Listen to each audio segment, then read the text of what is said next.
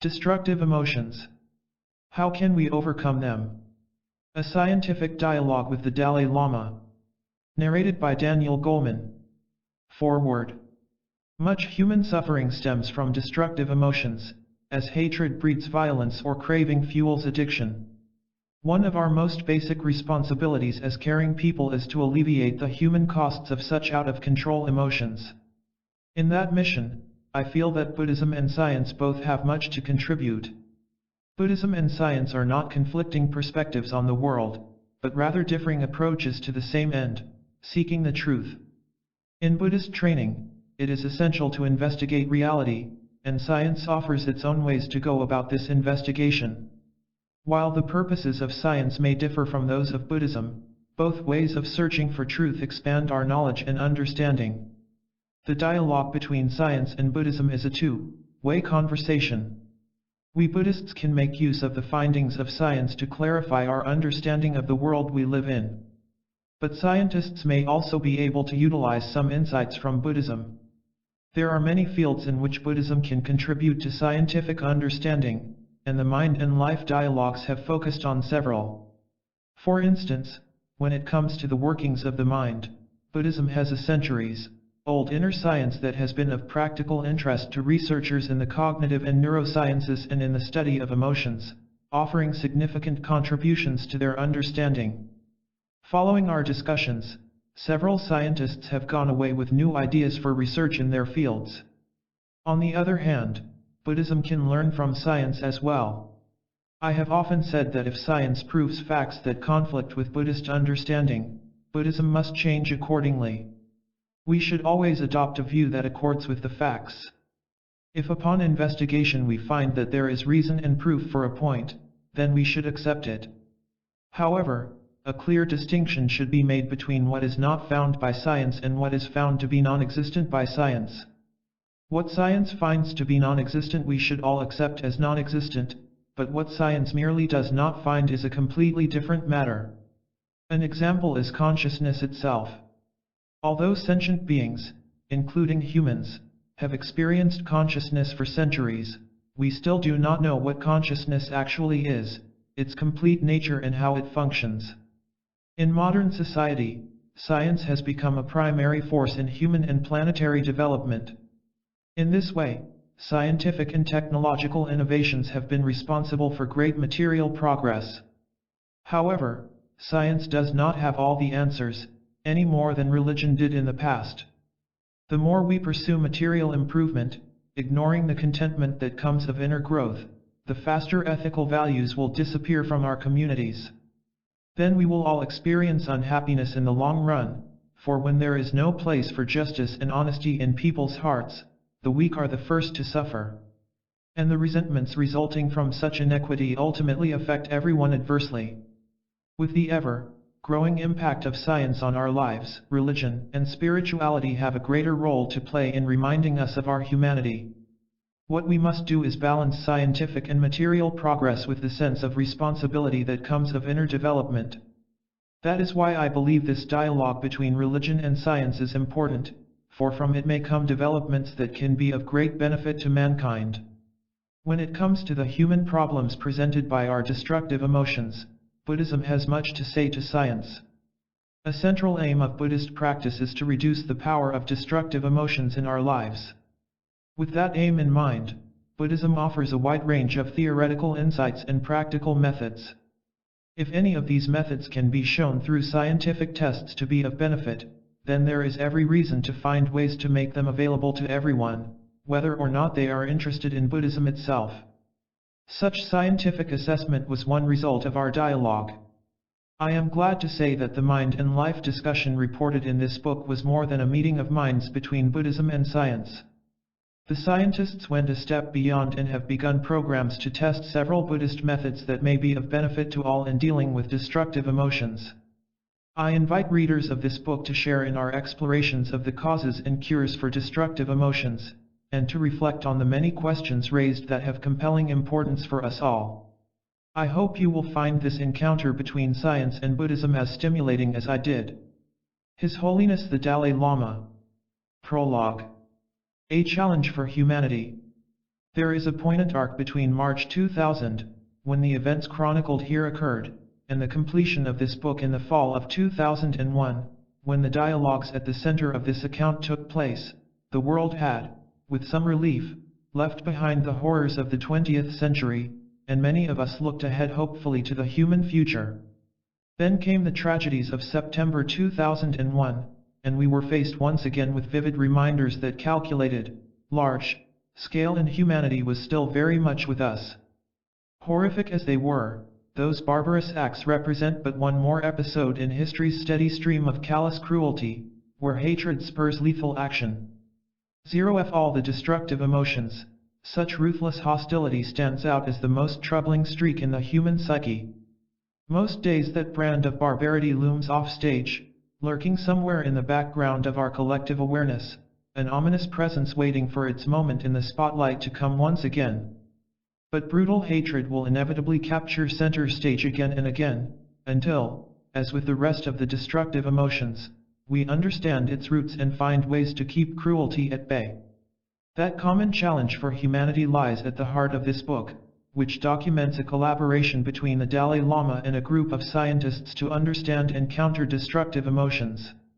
Our brief was not to confront how an individual's destructive impulses translate into mass action, nor how injustices, or their perception, spark hate, provoking ideologies. Instead we delve at a more fundamental level, exploring how destructive emotions eat away at the human mind and heart and what we might do to counter this dangerous streak in our collective nature. And, of course, we did so with the Dalai Lama, whose life itself is an object lesson in handling historical injustice. The Buddhist tradition has long pointed out that recognizing and transforming destructive emotions lies at the heart of spiritual practice. Indeed, some hold that whatever lessens destructive emotions is spiritual practice. From the perspective of science, these same emotional states pose a perplexing challenge. These are brain responses that have, in part, shaped the human mind, and presumably played a crucial role in human survival. But now, in modern life, they pose grave dangers to our individual and collective fate.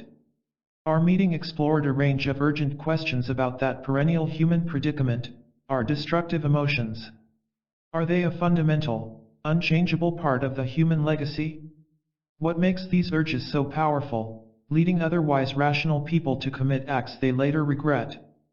What is the place of such emotions in the evolution of our species? Are they essential for human survival? What leverage points might there be for ameliorating their threat to our personal happiness and stability? How much plasticity might there be in the brain, and how might we shift in a more positive direction the very neural systems that harbor destructive impulses? Most important, how can we overcome them? Burning questions. The first seeds for the meeting that dealt with these burning questions were planted when my wife and I happened to be staying in a guest house in Dharamsala, India, where another guest was editing what was to become the Dalai Lama's book Ethics for the New Millennium. The editor asked me to comment on an early draft of the book, which sets out the Dalai Lama's proposal of a secular ethic suitable for the world community, not just for those who hold a given religion, and his wish to bring together all resources, Eastern and Western, that might benefit humanity in this effort. As I read the draft, I was struck by the relevance of new research on emotions to the Dalai Lama's thesis. A few days later I was able to review some of these findings during a short meeting with him. For instance, data on how in well-nurtured children the first signs of the capacity for empathy, so crucial for compassion, emerge early in life intrigued the Dalai Lama. I asked if he would like a fuller briefing on the most recent psychological research on emotions at some point. Yes, he answered, but specified he wanted it on negative emotions. He wanted to know, for instance, if science could tell him what the difference was at the brain level between anger and rage. The next year we had a fleeting conversation as the Dalai Lama was waiting to speak in San Francisco. There he narrowed his request to focus specifically on destructive emotions. And some months later, during a brief meeting as he was about to give a religious teaching at a Buddhist monastery in New Jersey, I asked him just what he meant by destructive. He clarified that he wanted a scientific perspective on what Buddhists call the three poisons: hatred, craving, and delusion. We agreed that here the Western view would differ from the Buddhist perspective, but those differences would themselves be informative. I then took his request to Adam Engel, the chairman of the Mind and Life Institute, to see if the topic might fit in the series of ongoing meetings they had run since 1987, in which the Dalai Lama met with select groups of experts to explore Buddhist and Western scientific perspectives on a given subject, such as cosmology or compassion. I myself had organized and moderated the third meeting on emotions and health, and the series seemed an ideal forum for this new topic. After I got the go-ahead from the Institute's Scientific Advisory Board, my challenge was to find scientists whose varied expertise and perspectives could shed light on the disturbing, the distressing, and the dangerous in human nature. We needed not just the right range of expertise at the table, but people who would also raise compelling questions, engage in exploring answers, and be open to examining hidden assumptions that might be limiting their own thinking. Both sides in this dialogue would come as learners as well as preceptors. The Dalai Lama, as always, would be eager to hear the most recent scientific findings. But the scientists themselves would be exposed to an alternative paradigm on the mind, the insights of Buddhist thought, which has explored the inner world for millennia with an extraordinary rigor. This body of expertise possesses an exacting system for probing depths of awareness that science has not yet considered, and it challenges key suppositions that guide today's psychological science. In short, this encounter would not be a mere update for the Dalai Lama, but an active, joint inquiry into deep issues of the human spirit, where he, joined by other Buddhist scholars, would also act as an interlocutor for science in ways that could stretch the thinking of the scientists themselves. As is traditional, we would begin with a philosopher, to widen the framework for our inquiry. Alan Wallace, then at the University of California at Santa Barbara, and a scholar of Buddhism and a regular translator for the Dalai Lama at these meetings, was my co-chair for philosophy, while I focused on finding the right mix of scientists. Owen Flanagan, a philosopher of mind at Duke University, was to start our conversation by presenting Western views on a fundamental question: which emotions, apart from the most obvious, such as anger and hatred, are to be counted among the destructive ones? Matthew Richard, a Tibetan Buddhist monk, who also holds a PhD in biology, was to present the Buddhist perspective on destructive emotions. Our working definition going into the meeting was straightforward: destructive emotions are those that cause harm to ourselves or to others. But as we pursued the discussion, different views emerged on just which emotions are, in fact, harmful, and when and why. The varying standards for destructive depended on the perspective, with moral philosophy, Buddhism, and psychology all coming up with their own set of answers. Paul Ekman, a psychologist at the University of California at San Francisco and a world expert on the facial expression of affect, began our scientific exploration of the basic dynamics of emotions, a bedrock understanding from which to plunge into the enigma of the destructive streak in human nature. He brought a Darwinian perspective to our conversation, one suggesting that destructive emotions remain in the repertoire of the human heart as a trait, often the evolutionary quest for survival. For further insights from neuroscience, we turned to Richard Davidson of the University of Madison, a founder of the field of affective neuroscience. He shared findings that pinpointed the brain circuitry involved in a range of destructive emotions, from the craving of an addict to the paralyzing fears of a phobic and the out-of-control viciousness of a mass murderer. But his data also pointed to another promise: the sites in the brain that inhibit destructive urges, as well as those that replace disturbing feelings with equanimity or joy. Though we share the gamut of feelings as part of our common human heritage, people differ in how they express or value given emotions. A cross-cultural view came from Jean Tsai, a psychologist then at the University of Minnesota, now at Stanford, whose research focuses on differences in how people experience emotions from culture to culture. Her findings reminded us of the need to recognize differences among people even as we pursued universal means to overcome the threat of destructive emotions. Along with analyzing the dynamics that underlie our destructive propensities, we hope to search for solutions. To that end, we heard from Mark Greenberg, a psychologist at the University of Pennsylvania and a pioneer in programs for social and emotional learning. He reported on school curricula for children that educate them in the basics of emotional literacy, helping them master destructive emotions rather than simply acting on those impulses. As it turned out, that report would spur us to begin to design a similar program for adults. Our last day focused on how collaborations between advanced meditation practitioners and neuroscientists might further scientific understanding of the positive potential for emotional transformation. Francisco Varela, CO, founder of the Mind and Life Institute and research director of a national neuroscience laboratory in Paris, reported on experiments dissecting the neural activity underlying a moment of perception, research he planned to collaborate on with advanced meditators, to take advantage of their expertise as observers of the mind. And Richard Davidson argued for neuroplasticity, the ability of the brain to develop throughout life, and presented data suggesting that meditation practice could produce beneficial plasticity in the brain's affective centers, inhibiting destructive emotions while fostering positive ones. Although the topic of destructive emotions by its very nature can spawn pessimism and gloom, our endpoint was optimistic, focusing on positive steps that could be taken to counter these forces of darkness, if only within our own minds. If we are to overcome the virus of destructive emotions, we must start by inoculating ourselves against the internal chaos of feelings, such as fearful panic or blind rage, that hinder effective action. And in the scientific quest for insights into an inner balance and peace in the face of tumult, some of the early answers provide grounds for optimism, at least in the long run.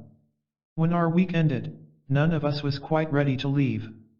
The questions that were raised, the possibilities that emerged, had built a momentum that carried over into a two-day follow-up meeting several months afterward at the University of Wisconsin and a later two-day conference at Harvard University, as well as several ongoing scientific projects.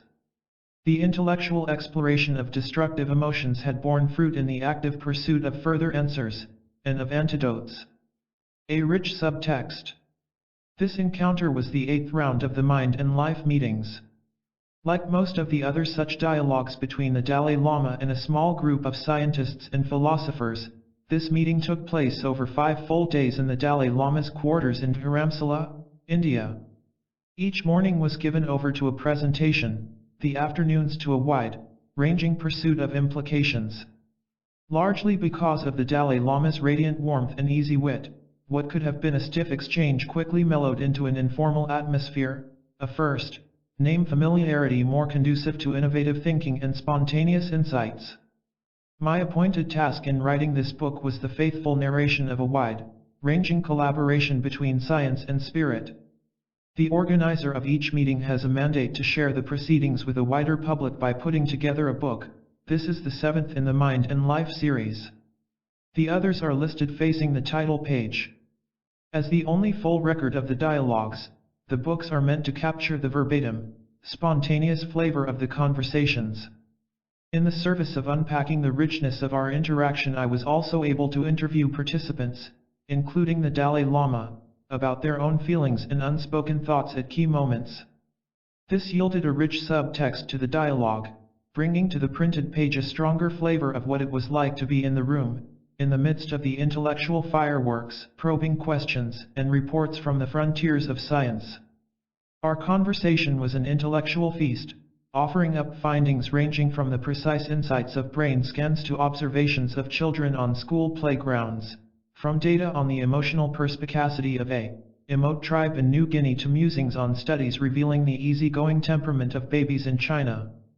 We touched on a wide array of topics, from highly theoretical considerations of philosophical points to the pragmatics of teaching ways to better manage destructive impulses, from the technicalities of neuroscientific methods for exploring cognition to the fine points of cultivating compassion.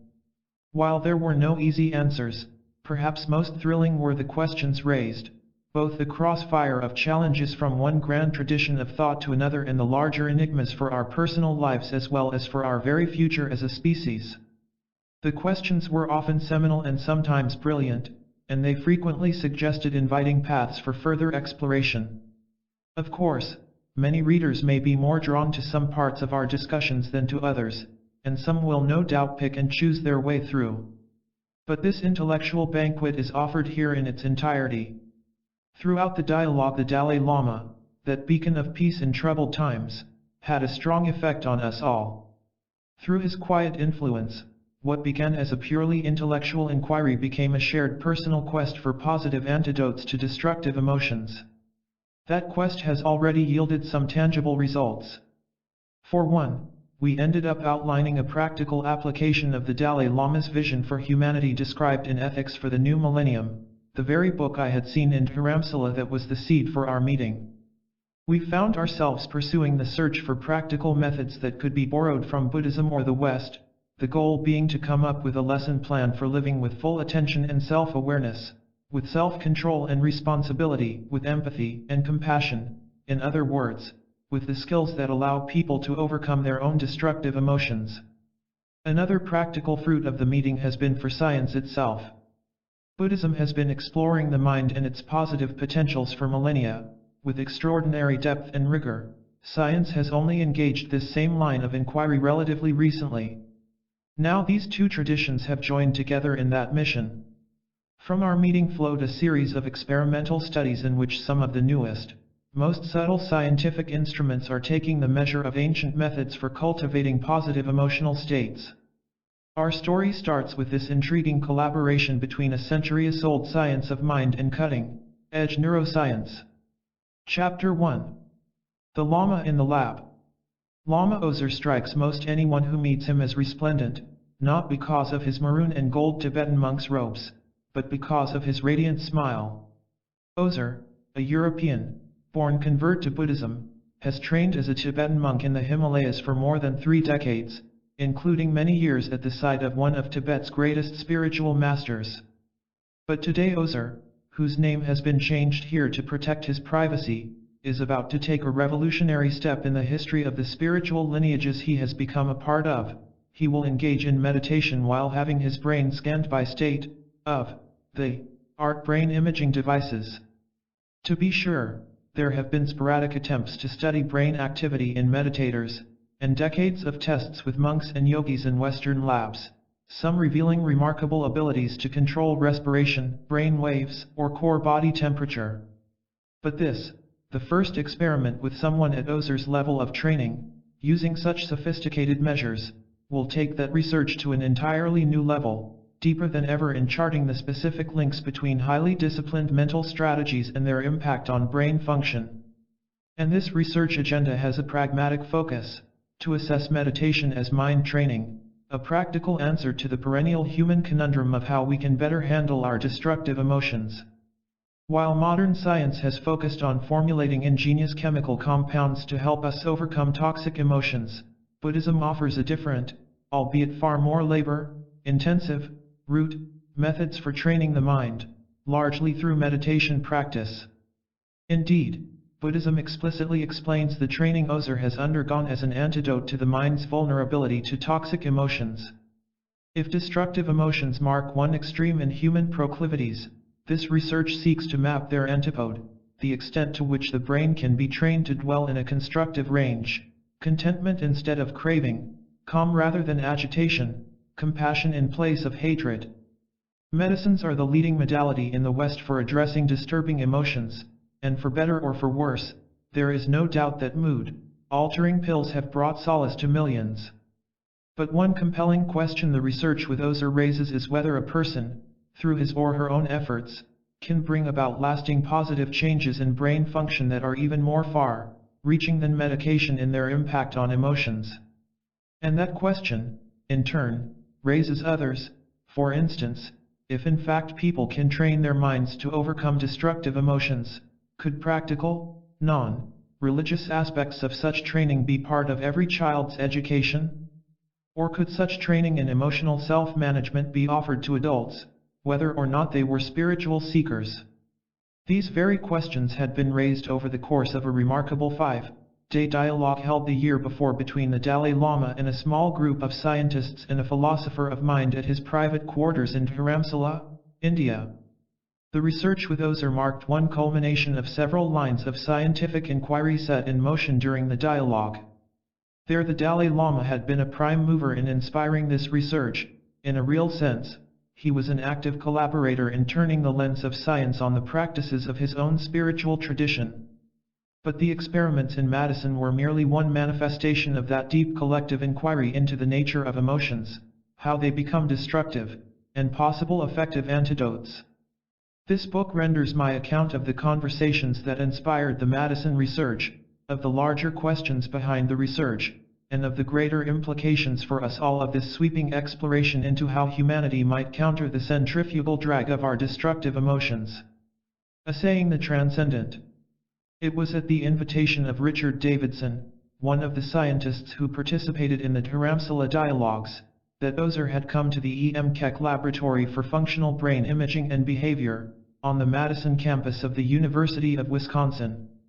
The laboratory was founded by Davidson, a leading pioneer in the field of affective neuroscience, which studies the interplay of the brain and emotions. Davidson had wanted Ozer, a particularly intriguing subject, to be studied intensively with state-of-the-art brain measures. Ozer has spent several months at a stretch in intensive, solitary retreat. All told, those retreats add up to about 2.5 years. But beyond that, during several years as the personal attendant to a Tibetan master, the reminders to practice even in the midst of his busy daily activities were almost constant. Now, here at the laboratory, the question was what difference any of that training had made. The collaboration began before Ozer went near the MRI, with a meeting to design the research protocol. As the 8-person research team briefed Ozer, everyone in the room was acutely aware that they were in a bit of a race against time. The Dalai Lama himself would visit the lab the very next day, and they hoped by then to have harvested at least some preliminary results to share with him. With Ozer's consultation, the research team agreed on a protocol where he would rotate from a resting, everyday state of mind through a sequence of several specific meditative states. To overhear that conversation would have been eye-opening for anyone who thinks of meditation as a single, vaguely defined Zen-like mental exercise. Such an assumption is akin to thinking of all cooking as the same, ignoring the vast variation in cuisine, recipes, and ingredients throughout the world of food. Likewise, there are dozens and dozens of distinct, highly detailed varieties of mental training, too loosely lumped together in English under the term meditation, each with its own instructions and specific effects on experience and, the research team hoped to show, on brain activity. To be sure, there is a great deal of overlap among the kinds of meditation employed across differing spiritual traditions. A Trappist monk reciting the prayer of the heart, Kyrie eleison, has much in common with a Tibetan nun chanting Om Mani Padme Hum. But beyond these large commonalities, there is a very wide variety of specific meditation practices, each unique in the attentional, cognitive, and affective strategies they employ, and so in their results. Tibetan Buddhism may well offer the widest menu of meditation methods, and it was from this rich offering that the team in Madison began to choose what to study. The initial suggestions from the research team were for 3 meditative states: a visualization, 1, pointed concentration, and generating compassion. The 3 methods involved distinct enough mental strategies that the team was fairly sure they would reveal different underlying configurations of brain activity. Indeed, Ozer was able to give precise descriptions of each. One of the methods chosen, 1, pointedness, a fully focused concentration on a single object of attention, may be the most basic and universal of all practices, found in one form or another in every spiritual tradition that employs meditation. Focusing on one point requires letting go of the 10,000 other thoughts and desires that flit through the mind as distractions. As the Danish philosopher Kierkegaard put it, purity of heart is to want one thing only. In the Tibetan system, as in many others, cultivating concentration is a beginner's method, a prerequisite for moving on to more intricate approaches. In a sense, concentration is the most generic form of mind training, with many non-spiritual applications as well. Indeed, for this test, Ozer simply picked a spot, a small bolt above him on the MR, it turned out, to focus his gaze on and held it there, bringing his focus back whenever his mind wandered off. Ozer proposed 3 more approaches that he thought would usefully expand the data yield: meditations on devotion and on fearlessness, and what he called the open state. The last refers to a thought-free wakefulness where the mind, as Ozer described it, is open, vast, and aware, with no intentional mental activity. The mind is not focused on anything, yet totally present, not in a focused way, just very open and undistracted. Thoughts may start to arise weakly, but they don't chain into longer thoughts, they just fade away. Perhaps as intriguing was Ozer's explanation of the meditation on fearlessness, which involves bringing to mind a fearless certainty, a deep confidence that nothing can unsettle, decisive and firm, without hesitating, where you're not averse to anything. You enter into a state where you feel, no matter what happens, I have nothing to gain, nothing to lose. One aid to this meditation, he added, is bringing to mind these same qualities in his teachers. A similar focus on his teachers plays a key role in the meditation on devotion, he said, in which he holds in mind a deep appreciation of and gratitude toward his teachers and, most especially, the spiritual qualities they embody. That strategy also operates in the meditation on compassion, with his teachers' kindness offering a model. Ozer explained that in generating love and compassion, bringing to mind the suffering of living beings and the fact that they all aspire to achieve happiness and be free from suffering is a vital part of the training. So does the idea to let there be only compassion and love in the mind for all beings, friends and loved ones, strangers and enemies alike. It's a compassion with no agenda, that excludes no one. You generate this quality of loving, and let it soak the mind. Finally, the visualization entailed constructing in the mind's eye a fully detailed image of the elaborately intricate details of a Tibetan Buddhist deity. As Ozer described the process, you start with the details and build the whole picture from top to bottom. Ideally, you should be able to keep in mind a clear and complete picture. As those familiar with Tibetan Thangkas, the wall hangings that depict such deities, will know, such images are highly complex patterns. Ozer confidently assumed that each of these 6 meditation practices should show distinct brain configurations. For the scientists, there are clear distinctions in cognitive activity between, say, visualization and one-pointedness. But the meditations on compassion, devotion, and fearlessness do not seem that different in the mental processes involved, though they differ clearly in content.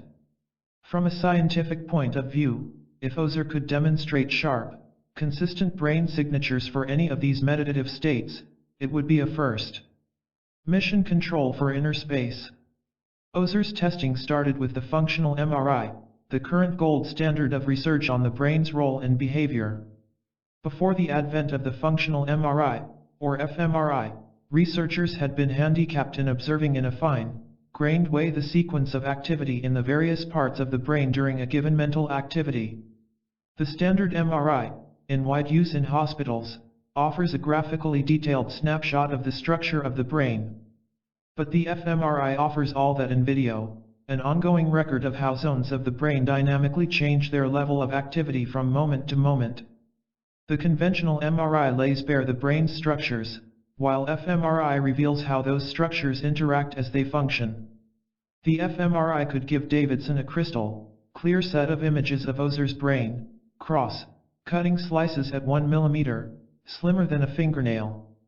These images could then be analyzed in any dimension to track precisely what happens during a mental act, tracing paths of activity through the brain. As Ozer and the team entered the rooms where the fMRI studies would be conducted, the scene resembled a mission control room for inner space. In one room a swarm of data analysts hovered over their computers, while in the next another flock of technicians monitored their computer array as they guided Ozer through the experimental protocol. People go into an MRI fortified with earplugs to mute the incessant whine of the machine's huge, whirling magnets, a naggingly relentless dit industrial noise reminiscent of the nightmarish soundtrack in David Lynch's cult film Eraserhead. The sound alone can be unsettling, but even more perturbing can be the sense of confinement. Foam pads pack your head tightly in place, a cage covers your head, and as your body slides into the machine, you realize your face is bare inches away from the top of the slot.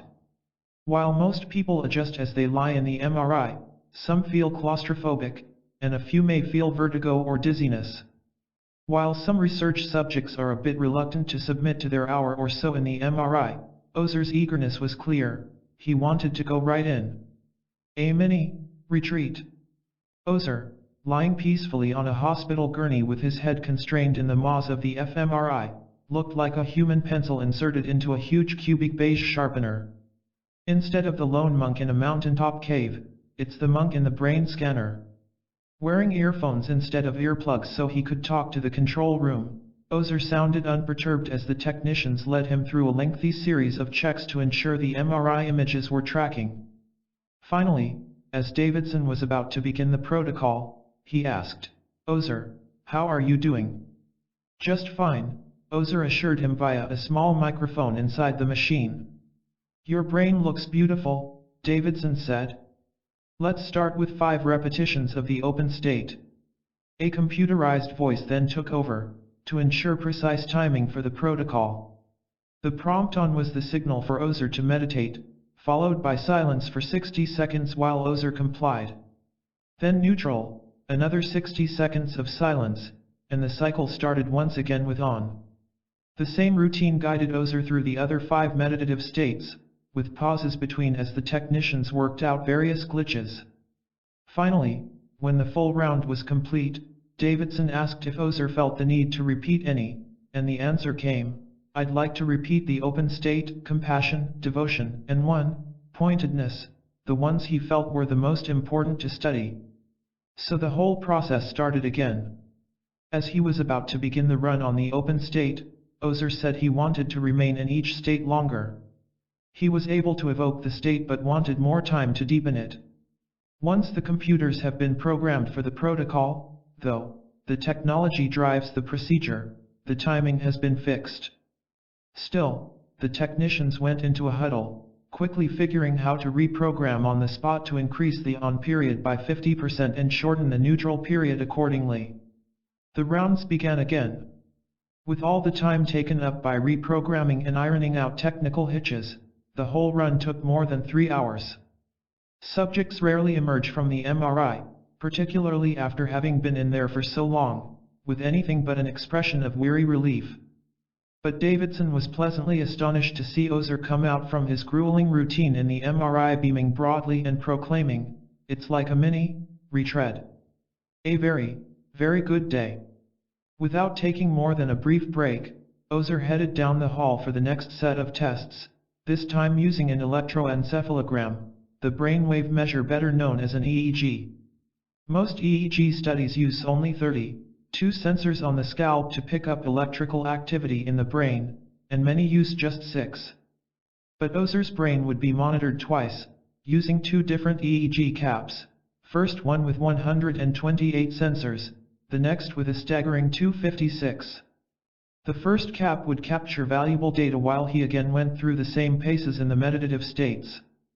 The second, with 256 sensors, would be used synergistically with the earlier MRI data. There are only 3 or 4 other neuroscience laboratories anywhere that use 256 EEG sensors.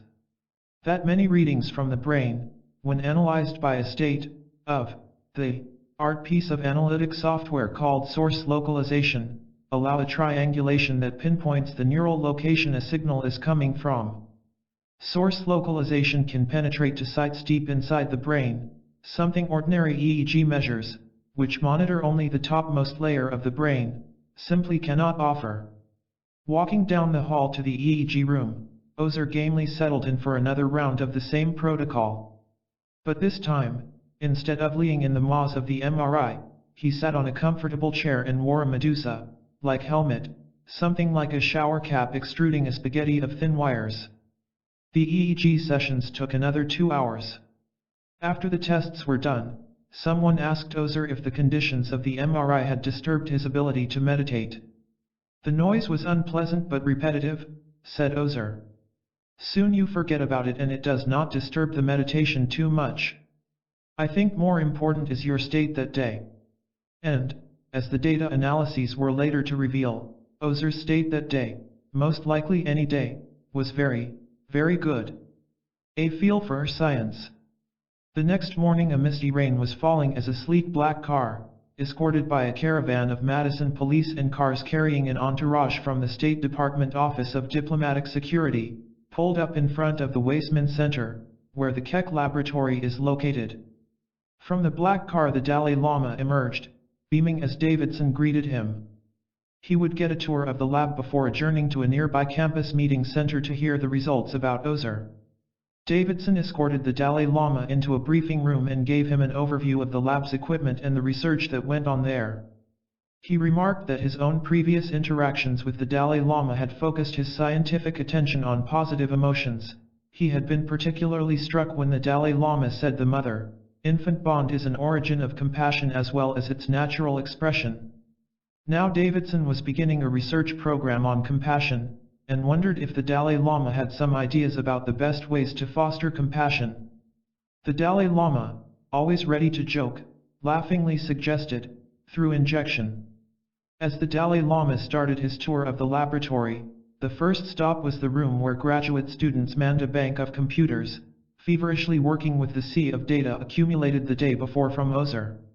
Davidson showed the Dalai Lama one of the screens, displaying a brain full of technical or puddles, each indicating a different level of activity in various parts of Ozer's brain.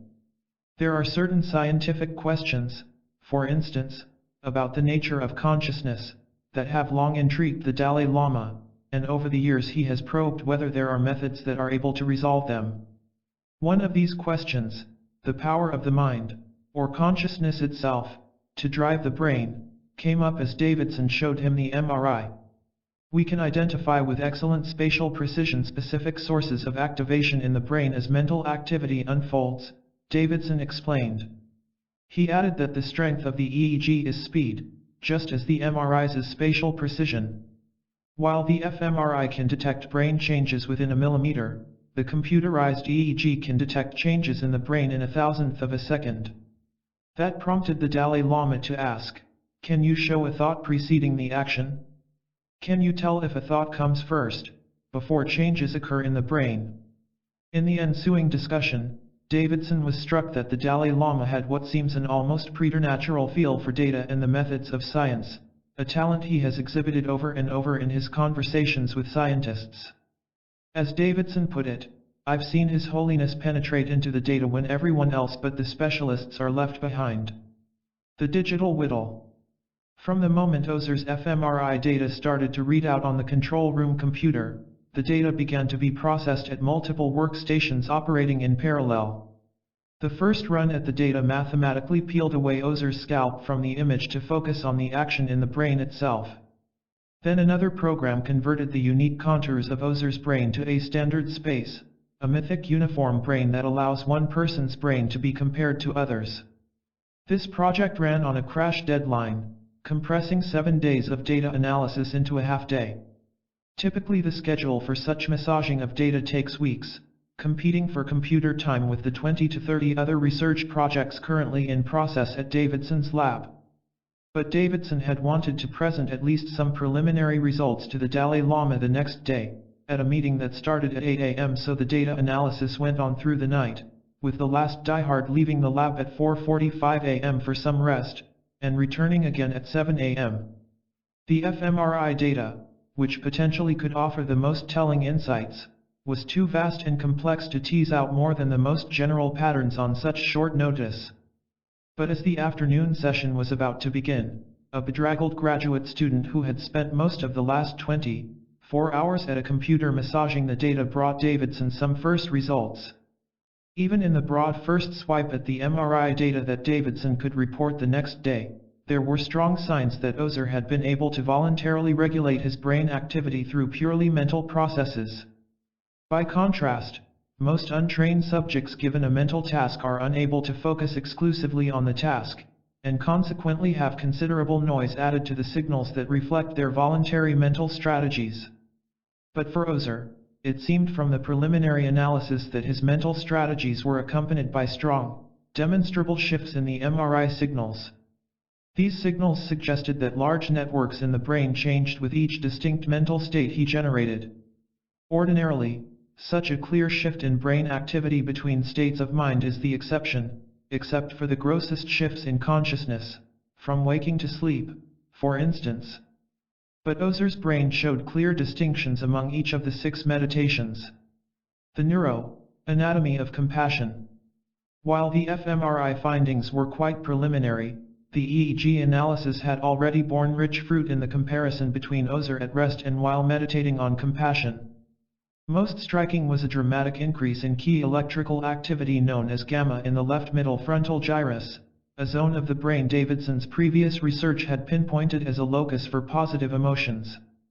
In research with close to 200 people, Davidson's lab had found that when people have high levels of such brain activity in that specific site of the left prefrontal cortex, they simultaneously report feelings such as happiness, enthusiasm, joy, high energy, and alertness.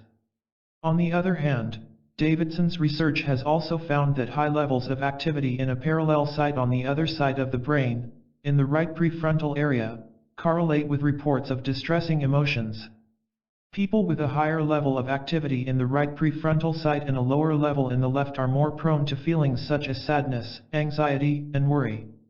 Indeed, an extreme rightward tilt in the ratio of the activity in these prefrontal areas predicts a high likelihood that a person will succumb to clinical depression or an anxiety disorder at some point in their life. People in the grip of depression who also report intense anxiety have the highest levels of activation in those right prefrontal areas. The implications of these findings for our emotional balance are profound. We each have a characteristic ratio of right to left activation in the prefrontal areas that offers a barometer of the moods we are likely to feel day to day. That ratio represents what amounts to an emotional set point, the mean around which our daily moods swing. Each of us has the capacity to shift our moods, at least a bit, and thus change this ratio. The further to the left that ratio tilts, the better our frame of mind tends to be, and experiences that lift our mood cause such a leftward tilt, at least temporarily. For instance, most people show small positive changes in this ratio when they are asked to recall pleasant memories of events from their past, or when they watch amusing or heartwarming film clips. Though usually such changes from the baseline set point are modest, at the Madison meeting Davidson reported to the Dalai Lama some striking data from the tests the day before with Ozer. While Ozer was generating a state of compassion during meditation, he showed a remarkable leftward shift in this parameter of prefrontal function, one that was extraordinarily unlikely to occur by chance alone. In short, Ozer's brain shift during compassion seemed to reflect an extremely pleasant mood. The very act of concern for others' well-being, it seems, creates a greater state of well-being within oneself. The finding lends scientific support to an observation often made by the Dalai Lama, that the person doing a meditation on compassion for all beings is the immediate beneficiary. Among other benefits of cultivating compassion, as described in classic Buddhist texts, are being loved by people and animals, having a serene mind, sleeping and waking peacefully, and having pleasant dreams. Point 2. The data from Ozer was remarkable in another way, as these were also, Davidson pointed out, most likely the first data ever gathered on brain activity during the systematic generation of compassion, an emotional state for the most part utterly ignored by modern psychological research. Research in psychology over the decades has focused far more on what goes wrong with us, depression, anxiety, and the like, than on what goes right with us. The positive side of experience and human goodness have been largely ignored in research. Indeed, there is virtually no research anywhere in the annals of psychology on compassion per se. Ozer's rather amazing brain shift during the meditation on compassion raised a question bearing on scientific method. Was this a quirk of nature unique to Ozer, or might it be due, as Davidson assumed, to the intensive training he had undergone? If just a quirk, then the finding is intriguing but scientifically trivial. If due to training, then it has profound implications for the potential of human development. So Davidson immediately sought the Dalai Lama's help in finding others to test who were well trained in the same method of meditation on compassion, to be sure that the findings reflected the fruit of the practice rather than being peculiar to Ozer. And, as I write this, further testing is underway with a handful of highly trained meditators. Unprecedented findings. The Madison meeting had been arranged as a scientific briefing for the Dalai Lama on several lines of related research, all emanating from the dialogue on destructive emotions and their antidotes that had taken place a year before in his Dharamsala headquarters. Davidson's studies were one of the threads, parallel tests exploring other psychological dimensions of advanced meditation training had gone on in other laboratories. While Davidson's data on compassion were surprising in themselves, still more remarkable results were about to be reported by Paul Ekman, one of the world's most eminent experts on the science of emotion, who heads the Human Interaction Laboratory at the University of California at San Francisco. Ekman was among the handful of scientists who had attended the Dharamsala meeting, and he had studied Ozer a few months earlier in his own laboratory. In telling the Dalai Lama of his results, Ekman, too, began by emphasizing the collaborative nature of their research. Ozer was a Kopliner. Many of the decisions about what we did are his. The net result was 4 studies, in each of which, as Ekman said, we found things we've never found before. Some findings were so unprecedented, Ekman admitted, he was not yet sure he completely understood them himself. The first test used to measure that represents a culmination of Ekman's life's work as the world's leading expert on the facial expression of emotions. The test consists of a videotape in which a series of faces show a variety of expressions very briefly. The challenge is to identify whether you've just seen the facial signs, for instance, of contempt, or anger, or fear. Each expression stays on the screen for just 1/5 of a second in one version, and for 1/30th of a second in another, so fast that you would miss it if you blinked. Each time the person must select which of 6 emotions he or she has just seen. The ability to recognize fleeting expressions signals an unusual capacity for accurate empathy. Such expressions of emotion, called micro-expressions, happen outside the awareness of both the person who displays them and the person observing.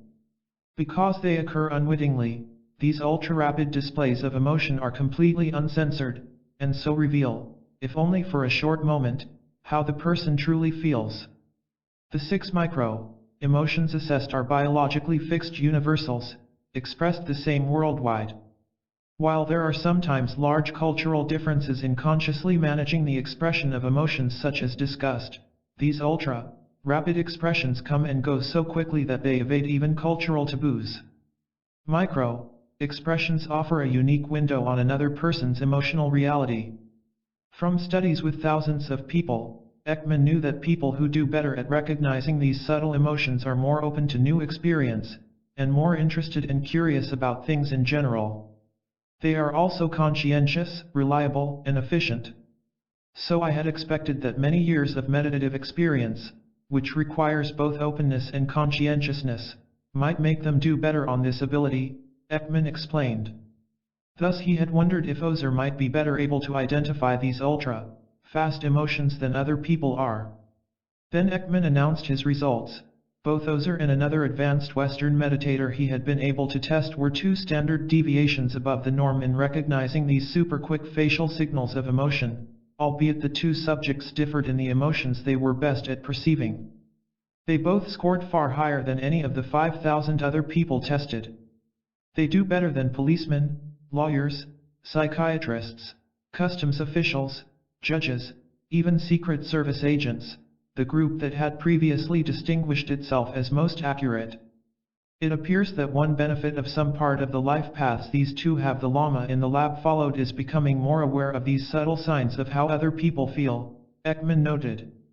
Ozer had super acuity for the fleeting signs of fear, contempt, and anger.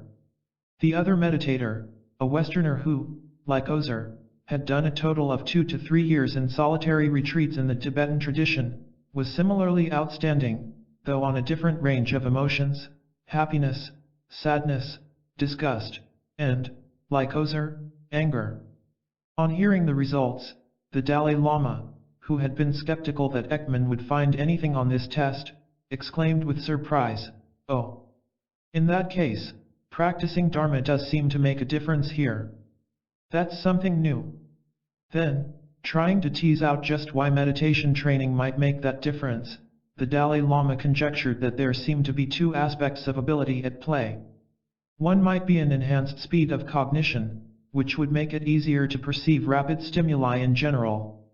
A second ability would be greater attunement to emotions in other people, which would make reading them easier. Ekman conceded the need to untangle those two abilities in order to better understand his finding, but added that he couldn't do so from these results alone.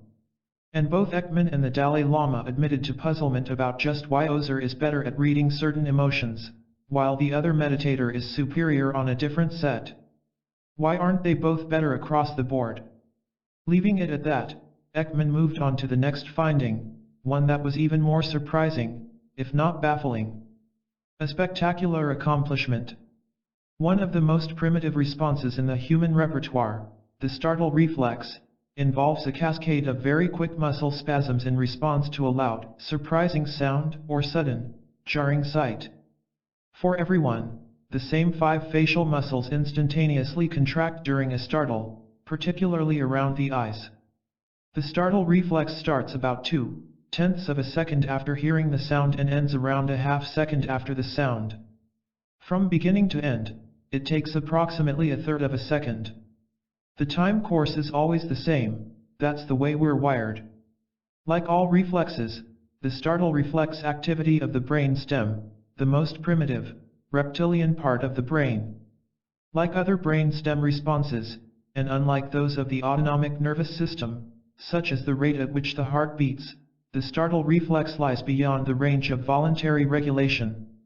So far as brain science understands, the mechanisms that control the startle reflex cannot be modified by any intentional act.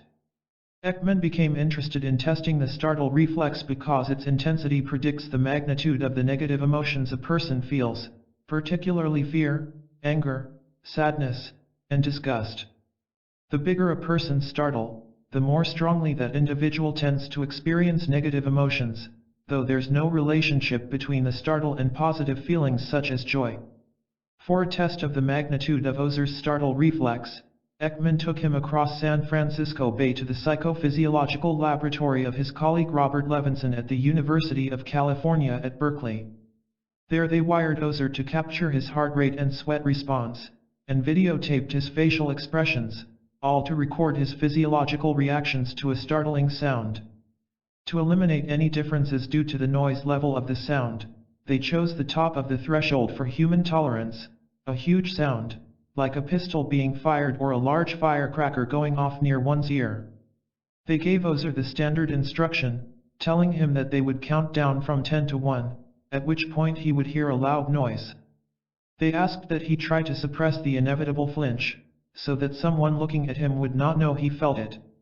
Some people can do better than others, but no one can come remotely close to completely suppressing it. A classic study in the 1940s showed that it's impossible to prevent the startle reflex, despite the most intense, purposeful efforts to suppress the muscle spasms. No one Ekman and Robert Levinson had ever tested could do it. Earlier researchers found that even police marksmen, who fire guns routinely, are unable to keep themselves from startling. But Ozer did. Ekman explained to the Dalai Lama, when Ozer tries to suppress the startle, it almost disappears. We've never found anyone who can do that. Nor have any other researchers. This is a spectacular accomplishment. We don't have any idea of the anatomy that would allow him to suppress the startle reflex. Ozer practiced 2 types of meditation while having the startle tested, 1, pointed concentration and the open state, both of which were also tested during the fMRI runs at Madison. Perhaps when those data are fully analyzed they will reveal news about which parts of the brain were involved when Ozer suppressed the reflex. As Ozer experienced it, the biggest effect was from the open state. When I went into the open state, the explosive sound seemed to me softer, as if I was distanced from the sensations, hearing the sound from afar. In fact, of all these experiments, this was the one in which Ozer had the most confidence an effect would show up, so he was quite keen on doing the startle experiment in the open state. Ekman reported that although Ozer's physiology showed some slight changes, not a muscle of his face moved, which Ozer related to his mind not being shaken by the bang. Indeed, as Ozer later elaborated, if you can remain properly in this state, the bang seems neutral, like a bird crossing the sky. Although Ozer showed not a ripple of movement in any facial muscles while in the open state, his physiological measures, including heart rate, sweating, and blood pressure, showed the increase typical of the startle reflex. From Ekman's perspective, the strongest overall muting came during the intense focus of the one-pointedness meditation. During the one-pointedness meditation, instead of the inevitable jump, there was a decrease in Ozer's heart rate, blood pressure, and so on. On the other hand, his facial muscles did reflect a bit of the typical startle pattern. The movements were very small, but they were present, Ekman observed. And he did one unusual thing. In all others we've tested, the eyebrows go down. In Ozer they go up. In some, Ozer's one-pointed concentration seemed to close him off to external stimuli, even to the startling noise of a gunshot. Given that the larger someone's startle, the more intensely that person tends to experience upsetting emotions, Ozer's performance had tantalizing implications, suggesting a remarkable level of emotional equanimity. Just such equanimity has been claimed in ancient texts as one of the fruits of these meditation practices. To the Dalai Lama, Ekman commented, with a note of wonder in his voice, "I thought this was an enormous long shot, that it was so unlikely that anyone could choose to prevent this very primitive, very fast reflex. Yet from what we know about meditative practice, it seemed worth a try." And it certainly was. The power of loving kindness. While Ozer's data on the startle test were neurologically remarkable, the implications of his performance on the next assessment were equally profound, this time not for physiology but for social relations. In this experiment, Ozer would have two discussions, confrontations about issues where he and the person he talked with disagreed. As they talked, their physiology would be measured to assess the impact of their disagreement. His partners would both be scientists dedicated to a rationalist view, and the topics were chosen to ensure a disagreement, whether one should abandon science and become a monk, as Ozer had, and reincarnation. For reasons of comparison, they chose two professors, one easygoing and the other extremely abrasive, for Ozer to have this encounter with. Paul described one conversational partner, a Nobel Prize winner in his mid-70s, as one of the most gentle professors I know, though his views on the topics were opposite Ozer's. The other partner was to be a professor who, by wide consensus, was the most argumentative, difficult person on campus. However, this professor was so obstinate that when the research date arrived, he refused to participate. So Ekman chose as second best someone with an aggressive, rather confrontational style of disputation. During the conversations both Ozer and his partner had their physiology monitored and their faces videotaped. The result, Ozer's physiology was virtually the same no matter whom he was talking to, Ekman reported. But his expressions were enormously different. Ozer smiled more often, and more simultaneously, with the gentle professor than with the difficult person. While the easygoing professor discussed his differences of opinion with Ozer, the two were smiling, keeping eye contact, and speaking fluidly. In fact, they had such a good time exploring their disagreements that they did not want to stop. But, said Ekman, that was not the case with the difficult person. From the start the physiological measures of the difficult man showed high emotional arousal. Yet over the course of their 15-minute dispute, his arousal decreased, as talking with Ozer quieted him. At the end of their talk, the typically disputatious sparring partner spontaneously volunteered, "I couldn't be confrontational. I was always met with reason and smiles, it's overwhelming. I felt something, like a shadow or an aura, and I couldn't be aggressive." That, commented Ekman, was exactly what I hoped might occur, when interacting with someone who does not return aggression, or returns aggression with loving kindness, then it's beneficial to you. Finally, in the last experiment, Ekman and Robert Levinson showed Ozer two medical training films that have been used for more than 3 decades in emotion research simply because they are so upsetting. In one a surgeon seems to amputate a limb with a scalpel and saw, actually preparing an arm stump to be fitted with a prosthesis, and there is lots of gore and blood. But the camera focuses only on the limb, so you never see the person getting the surgery. In the other, you see the pain of a severely burned patient, who stands as doctors strip skin off his body. The main emotion evoked in the scores of research subjects who have viewed both these films during experiments is highly reliable: disgust. When Ozer viewed the amputation film, the emotion he reported feeling most strongly was the usual disgust. He commented that the movie reminded him of Buddhist teachings about impermanence and the unsavory aspects of the human body that lie beneath an attractive exterior. But his reaction to the burn film was quite different. Where he sees the whole person, Ekman reported, Ozer feels compassion. His thoughts were about human suffering and how to relieve it. His feelings were a sense of caring and concern, mixed with a not unpleasant, strong, poignant sadness. The physiology of Ozer's disgust reaction during the amputation film was unremarkable, the standard changes indicating the physiological arousal seen during that emotion. But when he spontaneously felt compassion during the burn film, his physiological signs reflected relaxation even more strongly than they had when the signs had been measured during a resting state. Ekman ended his report of the results by noting that each of the studies with Ozer had produced findings that in 35 years of research I have never seen before. In short, Ozer's data are extraordinary. The Extraordinary Persons Project. In fact, Ekman had been so moved personally, and intrigued scientifically, by his experiments with Ozer that he announced at the meeting he was planning on pursuing a systematic program of research studies with others as unusual as Ozer. The single criterion for selecting apt subjects was that they be extraordinary.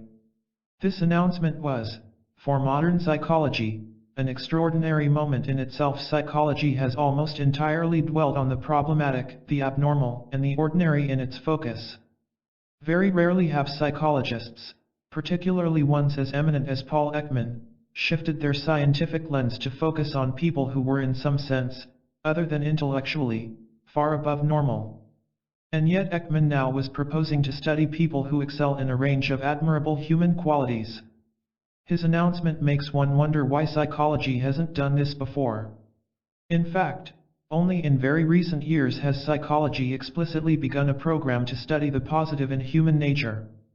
Sparked by Martin Seligman, a psychologist at the University of Pennsylvania long famous for his research on optimism, a budding movement has finally begun in what is being called positive psychology, the scientific study of well-being and positive human qualities. But even within positive psychology, Ekman's proposed research would stretch science's vision of human goodness by assaying the limits of human positivity. Ever the scientist, Ekman became quite specific about what was meant by extraordinary. For one, he expects that such people exist in every culture and religious tradition, perhaps most often as contemplatives. But no matter what religion they practice, they share four qualities. The first is that they emanate a sense of goodness, a palpable quality of being that others notice and agree on. This goodness goes beyond some fuzzy, warm aura and reflects with integrity the true person. On this count Ekman proposed a test to weed out charlatans. In extraordinary people there is a transparency between their personal and public life, unlike many charismatics, who have wonderful public lives and rather deplorable personal ones. A second quality, selflessness.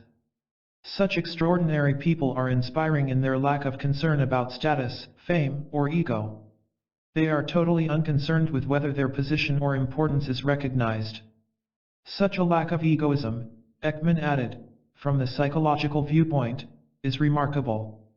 Third is a compelling personal presence that others find nourishing.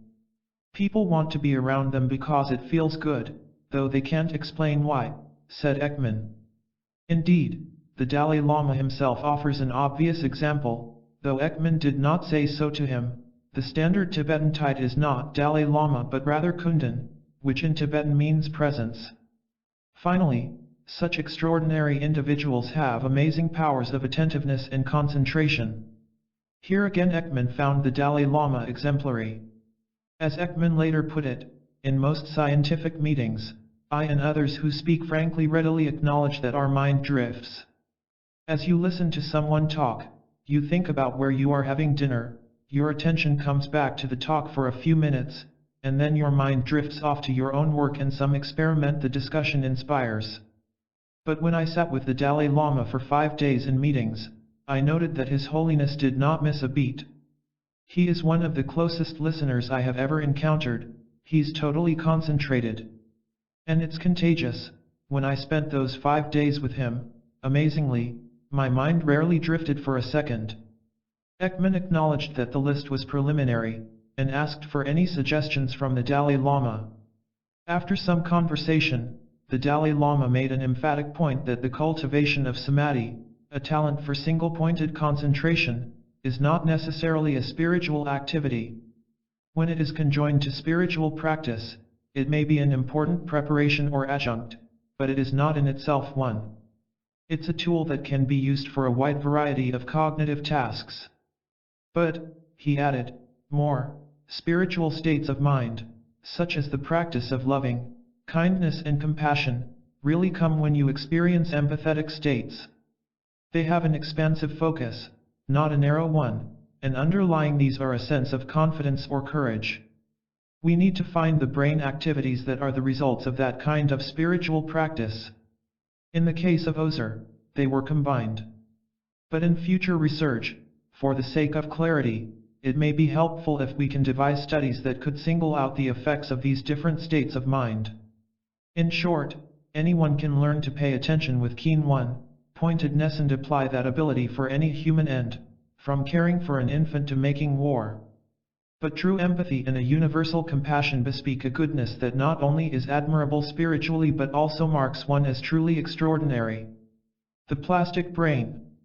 From the perspective of neuroscience, the point of all this research has nothing to do with demonstrating that Ozer or any other extraordinary person may be remarkable in him or herself, but rather to stretch the field's assumptions about human possibility. Some of these key assumptions have already begun to expand, in part due to a revolution in neuroscience's supposition about the malleability of the brain itself. A decade ago, the dogma in neuroscience was that the brain contained all of its neurons at birth and it was unchanged by life's experiences. The only changes that occurred over the course of life were minor alterations in synaptic contacts, the connections among neurons, and cell death with aging. But the new watchword in brain science is neuroplasticity, the notion that the brain continually changes as a result of our experiences, whether through fresh connections between neurons or through the generation of utterly new neurons. Musical training, where a musician practices an instrument every day for years, offers an apt model for neuroplasticity. MRI studies find that in a violinist, for example, the areas of the brain that control finger movements in the hand that does the fingering grow in size. Those who start their training earlier in life and practice longer show bigger changes in the brain. A related issue revolves around the amount of practice that it might take in order for the brain to show such a change, particularly in something as subtle as meditation. There is an undeniable impact on the brain, mind, and body from extensive practice. Studies of champion performers in a range of abilities, from chess masters and concert violinists to Olympic athletes, find pronounced changes in the pertinent muscle fibers and cognitive abilities that set those at the top of a skill apart from all others. The more total hours of practice the champions have done, the stronger the changes. For instance, among violinists at the topmost level, all had practiced a lifetime total of about 10,000 hours by the time they entered a music academy. Those at the next rung had practiced an average of about 7,500 hours. Presumably, a similar effect from practice occurs in meditation, which can be seen, from the perspective of cognitive science, as the systematic effort to retrain attention and related mental and emotional skills. Ozer, as it turned out, far exceeded the 10,000-hour level in meditation practice. Much of that practice came during the time he spent in intensive meditation retreats, along with the 4 years living in a hermitage, during the early period of his training as a monk, as well as occasional long retreats over the subsequent years. But humility stands as one of the virtues that mark spiritual advancement. Although Ozer has, for instance, done a 9-month retreat that included visualization practice every day for 8 hours, he notes that he still has to construct the image in his mind part by part. This can't be compared, he says, with those among the older generation of Tibetan masters still living who have devoted 10 or more years in solitary retreat to training the mind. When it comes to visualization, for instance, Ozer says that there are some highly experienced practitioners who are able to visualize an entire complex image in full detail all at once. And one Tibetan yogi he knows was able to do this for a full pantheon of 722 different images. Without false modesty, said Ozer, I consider myself a very average practitioner. He sees himself as an ordinary person who achieved the results captured in the laboratory through sustained training and a deep aspiration to transform the mind. The process itself, as he put it, has some extraordinary qualities, but not necessarily the subject, that is, himself. The important idea is that this process is within the reach of anyone who applies himself or herself with enough determination. Humility aside, Ozer appears to point toward an extreme along a continuum of brain changes that accrue from meditation. While Ozer may be a virtuoso of meditation, even raw novices start to show some of the same shifts. This was clear from other data Davidson had gathered on similar brain changes in people just beginning to practice a variety of meditation called mindfulness, data he had shared at the earlier Dharamsala meeting. These studies had given Davidson convincing data that meditation can shift the brain as well as the body. While Ozer's results suggested just how far that shift could go with years of sustained practice, even beginners displayed evidence of biological shifts in the same direction.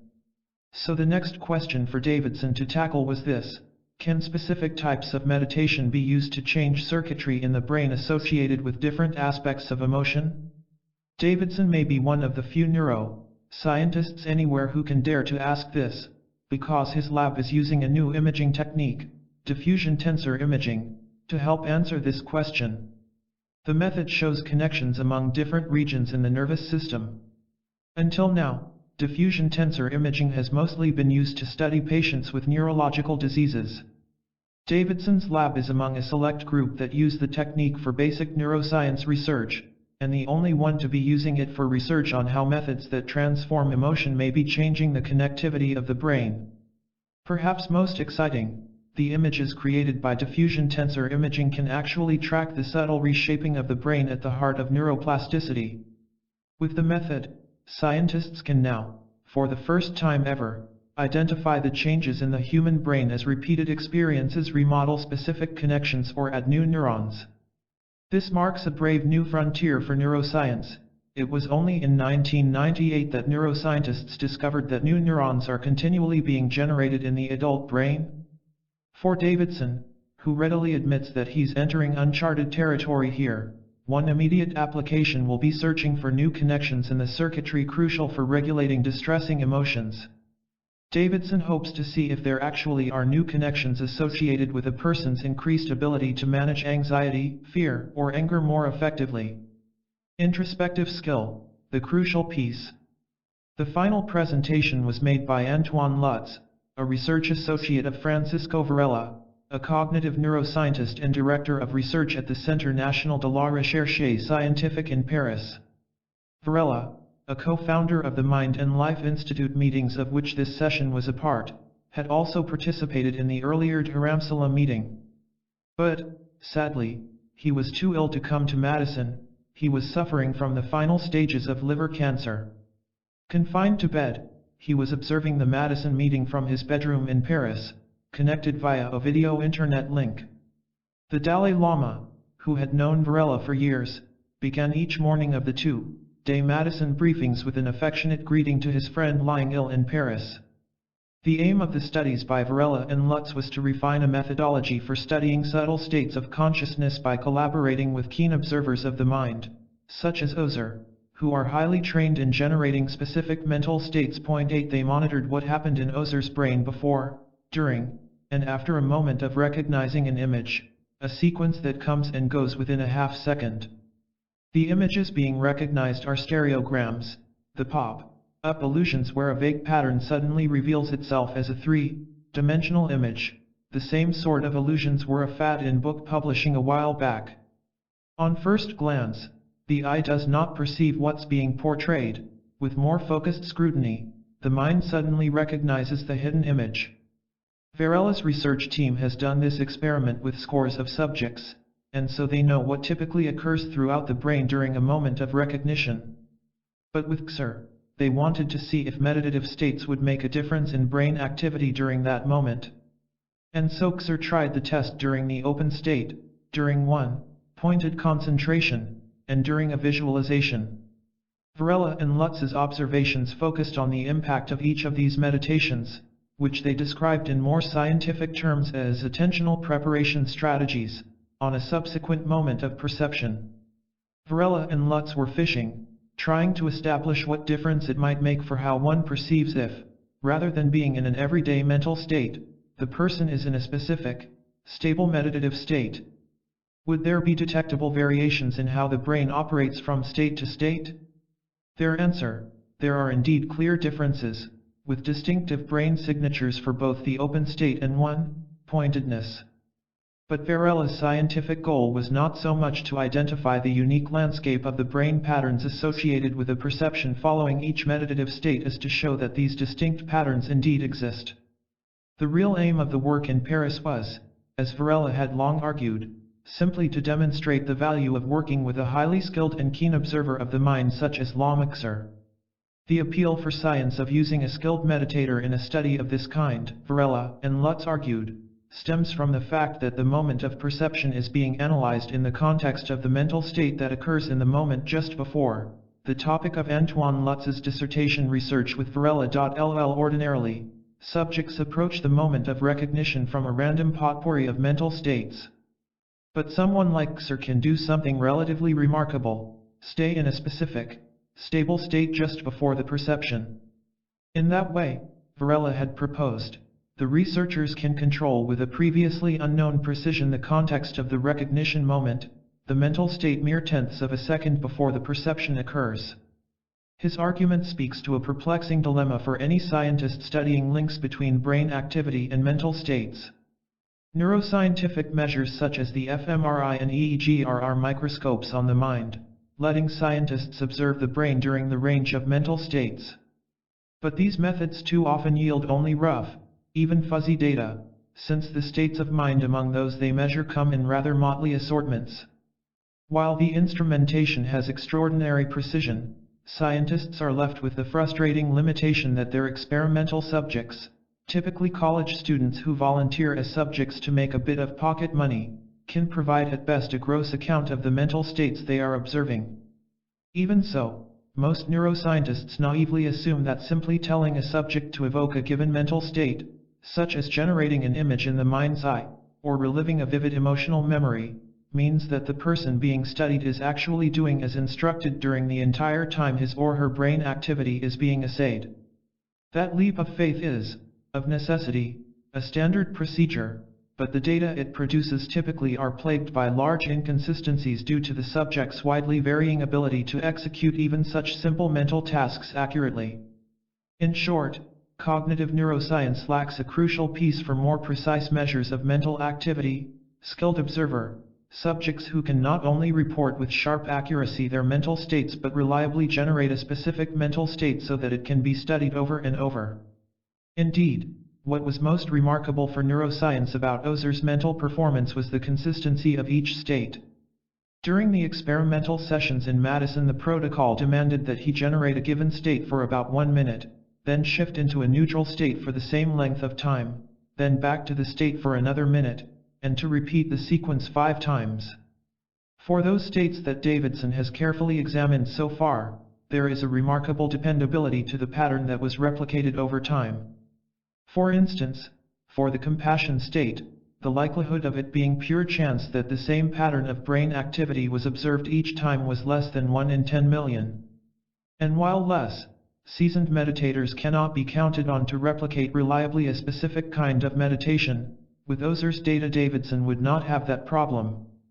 Fu Davidson commented on the preliminary analyses of Ozer's meditation sessions, in the tone of a connoisseur relishing a superb specimen: in every state, massive activity throughout the brain, some focal, beautiful laterality effects. The bottom line: train your mind. From the scientific perspective, what does any of this matter? Davidson summed it up by referring to a book the Dalai Lama wrote with psychiatrist Howard Cutler, The Art of Happiness, in which the Dalai Lama said that happiness is not a fixed characteristic, a biological set point that will never change. Instead, the brain is plastic, and our quota of happiness can be enhanced through mental training. It can be trained because the very structure of our brain can be modified, Davidson said to the Dalai Lama. And the results of modern neuroscience inspire us now to go on and look at other practiced subjects so that we can examine these changes with more detail. We now have the methods to show how the brain changes with these kinds of practices, and how our mental and physical health may improve as a consequence. Take the implications for research on meditation itself. Some studies, for instance, have used relative beginners, compared to Ozer's level of expertise, and had them meditate for long periods, during which their brain states were likely to have meandered through a range of experiences. Such imprecision makes brain imaging data difficult to interpret with certainty. What's more, some of these researchers have made questionable speculations, going way beyond what the data actually support, for instance, expounding on the metaphysical implications of their findings. Davidson's aims in studying meditation are more modest, and grounded in well-accepted scientific paradigms. Rather than trying to speculate about the theological implications of his findings, he seeks to use skilled meditators to better understand what he calls altered traits of consciousness, transformations of the brain and personality that endure, and which foster well-being. Ozer, reflecting on the data reported at the Madison meeting, put it this way: such results of training point to the possibility that one could continue much further in such a transformation process, and, as some great contemplatives have repeatedly claimed, eventually free one's mind from afflictive emotions. The very notion of enlightenment then begins to make sense. That possibility, freeing the mind completely from the hold of destructive emotions, surpasses any assumptions of modern psychology. But Buddhism, as well as most religions, in the archetype of the saint, holds the possibility of such inner freedom as an ideal, an endpoint of human potential. When I asked the Dalai Lama what he made of the data on Ozer, such as being able to mute the startle reflex, he replied, "It's very good he managed to show some signs of yogic ability." Here he used the term yogic not in the garden variety sense of a few hours a week practicing postures in a yoga studio, but in its classic sense, referring to one who dedicates his or her life to the cultivation of spiritual qualities. The Dalai Lama added, "But there is a saying, the true mark of being learned is humility and mental discipline. The true mark of a meditator is that he has disciplined his mind by freeing it from negative emotions." We think along those lines, not in terms of performing some feats or miracles. In other words, the real measure of spiritual development lies in how well a person manages disturbing emotions such as anger and jealousy, not in attaining rarefied states during meditation or exhibiting feats of physical self-control such as muting the startle reaction. One payoff for this scientific agenda would be in inspiring people to better handle their destructive emotions through trying some of the same methods for training the mind. When I asked the Dalai Lama what greater benefit he hoped for from this line of research, he replied, "Through training the mind people can become more calm, especially those who suffer from too many ups and downs." That's the conclusion from these studies of Buddhist mind training. And that's my main end. I'm not thinking how to further Buddhism, but how the Buddhist tradition can make some contribution to the benefit of society. Of course, as Buddhists, we always pray for all sentient beings. But we're only human beings. The main thing you can do is train your own mind. The Madison meeting where all this took place had been inspired by the conversations in Dharamsala the year before.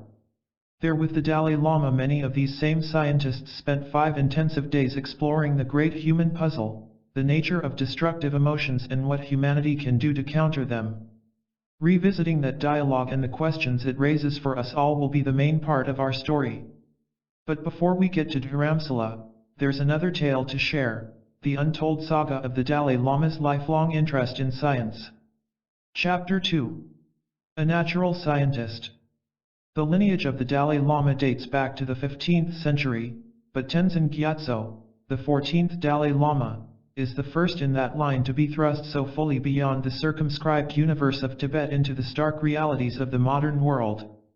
In a remarkable way, he seems to have been preparing himself from childhood for his encounter with the scientific worldview that so dominates the modern sensibility. As was clear in the Madison meetings, and in those that had taken place earlier in Dharamsala, the Dalai Lama exhibits a sophistication about methods and issues in science that is unexpected, even surprising, in a spiritual leader. I've long been curious about the source of this scientific sophistication, and the Dalai Lama was kind enough to let me interview him about his lifelong interest in science. These interviews with him and with his close associates have let me sketch, for the first time, his scientific biography. A detour into this little-known side of his personal history reveals just why he places such importance on dialogues and collaborations with scientists.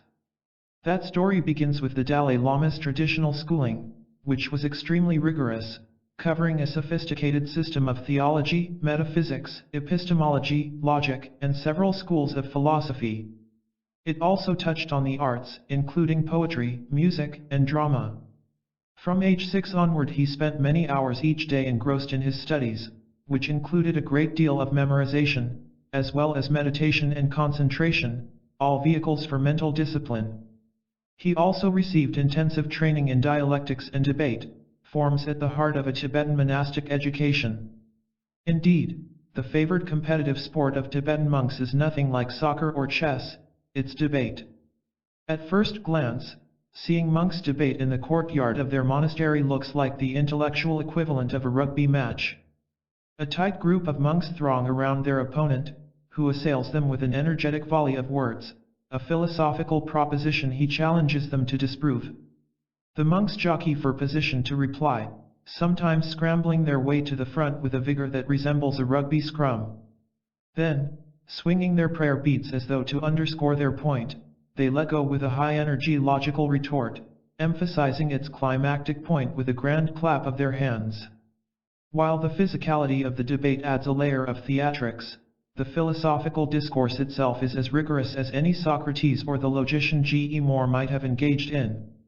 And then there's the pure entertainment value, a witty rejoinder, which turns an opponent's point humorously to one's own advantage, scores both merit and great appreciation from onlookers. When the Dalai Lama was growing up, watching debates was a popular pastime among lay Tibetans, who would spend part of their leisure time in a monastery courtyard observing the intellectual acrobatics of the sparring monks. For the monks, their abilities in debate were the primary way their intellectual achievements became known, and so judged. The Dalai Lama had expert tutors, and sparring partners, in this intellectual battle from the time he was 12. Each day the main topic of his philosophical studies would also become a subject for debate. His first public debate was at 13, when his challengers were learned abbots of 2 of the largest monasteries. It was just such debates that were the focus of the Dalai Lama's final exams, a series of grand spectacles that took place when he was 24. Imagine being questioned for 10 hours by the 50 top experts in your field of study, while being evaluated by a hard-nosed panel of judges, not just once, but 4 times. And all that in front of huge audiences, ranging in size up to 20,000 spectators. That was exactly the predicament of the Dalai Lama when, at 16, he took the traditional oral exam for the degree of Geshe, the Tibetan equivalent of a PhD in Buddhist studies. Moreover, while the course of study for this degree typically takes 20 to 30 years, the Dalai Lama stood for his exam after just 12 years of schooling. During one exam, 15 learned scholars took turns, in groups of 3, challenging the Dalai Lama on each of 5 main areas of religious and philosophical studies. The Dalai Lama in turn had to challenge 2 erudite abbots. In another exam, this during the annual New Year's festival in Lhasa, 30 scholars took turns disputing him on points of logic, another 15 were his opponents in debates on Buddhist doctrine, 5 more challenged him on metaphysics and other subjects. At the conclusion of these exams, he was awarded the Geshe degree, the highest level of scholarly accomplishment. In Tibetan style debate, it is as important to ask the right questions as it is to have the right answer. Indeed, at the end of a round of questioning, the Dalai Lama, as is traditional, would turn the tables to ask questions of his examiners. This art of asking the right questions is a strength the Dalai Lama has put to good service in pursuing his long-standing curiosity about science. A trickle of technology. Consider the Dalai Lama's dilemma as an inquisitive and bright youngster growing up in Lhasa during the 1940s and 1950s, one eager to get a scientific education. While the traditional monastic curriculum offered him a keen understanding of the nuances of Buddhist philosophy, it offered not a hint of the scientific findings of the last 1,000 years. For instance, a classic Buddhist text brought to Tibet from India nearly 12 centuries earlier posited a cosmology in which the world was flat and the moon shone with its own light like the sun. To protect its political and cultural integrity, Tibet had sealed itself off from most foreign influences for centuries. By the Dalai Lama's childhood, a few members of the families of Tibetan nobility or wealthy traders had been sent to schools run by the British in Indian towns such as Darjeeling, and so were able to speak English. But by the protocol of the time, the Dalai Lama had little or no direct contact with these English speakers. And in any case, there was not a single Tibetan in all of Lhasa with any special training in science. Even so, a trickle of modern technology had seeped into the environs of the towering Potala Palace and to the Norpulinka, the Dalai Lama's summer residence. Some had come as gifts to his predecessor, the 13th Dalai Lama, who had taken a great interest in modern technology, from diplomatic missions over the years, or in the form of goods brought from British India by traders. Among these was a small electrical generating plant that powered some electric lights, a movie projector, and 3 antiquated automobiles. Others were direct gifts. In 1942 an American goodwill expedition brought as one present for the young Dalai Lama a gold pocket watch. The British legation gave him several favored toys over the years, including a red pedal car, a wind-up clockwork train set, and a large set of miniature metal soldiers. One of his very favorite toys was a Meccano set, small metal strips with holes for screws, along with wheels and gears, with which he spent hours constructing small feats of mechanical engineering. The elaborate cranes and railway wagons that he put together existed in his mind's eye, but nowhere in Tibet. A third cache of Western goods was the result of a 1910 Chinese incursion into Tibet, which had sent the 13th Dalai Lama into exile for a brief time at the hill station of Darjeeling, in India.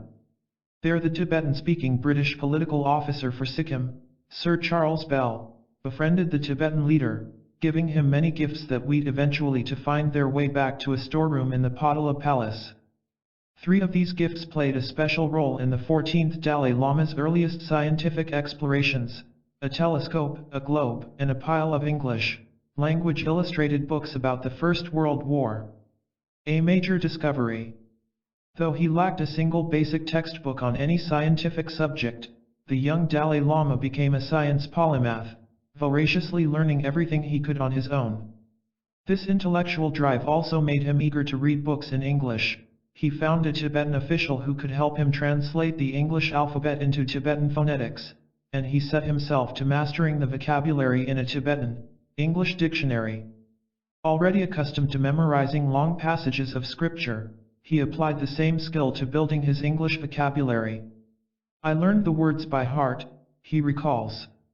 The Dalai Lama soon became an avid reader of English language pictorial magazines, especially a British illustrated weekly and Life magazine, subscriptions he received through the British legation in Lhasa. These magazines became his tutor in foreign affairs. In their pages he followed the news of the world. The Dalai Lama had also discovered in the cache of foreign goods left by his predecessor those picture books of the First World War, which he read with a boyish enthusiasm. Despite his embrace of the Buddhist doctrine of nonviolence, it was the machines of war that caught his attention: Gatling guns, tanks, biplanes, the German Zeppelins and U-boats, and British warships. Those same books featured maps of the great battlefields of the war and of the countries involved in the Grand Alliances. Through studying these maps, he became familiar with the cartography of France, Germany, England, Italy, Russia, and found his interest in geography ignited. That interest, in turn, brought the young monk to a discovery that signaled, even as a boy, his scientific bent of mind. In his private quarters there was a hand-wound mechanical clock, another gift to his predecessor, the 13th Dalai Lama. At first the Dalai Lama was intrigued by the mechanisms of the clockwork, which rested atop a globe that gradually moved through the day. The globe had some patterns on it, the Dalai Lama recalls, but I didn't know what they were. But as he pored over those books showing maps of Europe, a realization dawned, and in the etchings on that globe he started to recognize the outlines of the countries of Europe, and then of other countries he had read about, America, China, Japan. The Dalai Lama still remembers that startling moment when I realized it was actually a map of the world. The turning of the globe, he saw, was designed to indicate time zones and how they changed through the day, that when it was noon on one side of the earth, it was midnight on the other. All these insights came along with a still more fundamental discovery. He deduced that the world was round.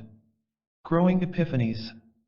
That small epiphany was one of a series of independent childhood discoveries for this budding scientific mind. Another came via a different legacy from the days of the 13th Dalai Lama, the telescope. Because his lofty status in Tibetan society kept him sequestered in his isolated quarters in the Potala Palace, one of the 14th Dalai Lama's favorite pastimes during his free hours was spying on the comings and goings of people in the city below through his telescope. But at night he turned the telescope to the skies, studying the stars and the volcanic peaks and meteor craters on the moon. One night as he peered through the telescope, he saw that the craters and peaks cast shadows. Surely, he suspected, this means the source of that light comes from somewhere outside the moon, not from inside that heavenly body, as he had been taught in his monastic studies. To check this hunch, he scrutinized astronomical photos of the moon in a magazine. He found they showed the same thing, a shadow to the side of the craters and peaks. His own observations were now supported by independent evidence. From that the young Dalai Lama confirmed his deduction that the moon was illuminated not by some intrinsic source but by the light of the sun. As the Dalai Lama recalled that stark moment of confronting scientific truth, there was some kind of awareness that dawned, a realization that the traditional description was not true. A 1200-year-old teaching was being contradicted by his own systematic observations. That discovery in basic astronomy was followed by other challenges to that traditional Buddhist cosmology. He saw for himself, for instance, that, contrary to what he had been taught, the sun and moon are not at the same distance from Earth, nor are they roughly the same size.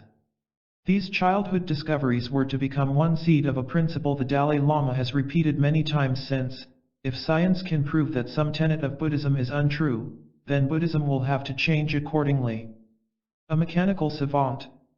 When the Dalai Lama toured Richard Davidson's State of the Art Neuroscience Lab, perhaps his favorite stop was the machine shop, where parts unavailable from suppliers are custom-made to support the lab.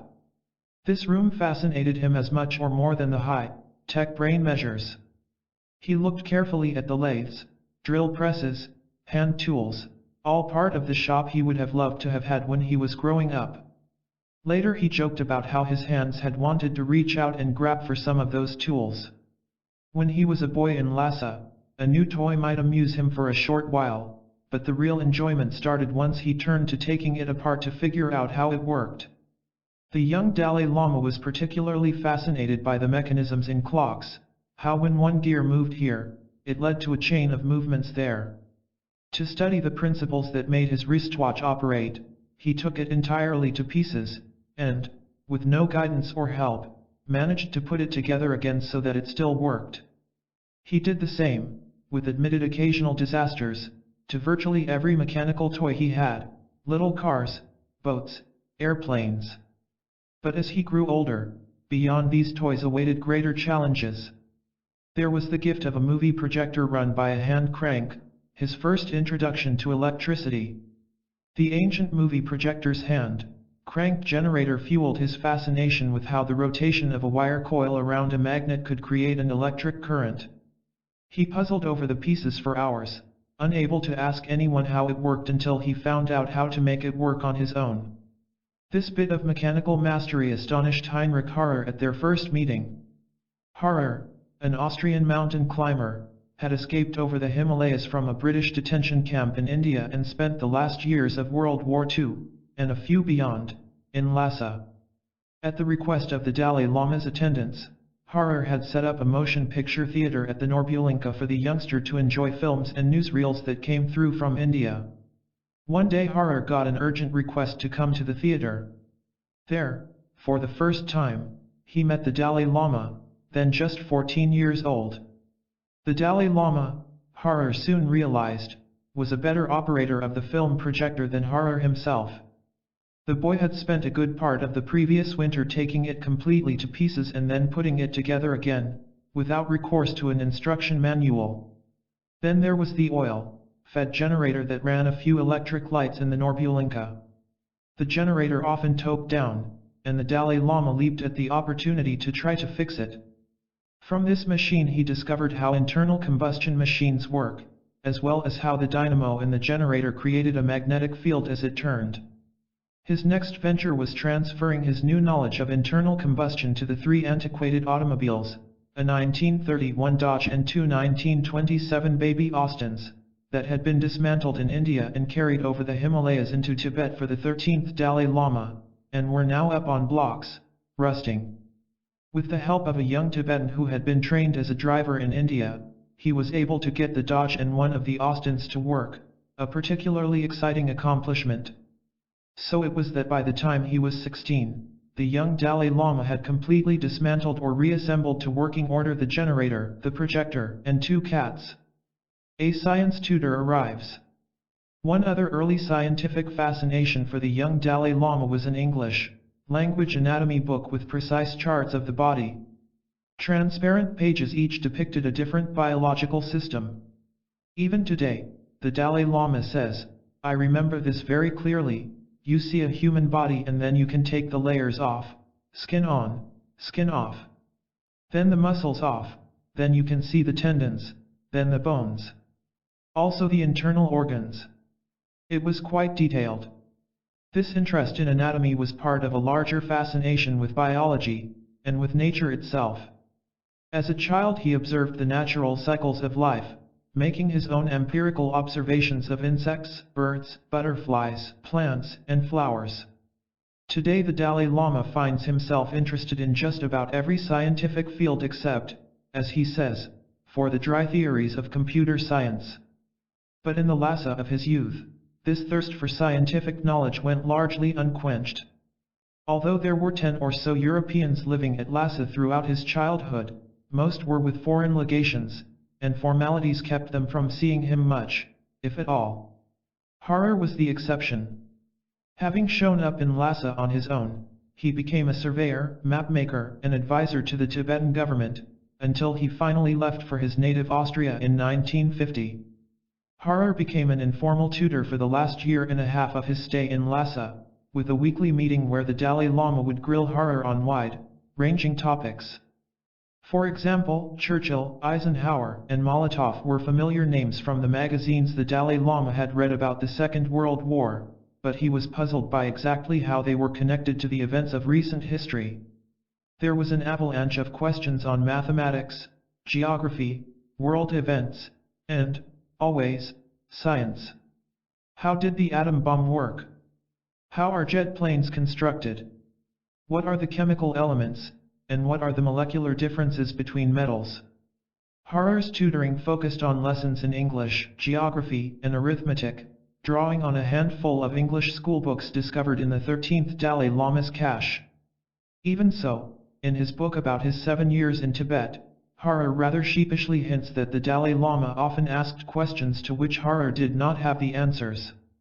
At that time people in Tibet believed that all the Westerners knew everything about science, the Dalai Lama told me recently. He added with a laugh, "Later I found Harrer was basically a mountain climber. I now wonder whether he really knew much at all about science." A new world opens. When the invasion of Tibet by the Chinese Communists forced the Dalai Lama to flee to India in 1959, a world of scientific sources opened up for him, both in a cornucopia of books and in conversations with knowledgeable people. Once in India during the 1960s and 1970s, whenever he managed to cross paths with a scientist, or even a science teacher, he would press his questions. Such encounters, however, were sporadic and coincidental. Other, more pressing concerns occupied his time and set his agenda of who to meet with. There was, first of all, establishing a Tibetan government in exile and tending to the needs of the Tibetan refugees scattered in settlements throughout India. Then there were his religious duties as the head of the Tibetan branch of Vajrayana Buddhism. Add to that the press of reaching out to other governments, agencies, or individuals who could work with the exiled Tibetans on regaining a degree of freedom for his countrymen inside Tibet. Even so, he devoured books in English on biology, on physics, on cosmology, on most any scientific topic he could find. He found cosmology of particular interest, reading all he could about astronomy and theories of the universe. At the time, he recalls, I could remember quite a lot of factual information, like the distance of celestial bodies from Earth, Earth from the Sun from the galaxies, and so on. And, at last, he was able to have at least casual contacts with people knowledgeable about science. By nature the Dalai Lama likes to talk with people he meets about their own interests. If he meets a business person, he talks about business, with politicians he talks politics, with theologians, religion. Now and then his path would cross that of someone current with science, or, even better, an actual scientist. And when that happened, he would inquire with keen interest about their scientific expertise. In 1969, for example, Houston Smith, a professor of religion at MIT, came with a film crew to Dharamsala to make a documentary on Tibetan Buddhism. The Dalai Lama remembers very clearly that during a conversation about reincarnation, it was Smith who first explained the concept of DNA to him. In 1973 the Dalai Lama met the Oxford professor Karl Popper, a leading philosopher of science. Though their encounter was at a conference about philosophy and spirituality, it was Popper's theory of falsifiability, that to be valid, every scientific hypothesis must be stated in such a way that it can be proven wrong, that particularly appealed to the Dalai Lama's background in logic. On his first visit to Russia in 1979, the Dalai Lama requested a meeting with scientists. There a Russian psychologist gave a detailed presentation explaining Pavlov's famous experiment in which he trained his dogs to salivate in response to the sound of a feeding bell. This classic study of conditioning was the Dalai Lama's introduction to modern psychology. By the 1980s the Dalai Lama had a working familiarity with most branches of modern science. As he puts it, step by step, I found I could gain some information. The quantum connection. Quantum physics, with its radical challenge to our assumptions about the nature of reality, has held a particular fascination for the Dalai Lama. He explored this interest with David Bohm, a professor at the University of London and an eminent theoretical physicist who had studied with Einstein. Bohm, who for many years had had a close relationship with Krishnamurti, the Indian spiritual teacher, had a series of private conversations with the Dalai Lama over the years as travels brought the Dalai Lama to Europe. Over lunch the two men, sometimes joined by Bohm's wife, would have long discussions about quantum physics, Buddhist thought, and the nature of reality. At one point Bohm gave the Dalai Lama a 2-page summary of Niels Bohr's philosophical views about quantum theory, which articulated the scientific case for the non-substantial nature of reality. A similar view has been a basic premise of Buddhist thought since the teachings of Nagarjuna, the 2nd-century Indian philosopher whose Fundamentals of the Middle Way remains a central text in the philosophy curriculum in Tibetan monasteries. The Dalai Lama was delighted to discover that modern physics, too, was positing that we cannot find an ultimate ground for our notion of the substantial nature of reality. He further explored this convergence of physics and Buddhist thought at a meeting on the philosophical assumptions underlying quantum physics, held at the Niels Bohr Institute in Copenhagen, with Professor Bohm among the participants. By now the Dalai Lama has had deep conversations with several quantum physicists, among them Anton Zeilinger, at the University of Vienna, and Carl Friedrich von Weizsäcker, whose branch of Germany's prestigious Max Planck Institute explored links between science and philosophy, as well as astrophysicists such as Pete Hutt at the Princeton Institute for Advanced Study. These conversations have continued to pursue basic compatibilities between Buddhist views of reality and those emerging from the frontiers of physics and cosmology. From monastery courtyard to scientific lab. I once asked the Dalai Lama why, as a Buddhist monk and scholar, he had such an intense interest in science. As he explained, for him Buddhism and science are not conflicting perspectives on the world, but rather differing approaches to the same end, seeking the truth. In Buddhist training it is very essential to investigate reality, and science is a different way to search for truth. While the purpose may be different, the scientific search expands our knowledge, so that we Buddhists can utilize it, of course, for another purpose. For the Dalai Lama, then, Buddhism and the scientific method offer alternative strategies in the same quest. For instance, in the Abhidharma tradition, a major Buddhist framework on the mind and reality, one primary focus of analysis is in terms of distinguishing specific characteristics from general ones. He sees this as a close parallel to scientific investigations, whether of physical properties or the mechanics of mind. And as science, particularly psychology and cognitive science, focuses on studying the mind, Buddhism has its own expertise to offer. The spirit of Tibetan monastic debate also reflects the fierce pursuit of the truth, an attribute the Dalai Lama is drawn to in scientific inquiry. Over one of their lunches David Bohm explained in more depth Karl Popper's falsifiability thesis, which holds that statements of scientific truth can be judged in terms of whether they can be disproven. All scientific hypotheses must be testable. This basic principle of the scientific method leads to a natural scaffolding of understanding, where experimental results or new discoveries build on one another, disproving or amending a hypothesis. The principle of falsifiability thus allows the scientific enterprise to be self-correcting. This the Dalai Lama found of great interest philosophically. He was seeing that any naive belief in the truth of science, including his own as a child in Lhasa, was misplaced. The speculative nature of the scientific enterprise was easily overlooked. People tend to take a scientific hypothesis as an absolute truth rather than a provisional, contingent one. But while science tries to find the best approximation of truth, no discipline can claim to completely capture it. The speculative nature of scientific thought was brought home to the Dalai Lama most clearly through hearing about the work of Thomas Kuhn, who wrote about how paradigms shift in science. The classic underpinnings of Newtonian physics, for instance, were utterly recast by the new paradigm of quantum physics. From this, the Dalai Lama saw, we must take scientific truths not as absolute and unchanging, but as theories that can become outdated if they do not fit new facts. This powerful mechanism for truth-seeking in science has great appeal for him. The self-correcting process through which science continues to sharpen its pursuit of truth parallels the very spirit of Buddhist logic in which the Dalai Lama is steeped. In a way, the methodologies of Buddhist thought and science are essentially similar. The roots of mind and life. Not all of the Dalai Lama's early encounters with scientists proved fruitful. In 1979 he met with a group of scientists in Russia to discuss the nature of consciousness. The Dalai Lama was explaining to them the Buddhist view of consciousness articulated in an Abhidharma theory, a sophisticated science of mind that offers a fine-grained explanation of the links between sensory perception and cognition. One of the Russian scientists was immediately dismissive, expressing his disapproval, the Dalai Lama recalls, a bit bemused. He thought I was talking about some religious idea of soul.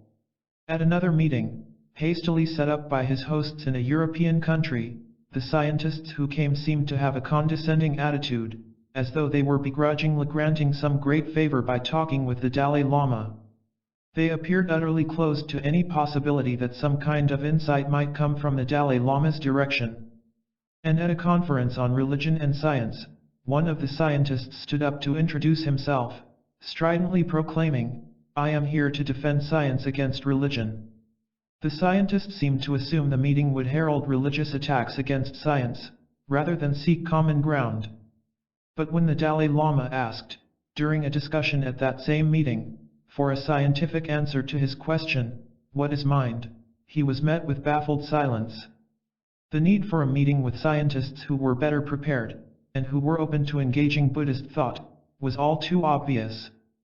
So when Adam Engel, an American businessman, and Francisco Varela, a Harvard-trained biologist working in Paris, first proposed just such a series of week-long meetings with top-level scientists, each focusing in depth on a single scientific subject, the Dalai Lama was more than receptive.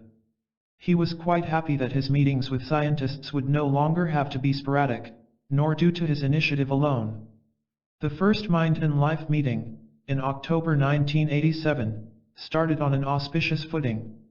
Jeremy Hayward, a physicist and philosopher with an Oxford degree, gave an extensive basic introduction to the metaphysics of science, from its logical positivist underpinnings through Kuhn's notion of paradigm shifts. It was Hayward who detailed the paradigm shift that occurred when classical Newtonian physics was challenged by quantum theory. Hayward's presentation filled in some missing pieces in the Dalai Lama's understanding of the philosophical premises underlying the scientific method.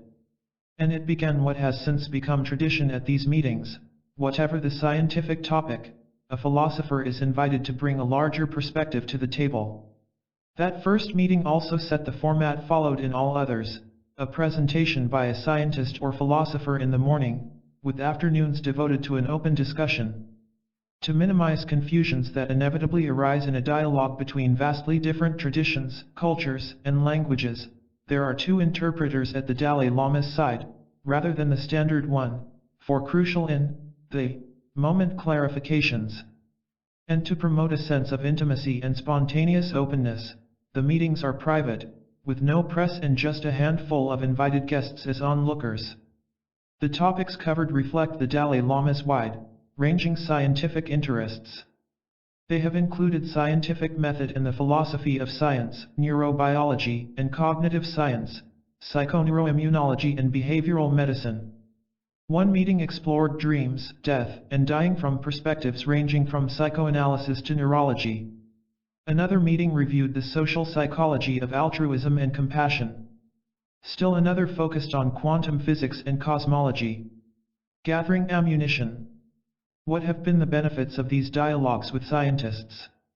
Now, when I look back at my contact with scientists over the years, I think it's been very fruitful, very useful, the Dalai Lama says. I've gained a lot of new views and understanding, of course. But even more, I think many of the scientists have had their first opportunity to hear the perspectives of Buddhist thought. Buddhist insights, he has found in these dialogues, often have led scientists to a fresh perspective on their own assumptions, particularly in understanding the nuances of human consciousness, where Buddhism has a particular strength. For some scientists, that first brush with Buddhist ideas has reshaped not just how they think about their own scientific explorations, but their notion of what to look for in their research. They come away thinking differently about their own field. For the Dalai Lama, this spread of the influence of Buddhist thought in several scientific circles represents one payoff of what is, from the perspective of Buddhist history, a pioneering move on his part. In these dialogues with science, the Dalai Lama has been not just a student of science but, to a meaningful degree, a teacher to science. To the extent that Buddhism harbors unique, and potentially helpful, insights into the human condition, he believes, they should be shared, to become part of a wider body of knowledge. The Dalai Lama feels particularly pleased by the new perspective scientists have gained on Buddhism itself. He puts it, some are beginning to see how relevant Buddhism actually can be to science. I think as time passes, it seems that now some scientists, compared to what they thought earlier, have a new recognition of the usefulness of these discussions with Buddhist thought, a marked shift from that scientist in an early encounter who felt he had to defend science against religion. The Mind and Life dialogues have also been useful in another way, giving the Dalai Lama what he calls ammunition for his public talks around the world. Though he does not take notes during the hours of scientific discussion, certain key points have stayed with him, which he often mentions in talks.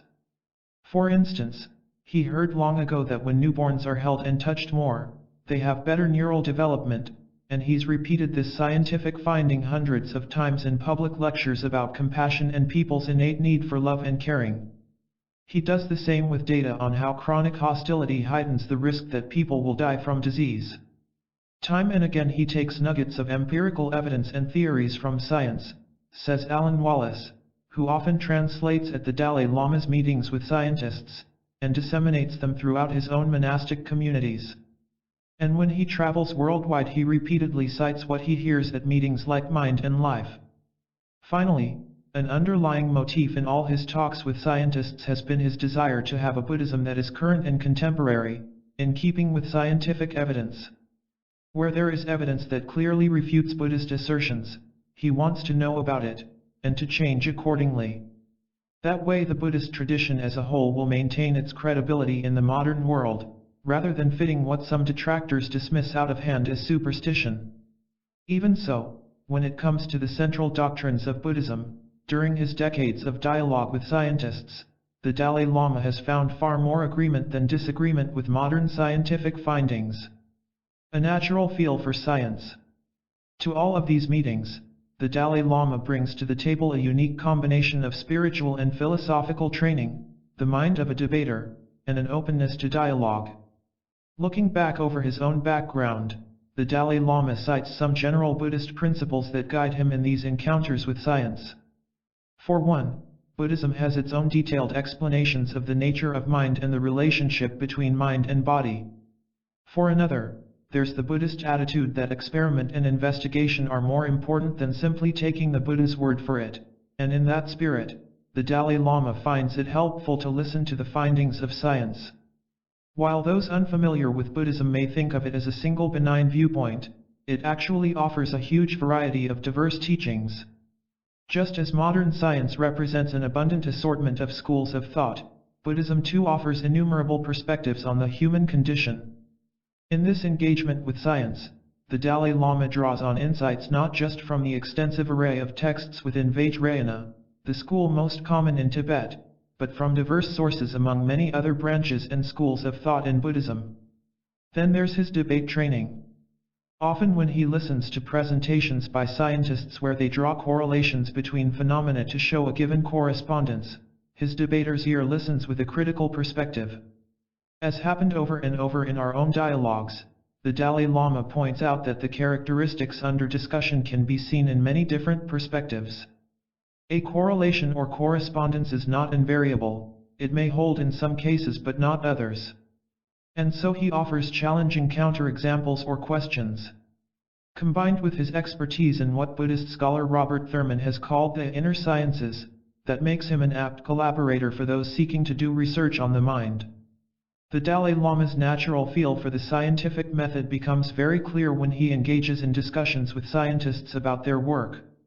Time and again I have seen him listen with keen attention while a scientist from one field or another described a line of research. His Holiness then pursues a pointed series of methodological queries, suggestions, or challenges that ends with the scientist saying, "Actually, Your Holiness, that is exactly the experiment we want to do next." Getting the personal chemistry right has been a key to these meetings. No matter how famous or successful scientists may be, the dogmatic, the pompous, or the self-infatuated disqualify themselves from the start. Those who sit with the Dalai Lama for this 5-day meeting need to come with an attitude much like that of those spirited monastic debates, where new insights emerge through the back and forth of point and counterpoint. It's just like when you enter a debate in the courtyard, says Thupten Jinpa, one of the main interpreters for these dialogues. When you have a meeting where the participants are totally open and receptive and willing to think aloud and play with ideas, it works. In that sense, our meeting, the 8th Mind and Life Conference, Destructive Emotions, worked unexpectedly well. This meeting, more than any of the others, bore scientific fruit through, for one, the collaboration that resulted in the Madison studies. But that research represents just one among many scientific payoffs from our meeting. And all these were natural by-products of a unique open exchange of ideas and findings. What follows offers a window into that dialogue, a scientific exploration at the cutting edge. Day 1. What are destructive emotions? Jet lagged, we trickled into the Imperial Hotel, an elegant vestige of the British Raj, just a few blocks from Connaught Circle, New Delhi's Times Square. We had arrived from a handful of countries, the United States, France, Thailand, Canada, Nepal. All told, we were 10, 2 neuroscientists, 3 psychologists, 2 Buddhist monks, 1 Tibetan and 1 Theravadan, a philosopher of mind, and 2 expert Tibetan translators proficient in philosophy and science. Our topic for a week's discussion with the Dalai Lama was to be destructive emotions. But apart from fatigue, the emotions we felt most strongly were an eagerness and sense of quiet elation in anticipation of the days to come. This would be my second time as moderator for a week of discussions between the Dalai Lama and a group of scientists. I had led a previous round of the Mind and Life meetings on emotions and health in 1990. The most seasoned among us was Francisco Varela, a cognitive neuroscientist from a research institute in Paris, who had not only co-founded these dialogues but participated in 3 before this and was personally close to the Dalai Lama. Francisco's health was a concern to many of us, who were his friends. He had been fighting liver cancer for the last few years, and just months before had gotten a liver transplant. We knew his health was fragile, though his spirits were high. Another old hand was Richard Davidson, head of a laboratory for effective neuroscience at the University of Wisconsin. He had led the previous Mind and Life meeting 2 years before, on altruism and compassion. Then there were the 2 translators. Thupten Jinpa, a former monk and now head of a project to translate classic Tibetan texts, is the Dalai Lama's main English language interpreter on his worldwide trips. Alan Wallace, also a former Tibetan monk, was at the time a professor at the University of California at Santa Barbara. His science background and fluency in Tibetan made him uniquely qualified to interpret at these meetings, as he had done many times before.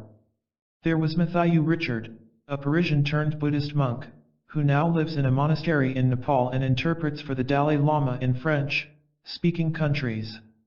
Then there were the newcomers, who would be meeting the Dalai Lama for the first time: Owen Flanagan, a philosopher of mind at Duke University; Jean Tsai, a psychologist who is an expert on cultural influences on emotion, then at the University of Minnesota; her mentor Paul Ekman, a world-renowned expert on emotions, from the University of California at San Francisco; and Mark Greenberg, a pioneer in social and emotional learning programs for schools, whose base is Pennsylvania State University.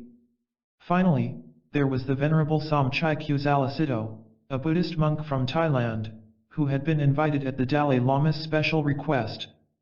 As moderator and coplaner, with Alan Wallace, I had been responsible for choosing and inviting the participants. As with planning a great dinner party, the trick was party in balancing the right mix of old friends and new acquaintances, as well as being sure the right scientific bases were covered for a lively dialogue. We had gathered several months before for a 2-day preliminary meeting at Harvard, but now we were thrown together for the week, when friendships could be forged. The next morning we were aboard a bus, beginning our pilgrimage to Dharamsala, the Himalayan hill town where the Dalai Lama lives. The route to the Delhi airport had had a face-lift for the arrival of President Clinton, who toured India during the week of our meeting with the Dalai Lama. For the occasion, New Delhi had a Potemkin, village-quality, main thoroughfares lined with colorful satin flags, piles of fresh red earth ready to be spread on the streets. The tin and cardboard or tent encampments for the poor that spread over so many of the open spaces of the city had been masked with decorative colored cloths. India in springtime was gentler than usual in its assault on the senses. The heat in Delhi was still tolerable, even balmy in the early morning. But by the time our flight for Jammu took off, a blanket of smog covered the grey-brown sprawl of Delhi below. As we emerged from the Jammu airport into the parking lot, where we boarded another bus, soldiers in camouflage fatigues lounged under the dusty trees. The day was heating up. Despite the fierce traffic, the sweep of countryside and rhythm of the road caught us up. Finally, mountains materialized in the distance, our first clear view of the snow-covered Himalayas. The foothills of the Himalayas rose sharply above the plains below, making visible the upthrust from the collision of the Indian subcontinent into the Asian landmass. The fields became greener and less dusty, the rivers broader, faster. The air cooled, and then slowly, almost imperceptibly at first, we started to climb. The land became hilly, with patches of terraced fields and houses tucked into the folds of the land. The road started to wind, and we began a serious climb. By the time darkness closed in completely, there was still at least an hour to go until we reached Dharamsala, and 7 hours behind us. At the prospect of driving at night on these mountain roads, nervous camaraderie reached new levels.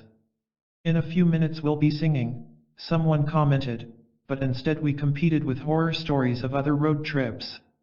Matthew won hands down with his tale of a horrific 3-day and night bus trip from Kathmandu to Delhi with one frazzled driver. Finally we reached McLeod Ganj, the small town in Dharamsala district where the Dalai Lama lives.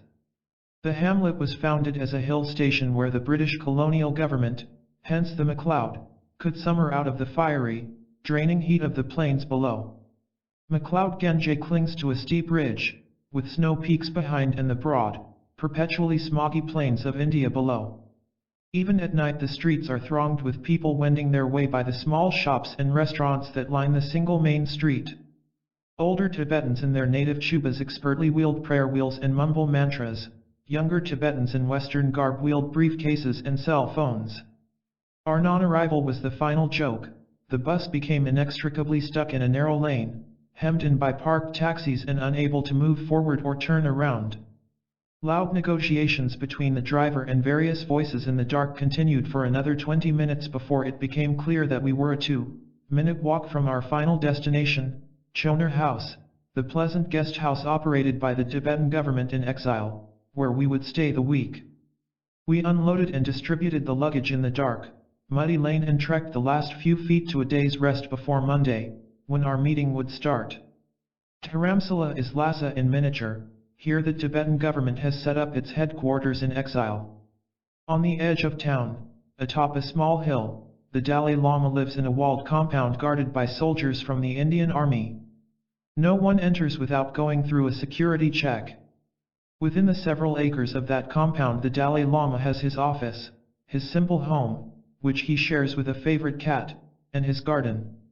Close by there are government office buildings and squat bungalows, a Buddhist temple, and a large meeting room, where we would have our dialogues. The meeting begins. Monday morning a nervous anticipation filled the air in the large hall as we awaited the arrival of the Dalai Lama. A few rows of chairs for onlookers ringed the space where our discussions would take place. A large coffee table filled the middle of an oval formed by 2 long couches, on which the participants sat, with armchairs completing the ring at each end. A film crew man strategically placed TV cameras, taping an archival record of our talk. A rainbow of thankas, the Tibetan scroll paintings, ringed the room, along with rows of flowering plants and 2 large vases filled with roses in full bloom. One of the monks who attend the Dalai Lama scurried around the room making last-minute adjustments. The hall, at other times used for religious rituals and teachings, has a small raised stage at the front with a large painted scroll depicting Sakyamuni Buddha centered behind a high, colorful seat where the Dalai Lama ordinarily would sit if conducting a ritual. But today he would sit in an armchair at one end of our casual, cozy setting for dialogue. A murmur swept the room, as it would each day when the Dalai Lama entered the hall.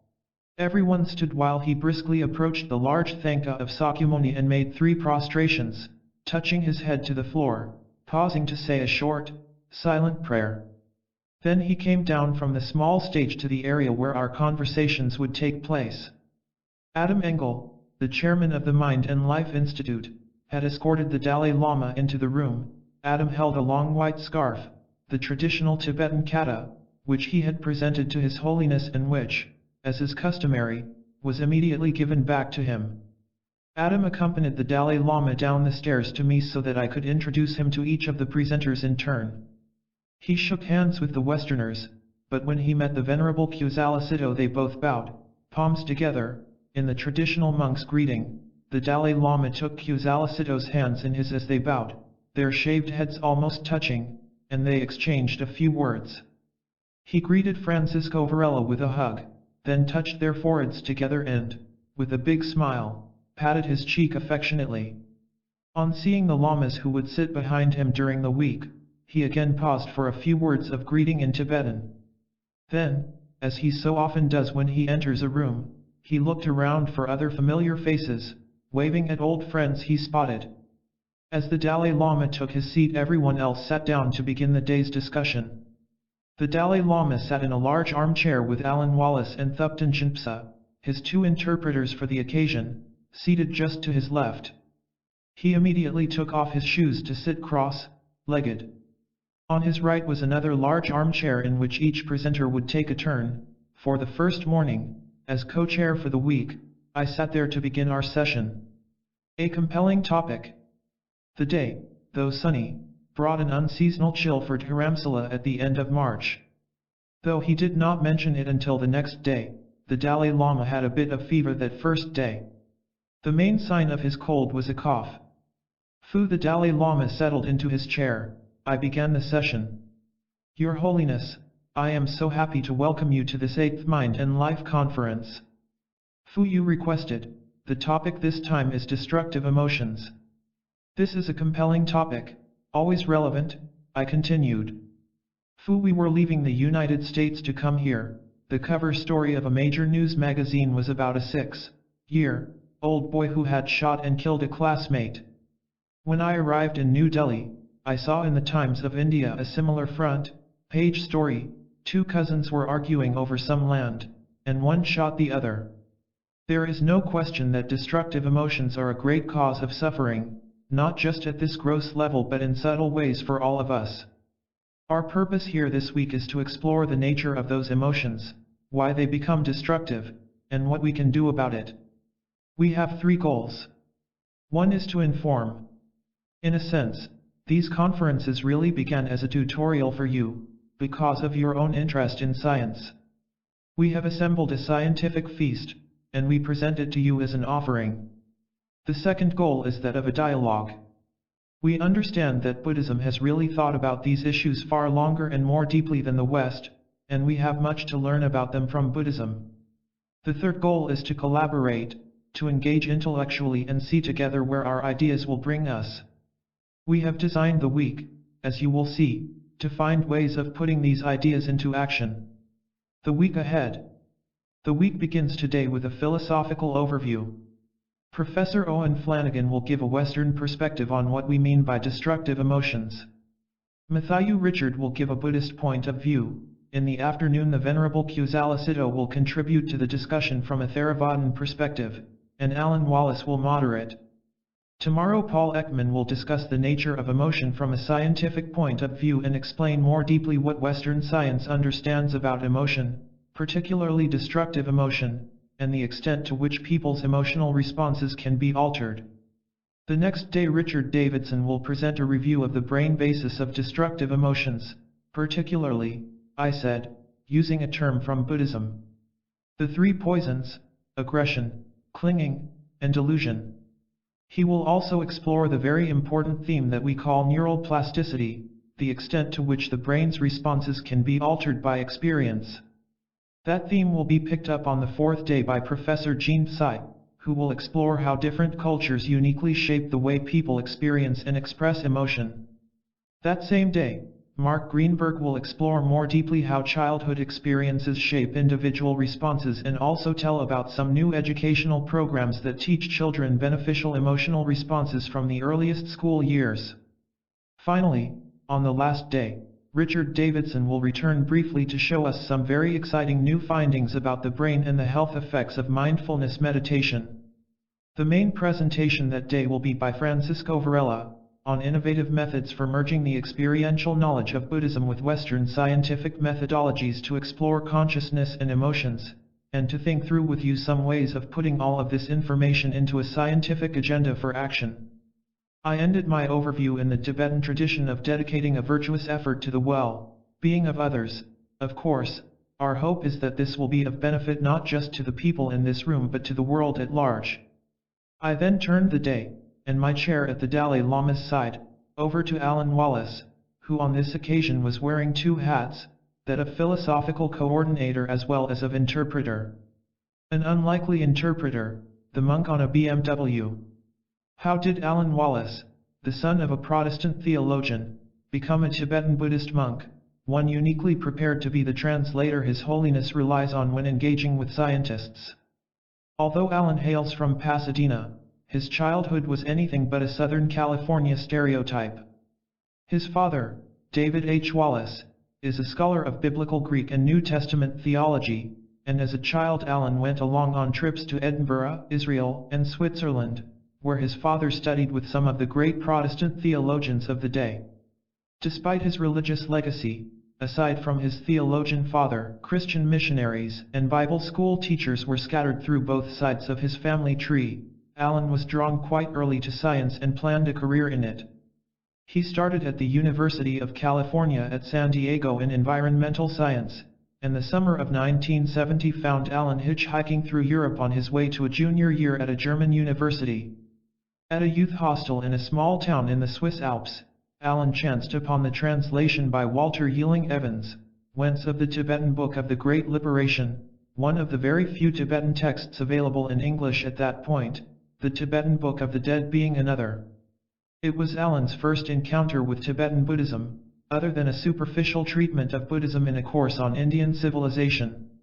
While that first gloss had not rung any bells for Alan, Evan, Wentz's translation set off a carillon.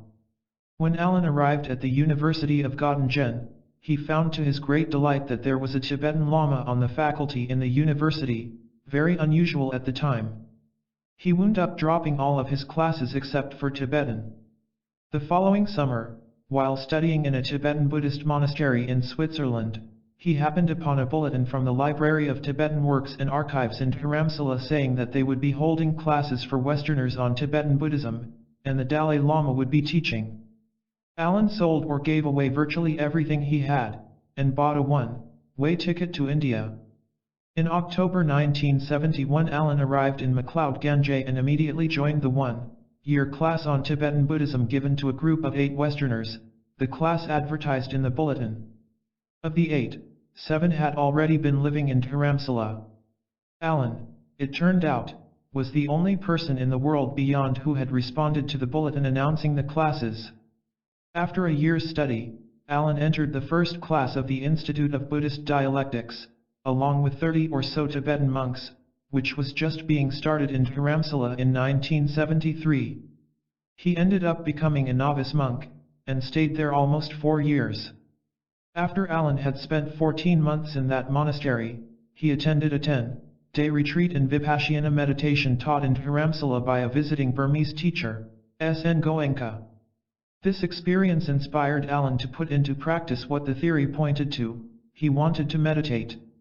And so he moved into a small hut up the mountain and continued his meditation practice for the next year, during which time he did some of his first translations, mainly of Tibetan medical texts. In 1979, when the Dalai Lama made one of his first visits to Europe, Alan was asked to be his interpreter, a role he has played on and off since then. Another turning point in Alan's life came in 1984, when his reputation as a translator got him invited to an institute set up by Robert Thurman, then a professor at Amherst College. Once there, Alan decided to return to college to finish his undergraduate studies, and soon was admitted to Amherst. There, studying with Arthur Zajonc, a quantum physicist, Alan wrote a senior thesis comparing the underpinnings of quantum mechanics to the Dalai Lama's commentary on the wisdom chapter of Shantideva's classic work A Guide to the Bodhisattva Way of Life. Later the thesis was published in 2 volumes, among the first of his more than 20 books. By the time Alan graduated, summa cum laude, he was 36, and still a monk.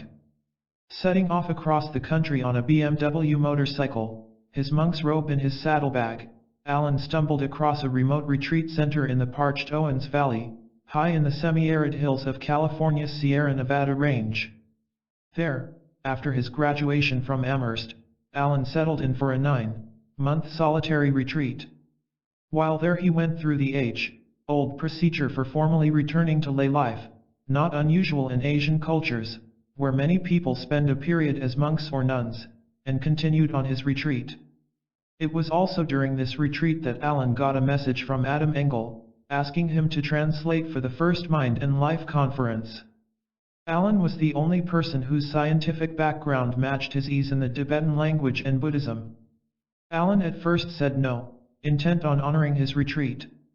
But Engel persisted, even securing a letter from the Dalai Lama requesting his presence.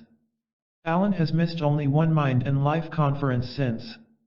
In the meantime, Alan went on to do a doctorate in religious studies at Stanford, where his dissertation on attention drew heavily on the early 20th century American philosopher and psychologist William James, making links to Buddhist philosophy and practice. Point 2. By now married to Vesna Achimovic, an Asian studies scholar, Alan went on to teach at the University of California at Santa Barbara, where he established a program in Tibetan culture, religion, and language, which eventually led to an endowed chair now called the 14 Dalai Lama Professorship of Tibetan Buddhism and Cultural Studies. After teaching at UC Santa Barbara for 4 years, he returned to the high desert of California for a 6-month solitary retreat. To this day, Alan continues to write on the potential for collaboration between modern science and Buddhism, a central theme in his own life, and is now hoping to establish an institute where experimental and theoretical research in contemplative training will be conducted. A philosophical beginning. Good morning, Alan began. We are starting today in the same way we have started each of the Mind and Life conferences since the first in 1987. Although the theme of these conferences is an engagement between Buddhism and science, we have thought from the beginning that it would be very important to include a philosopher in every meeting, someone who would raise issues that might not be raised explicitly within the scientific domain. There are various reasons for this. Science is not an autonomous discipline even within our own civilization, although it appears nowadays to stand on its own as if it were independent of philosophy or religion. But in reality, any critical survey of the history and development of science demonstrates that this is clearly not true. It grows out of our civilization and is deeply embedded in Western philosophy, going back to Plato, Aristotle, and even earlier. Science is embedded also in our theological traditions, Judaism, and Christianity. It has always been so, although less explicitly so in the 20th century. That is one rationale for bringing in philosophy explicitly. There is another rationale, too, which becomes clear as we try to understand the relationship between scientific theory, scientific exploration, and reality itself. When we in the West first engage with Buddhism, it is almost inevitable that we bring out one of our familiar stereotypes and apply it to Buddhism, calling it simply a religion. It looks then as if we are engaging a science with a religion, and a lot of people would think that's a mismatch. But Buddhism has never been simply a religion as we define it in the West. From the very beginning it has also had philosophical elements, as well as empirical and rational elements that may invite the term science. So we have a rationale from both the Western and Buddhist sides to have a philosopher here, and this morning we have not just one philosopher but representatives of each of these traditions, Professor Flanagan representing the Western philosophical tradition and Matthew Richard the Buddhist. What is a destructive emotion? I was invited to define the topic of destructive emotions, and I can do so with a one-liner. Destructive emotions are those emotions that are harmful to oneself or others. That simple definition had been arrived at by our group as a whole during 2 days of heated discussion at our preliminary meeting at Harvard several months before. But what exactly do we mean by harmful? What are the nuances, the degrees, the manner in which something might appear to be harmful but in fact not be harmful? These are the questions we will be talking about in the coming days. We are interested not only in the nature of destructive emotions, but in the factors that catalyze destructive emotions, events, genetic background, brain function, and whatever other factors may be involved. What is the source of destructive emotions? From what do they actually arise? These are seen as very interesting issues in Buddhism. What are the effects of destructive emotions on oneself, on the environment, on other people? Once we have identified the destructive emotions and seen their causes and their detrimental effects, then we can ask what the antidote is for these afflictions. What is the medicine? How can we counteract them? Should we look to drugs, to surgery, to gene therapy, or to psychological therapy, or should we look to meditation?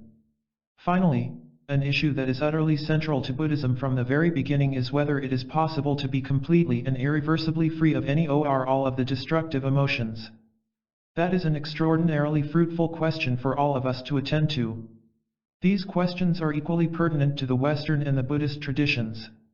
We have been raising these questions in the West as far back as our ancient heritage, the Bible, Plato, Aristotle. In Buddhism they have always been a central concern.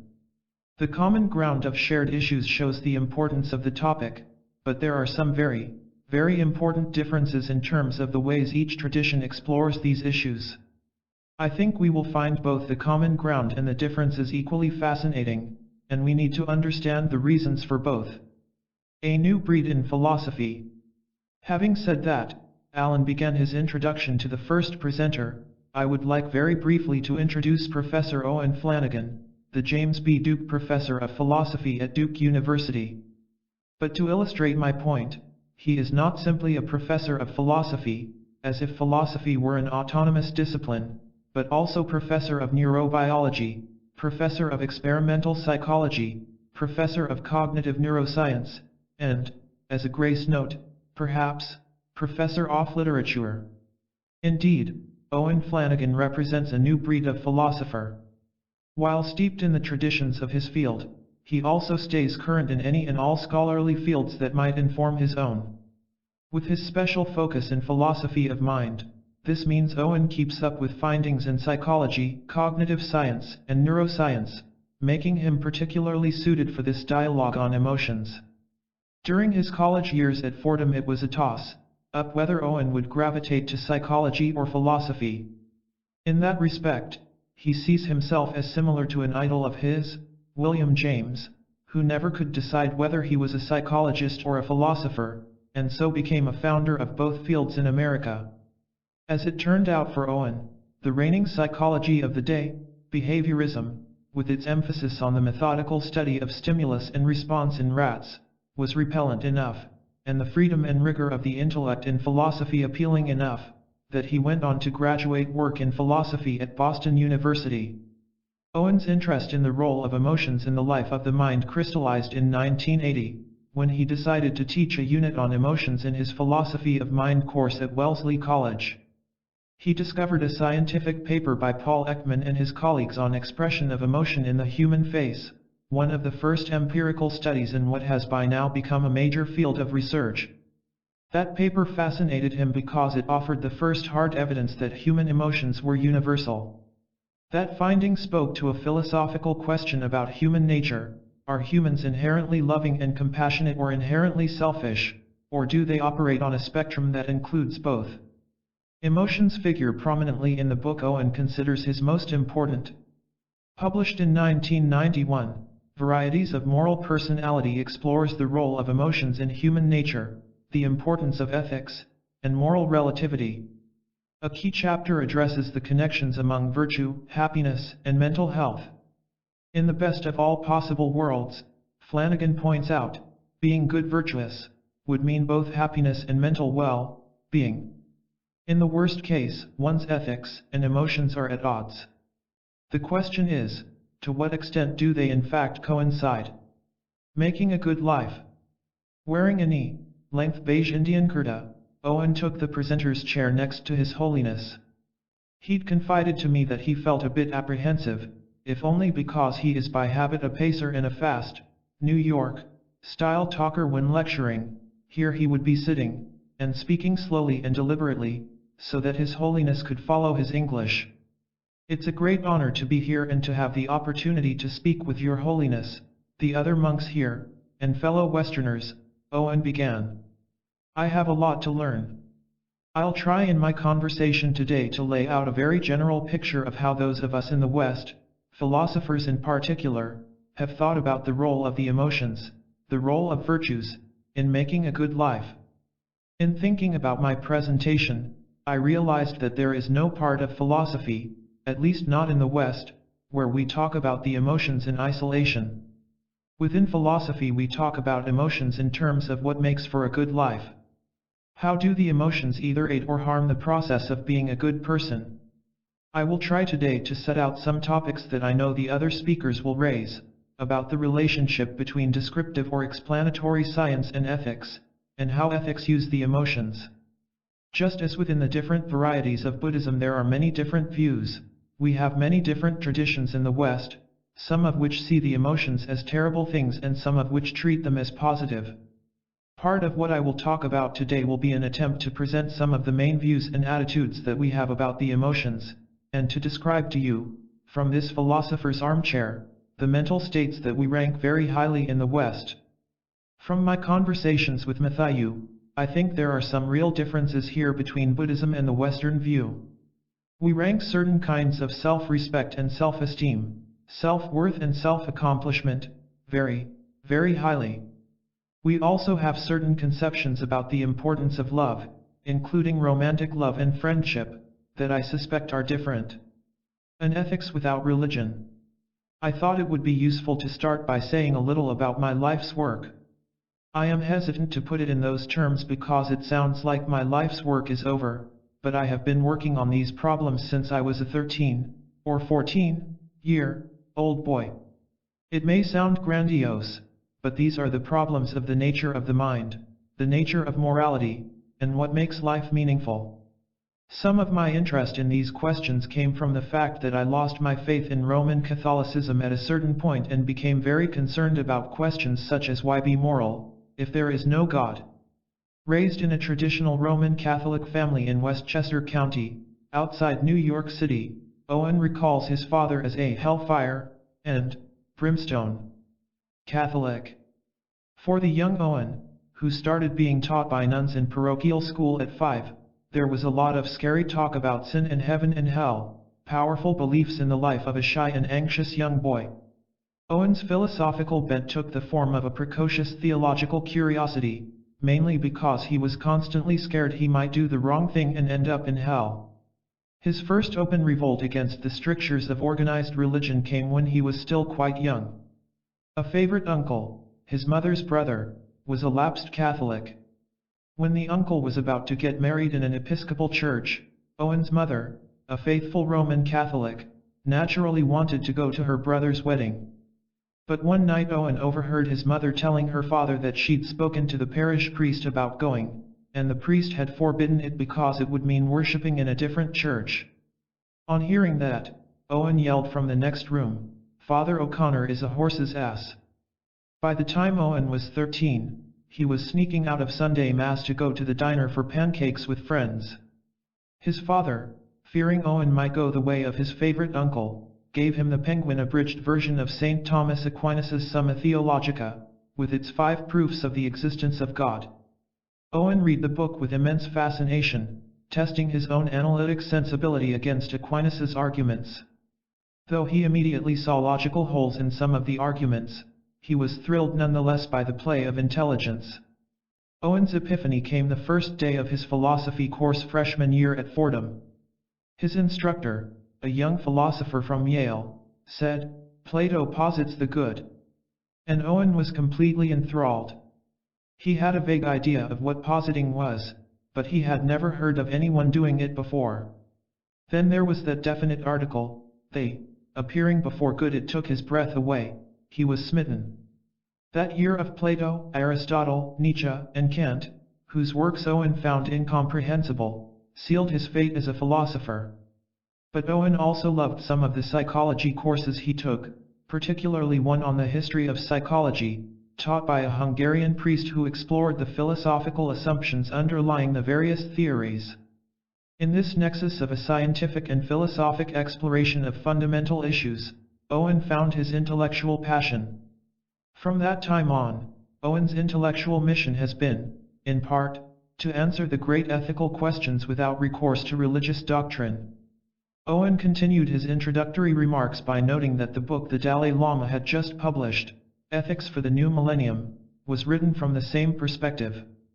I know His Holiness has said in many of his books that his project is to help us see a way of life that can be accepted by people who come from different religious traditions, or from no religious tradition at all, and I think that this is exactly right. Facts versus values. Owen then addressed the issue of how emotions are viewed in Western philosophy and Buddhism, a question that was to guide most of the day's discussion. A final preliminary observation: when Matthew and I were talking, and when I was reading Your Holiness's books, I began to see a difference in the way we think about emotions. In the West, we make a big distinction between saying, "There are flowers in this room," and saying, "There are beautiful flowers in this room." We think of the first statement as a fact, it involves a description, whereas the second involves a value judgment or a norm, in this case regarding aesthetics. Scientists will teach us how an emotion like anger or fear runs through the brain. Whether anger or fear is good or bad, we think of as a different question, one that has to do with philosophy in some sense. Or to decide that saying there's a beautiful flower in the room in addition to there's a flower in the room involves a separate judgment, an aesthetic one. This provoked a long discussion in Tibetan about the fact/value distinction in philosophy, and how in the West the sides of that split are associated with objectivity and subjectivity, respectively. As would be true throughout the dialogue, the Dalai Lama then asked a question in Tibetan, which Jinpa translated into English: "Are you implying that this distinction is fundamentally different from the Buddhist understanding?" "Yes, I do think there is a difference," Owen replied. "We will find out this week how much of a difference it is. But, for example, in both your book The Art of Happiness and Ethics for the New Millennium, when I read you saying, 'I truly believe we are compassionate deep in our nature,' my reaction to that is that you are correct in thinking that we can be compassionate." His Holiness laughed in appreciation of the point. "But," Owen added, "whether we are compassionate deep down inside, the Western philosophical tradition would say, is not so obvious. You'll see why in a moment when I tell you how we have usually thought about human nature." 3 questions for philosophy. Projecting a slide showing the interconnection of academic disciplines, with arrows linking them, Owen continued. "This is just to say a little about how I work, and how I hope to contribute. Whenever I approach a problem, whether about the nature of consciousness or about the good life, I am first of all very interested in what people say about their experience introspectively, what Western scientists and philosophers call phenomenology. Then I usually take what is said introspectively and read what neuroscientists say about what's really going on in the brain. I am also very interested, as are several of my colleagues here, in evolutionary biology. Like most people in the West, we begin our discussions of emotions by thinking first in Darwinian terms. We think of emotions as having been handed to us, perhaps by ancestral species of hominids that existed before Homo sapiens. The first question I will address is, how do we in the West think about what humans are like, if anything, deep down inside, beneath the clothes of culture and history? I say if anything because some think that humans cannot be described independently of culture. But those of us who are influenced by Darwin's theory of evolution believe that there must be some universal human traits that come with the equipment. The second question is one that was raised from my readings in Tibetan Buddhism and in His Holiness's work: is there some goal all humans seek? This is a very basic question in Western ethics, and, as we'll see, there is much overlap here with Buddhism. I also want to talk about the relationship between virtue and happiness because I think this has concerned everyone. The third question is, what makes a good person? This will go more deeply into the question of how a soul should be structured. How should the emotions be modified, moderated, or suppressed? Using meditation? Or drugs? To address these topics, I also need to speak about destructive and constructive emotions. I will give my own list of the states of mind that we in the West think are destructive and constructive, and this will lead to discussion. I'm not convinced I'm right. The Western view, essential compassion is not included. When I ask what humans are like deep down inside, I am asking what comes with our kind of body, or our kind of animal. I do think of us as animals. In the Western philosophical tradition there have been 3 main answers: views that one sees again and again in the West. Owen projected an overhead that read: 1. Rational egoists. 2. Selfish and compassionate. 3. Compassionate and selfish. 1 is that we are rational egoists. Each person watches out only for his or her own good, but sees rationally that only by being nice to others is it possible to get what he or she wants. This is a very widespread view. In economics as well as in philosophy, many people think that things work smoothly only because each of us is smart enough to see that our own good depends on treating others well. By the way, Your Holiness, you will see that your own answer, that we are essentially compassionate, is not included in the 3 main answers that Western philosophy offers. You do, however, find a Western tradition that says humans are both selfish and compassionate. If you think about how fragile human infants are, there is no way they could survive unless there was compassion or sympathy on the part of their caretakers. So it seems pretty clear that whether you put compassion before or after selfishness, it's necessary for survival. Notice that the only difference between the second and third answers is the order. Philosophers who believe that people are selfish and compassionate think that once we have taken care of our own basic needs, then there is time left over to be loving and compassionate of others. The people who take the third position, that we're compassionate and selfish, say that we are basically compassionate, loving creatures, but if there is scarcity of resources such as food, clothing, and shelter, then compassion will drop out and our selfish side will emerge. Compassion, only for others? That distinction triggered another heated discussion in Tibetan, about how in English, and in Western culture, the notion of compassion seems only to apply to others. His Holiness asked Owen, the Tibetan term for caring or compassion, swa, includes both self and others. So when you speak of compassion, can it apply to oneself as well as others? I'm not sure how to answer that, Owen replied. The text that comes to mind, Aristotle in the Nicomachean Ethics, says that self-love is not always egotistical. It involves respecting yourself. The question was really, the Dalai Lama said, is the word compassion used purely in the altruistic sense? This was a key point of difference, and there were very animated discussions between His Holiness and the translators concerning various concepts in Buddhism that may be translated by the single word compassion in English. The Dalai Lama pressed his point.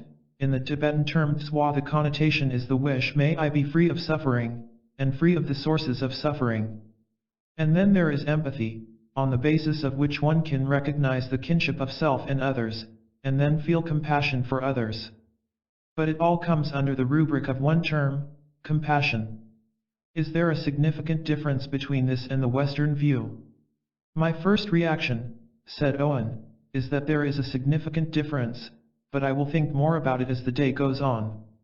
We certainly have a view in the West that you can love others only if you love yourself, that if you have low self-esteem, self-hatred, or lack of self-respect, then you are in no position to love other people.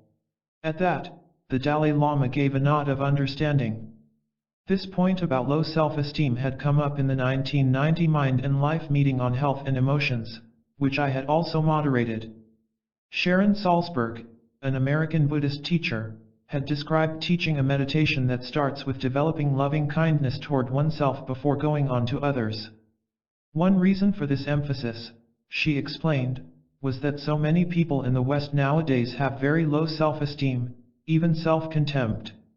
On first hearing this, the Dalai Lama had been somewhat incredulous. The very concept of self-loathing was foreign to him. Now he made a long point in Tibetan about how in his view caring for oneself and others is fundamental to human existence, and that to leave out the self in the Western view of compassion is a drastic omission.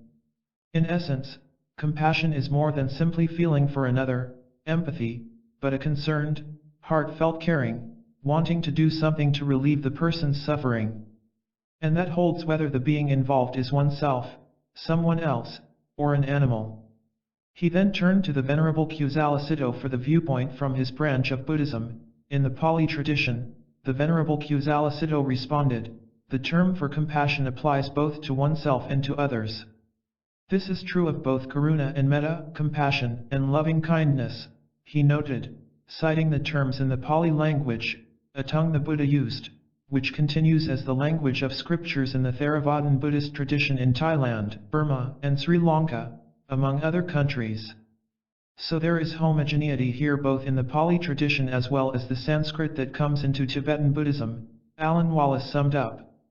The terms for both loving kindness and compassion apply both to oneself and to others. But if, in the Western context, compassion pertains only to others, then the mental state that is directed to yourself might be in opposition to compassion for others. The connotations of the terms may have very big implications. The one word English sorely needs. We certainly have a concept in the West of feeling sorry for yourself, replied Owen, and we do not think of it as very positive. It is an excessive feeling that things aren't going well for you. Again, it is selfish. The Dalai Lama clarified further, when I make the point that human nature deep down is compassionate, I am using a term that includes compassion for oneself as well as others. But there are other terms in Buddhism that would set compassion for oneself in opposition to compassion for others. There is a term that is usually translated as self-cherishing, which implies a me-first attitude, setting one's own well-being as the highest priority, as opposed to cherishing others, holding a very sincere concern for the welfare of others as an end in itself, and not because of how it filters back for one's own benefit. If you set these in opposition to each other and then ask, is human nature one of cherishing others, we'd have to come to the conclusion that no, it is not. The Dalai Lama pointed out that they were now in the arena of linguistics, one of many disciplines that informed Owen's views in philosophy. Semantics can have real consequences for how people experience their world. Some anthropologists have argued that in a sense, a people's language creates their reality. We may be blind to phenomena or concepts for which we have no words. That was implicit in the Dalai Lama's next point. There should be, English being the rich language that it is, some term that corresponds to the Tibetan word for compassion that applies both to oneself and others. If there isn't one, you have to make one up. The Dalai Lama, laughing now, then turned to Matthew Richard, asking in Tibetan, is the French language better on this point? Matthew responded that it is about the same in French. They're better on romantic love, Owen wisecracked, and again His Holiness laughed. A social harmony, but not an inner one. Returning to his presentation, Owen next addressed the question of which emotions contribute to virtue, that is, which emotions the Western philosophical tradition has considered important for moral life. He started with those that are seen as basic to human nature. These are the ones they would say come with the kind of creature we are: anger, contempt, indignation, fear, happiness, sadness, love, friendship, forgiveness, gratitude, regret, or remorse for having done something wrong, shame. Then there's, possibly, guilt. I know that guilt is absent in the similar list from the Buddhist tradition. This could be a matter of semantics, or it could be that Buddhists really don't feel very guilty, which I think is good. But in the West, guilt is an important emotion, related to shame. And then there's compassion. This is a list of what most moral philosophers who have thought about the nature of goodness would consider. But these are simply emotions that exist in people. I haven't said a word yet about which ones are good or bad, which ones are worth moderating or modifying. But you have labeled them all as moral emotions, the Dalai Lama said with a smile, in a subtle allusion to Owen's earlier fact/value distinction. Isn't that an evaluative judgment? That's why I put it in quotes, in case you asked that, Owen said, laughing. But you're absolutely right. We have views about whether feelings of anger, contempt, or indignation are sometimes appropriate and sometimes inappropriate. Owen continued, the basic rationale for including these emotions on the list ties in with the way we think about evolution. We think that humans evolved as social animals. We need each other. Social interaction involves opportunities for being treated well or being treated badly. Each of these emotions arises in response to social situations. For example, I become fearful if a person is threatening to harm me. I feel love when someone has treated me well, possibly in response to my treating him or her well. So the unifying idea behind the so-called moral emotions is that they are used to structure our social life to go as smoothly as possible. It's less important in our tradition to think about how to structure your own soul. The interpreter Thupten Jinpa restated this difference between Western and Buddhist perspectives, is the point that philosophers in the West understand these emotions more in terms of how they facilitate interpersonal relationships than how we can perfect our inner nature. That's exactly right, said Owen. We have so much focus on the self, self-worth and self-esteem, but much less of a tradition of trying to harmonize yourself internally. These emotions and moral principles governing them all involve social relations. A dissatisfied Socrates or a happy pig. Next, Owen addressed a point the Dalai Lama has made in his writings, particularly in Ethics for the New Millennium, that the goal that all humans seek is happiness. There is general agreement in the West that this is right. Owen commented. But there is one worry. This comes from the philosopher Immanuel Kant, who said that it is one thing to be happy, it is another thing to be good. Owen added wryly, I just throw that out there to make us all nervous. The Dalai Lama asked, from the Kantian perspective, where the sharp distinction is drawn between happiness on one side and goodness on the other, how would goodness be defined? Owen answered by showing his next slide, which asked, what is happiness? Pleasure? Higher pleasures? Flourishing? Virtue? Just as in Buddhism, everybody agrees that happiness is the goal, Owen explained. But there are lots of disagreements about how to define happiness. For example, is it simple sensual pleasure, or is it only excellent higher pleasures? The Dalai Lama asked, in the Western tradition, do they make the distinction between physical and mental well-being or happiness? This is a very important distinction in Buddhism. Yes, in fact they do, said Owen. Almost all the philosophers who agree that happiness is the goal of life immediately see they have to make distinctions among the so-called higher and lower pleasures, or types of happiness. Take Aristotle's term eudaimonia, which for years was translated as happiness and is now generally translated as flourishing. It's a plant metaphor. The idea is that the plant doesn't actually have to feel happy to be flourishing. Alan asked, Owen, will you be unpacking the concepts of higher and lower happiness? Those are pretty vague. Owen gave a pithy reply.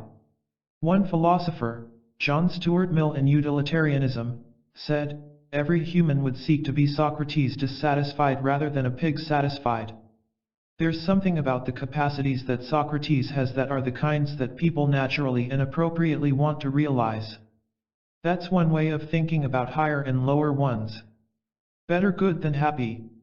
Maybe the best way to think about Kant's distinction between happiness and goodness, or virtue, Owen continued, is to ask whether happiness involves just feeling a certain way or being a certain way. Plato says that the good person is happy and the happy person is good. They necessarily go together. But people who read Plato realize that his happy person doesn't sound happy in the sense of a child getting presents. It's a very calm state of being. I think when Kant said that it's one thing to be happy but another thing to be good, he thought first of all that the demands of being a good person are so hard, that there are always temptations. The demands of living a morally good life are such that you might have to sacrifice all the things that would bring you happiness. You might have to give up your life. You might have to ask your children to give up their lives for some important cause. Kant went so far as to think that if you performed a moral action because you were emotionally pushed to do it, it had no moral worth. For example, he thought that although the love between parents and children is natural, it has no moral worth, because morality has to involve struggle against the self. Alan interjected, is it true that Kant came to the conclusion that it is better to be good than to be happy? Owen replied, yes. He thought that if there is a kind of happiness you have to give up when you stand by an important moral cause, that is a price you should be willing to pay. To flourish is to be happy. Owen's next topic was how the emotions themselves have been characterized in the West. One model goes back to Plato. He uses the metaphor that reason is a chariot driver with two wild horses, emotion and temperament, that are always trying to get out of control. It's a simplistic characterization, but certainly among Greek philosophers, there is a tradition that reason must conquer the emotions, moods, and temperament, which are the cause of all trouble. Temperament is a certain emotional style, like being a shy or a moody person, it's a trait. Anger is an emotion. A person with an irritable temperament is constantly prone to being angry. Plato argued that the emotions, temperament, and appetites for sex or food are all causes of trouble, and human reason needs to take control. Plato's student Aristotle took a different view. He had the idea of happiness as a kind of flourishing, and he articulated the doctrine of the mean, which is very, very close to Buddhist doctrine. Aristotle thought that there was a set of virtues, including courage, friendship, and compassion, that should be in a harmonious relation inside each person. This comes about through being exposed to wise elders who display those characteristics. Aristotle also thought that every virtue involves an emotional component. For example, there is a time when it is appropriate to show anger, but you need to express just the right amount of anger in just the right way, to the right person at the right time. It's no easy task. His Holiness chuckled at that.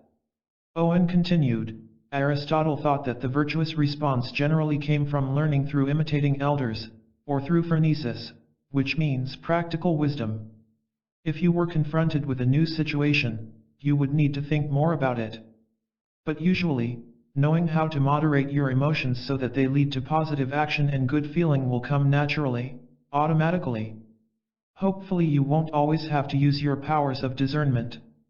This led to a discussion in Tibetan among the Dalai Lama, his translators, and the row of Tibetan lamas behind him, trying to find the term in Tibetan that corresponds to phronesis. They agreed that sor togpa, meaning discerning intelligence, comes quite close. An enlightenment without religion. Owen returned to one of his central themes. Can there be a philosophy of the good life without the underpinnings of religion? For centuries in the West, of course, thinking about virtue was inseparable from religion. Owen picked up his account. In the West during the 18th and 19th centuries, we had our own age of enlightenment, although what we mean by enlightenment is very different than in Buddhism. It's sometimes called the age of reason. Philosophers started to realize that the good life need not be based on any particular religious view. In our enlightenment, philosophers tried to defend different principles that would govern moral action. Most Westerners, especially if they are not religious, will fall into either the utilitarian camp or the Kantian camp. Although we philosophers can argue for weeks, months, years, and centuries about the differences between the two, they have a huge amount in common. The Dalai Lama asked Jinpa to clarify the distinction between utilitarian and Kantian notions of virtue, and Jinpa briefly did so in Tibetan. Jinpa checked his summary with Owen. Could you characterize the principal difference between the two in this way, that the utilitarians would engage in moral actions because they lead to higher goodness, whereas the Kantians argue that you must engage in moral actions regardless of the related effects? Is there also an ontological difference between the two regarding the status of goodness, that from the utilitarian point of view, goodness is in some sense relative and contextual, and from the Kantian perspective, goodness has a certain degree of absoluteness? That's right, Owen responded. On the other hand, the Dalai Lama broke in, pursuing the point, so how can one defend an absolute good without recourse to some theological condition? Owen conceded. Well, in Kant's case, there was a theology. He was a pietistic Lutheran. The Dalai Lama gave a satisfied smile. His point had been made. Kant's ethical philosophy is not unrelated to a religious perspective. The 100 versus the 1. Owen continued. The utilitarians claimed that it might be morally justified, for example, if 100 people gained pleasure out of doing something harmful to one person. But then, some would argue, that shows disrespect for the person, which is a higher value, a higher good. Noticing that the morning tea break was fast approaching, Alan said, we need to bring this to a close, but before we do, we don't want to let you off the hook. We have those 100 people waiting in the offing and the one person. What do we do as a utilitarian? Utilitarians would say that logical consistency requires you to act for the greatest amount of happiness for the greatest number of people in the long run, Owen replied. How long is the long run? Forever. It is very hard to put into effect. The usual objection to utilitarianism, though some people think it is a good thing about it, says that if you have to sacrifice one person to save the lives of 100 people, you ought to do that. A Kantian will put a restriction on that and say that even if 100 people will die as a result of your decision, you ought never to violate the principle of not killing. Neither principle involves worrying about how you feel emotionally about anybody, they are both based on the idea that you must be consistent. Now Owen spoke to the Dalai Lama's earlier point connecting religious belief and philosophy. The main point I want to emphasize is that our moral conception in the West now acknowledges that you don't need to go to church to learn these principles. You need to study moral philosophy and then you should go out and be a good utilitarian or a good Kantian. In most cases they are close, because they both involve respecting all persons equally. No one counts more than any other person.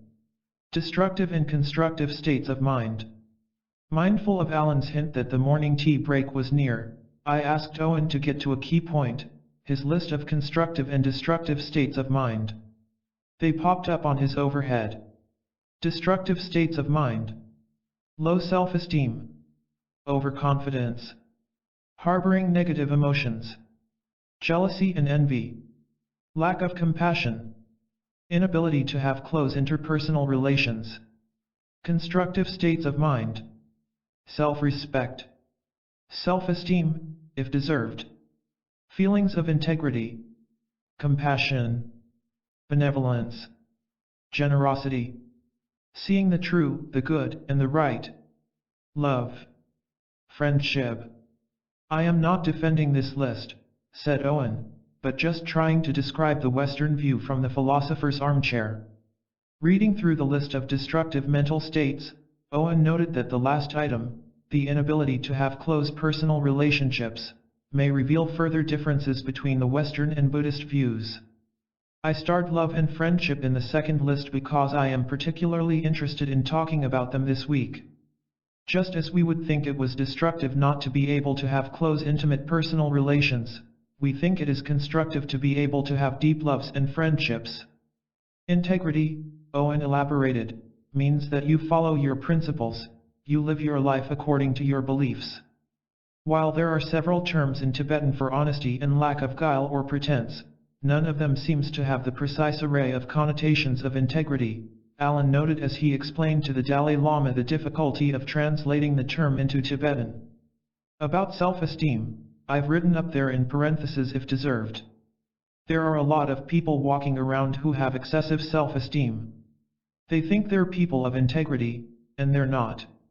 So these feelings of self-esteem are constructive only if they're deserved.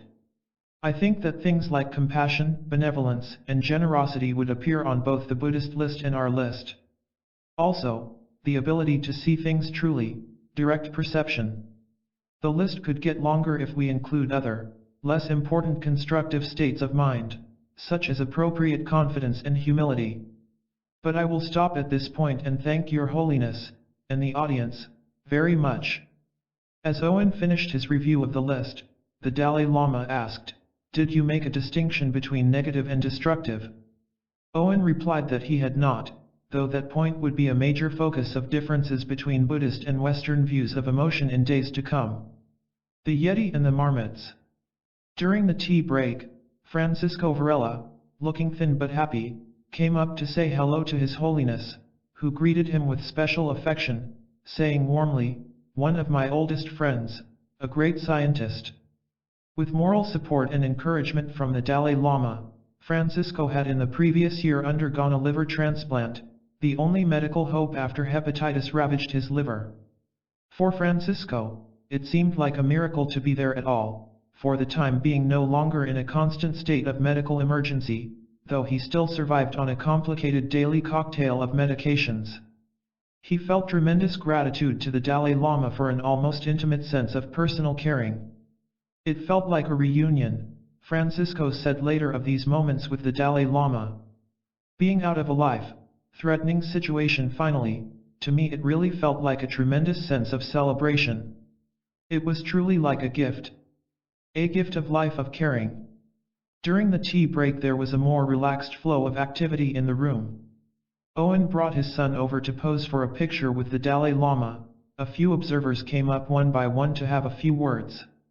Then Bhikkhu Kusalasiddho approached, presenting the Dalai Lama with some Pali scriptures. The Venerable Somchai Kusalasiddho was born into a farming family in the far north of Thailand in 1947. His father was Chinese and his mother Thai. Drawn to Buddhist study early in life, he ordained as a monk at 20. Academically gifted, he excelled in the traditional monk's curriculum of scriptures in the Pali language, and went on to get a BA in Buddhist studies in Thailand and a PhD in Indian philosophy at the University of Madras. The Venerable Kusalasiddho's career as a scholar began with an appointment as dean at Mahachulalongkorn Raja Vidyalaya Buddhist University in Bangkok, where he now holds the post of Deputy Rector for Foreign Affairs and lectures on Buddhist topics and comparative religion. While living as a monk and serving as assistant abbot at the Chandaram Buddhist Monastery, he also makes frequent appearances on Thai radio and television and writes for newspapers and magazines on Buddhist topics.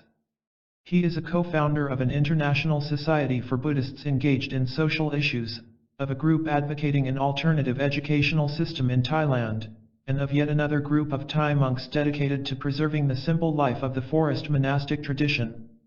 And he continues to publish scholarly works on Buddhism. For the Dalai Lama, bringing this scholarly monk from Thailand to our meeting was of special importance, not just for our scientific agenda, but for his own interest in opening dialogue between the many schools of Buddhism. Such dialogues in the early centuries of Buddhism in India, when numerous schools regularly discussed and disputed their differing viewpoints, reflected a golden age. But as Buddhism spread throughout Asia and evolved into its present branches and sub-branches, those dialogues dwindled. In isolated Tibet they virtually vanished. As we were arranging this meeting, the Dalai Lama had specifically requested that scholars representing other branches of Buddhism be invited. He had laughingly complained that he has had more dialogues with Christian monks than monks from other branches of Buddhism.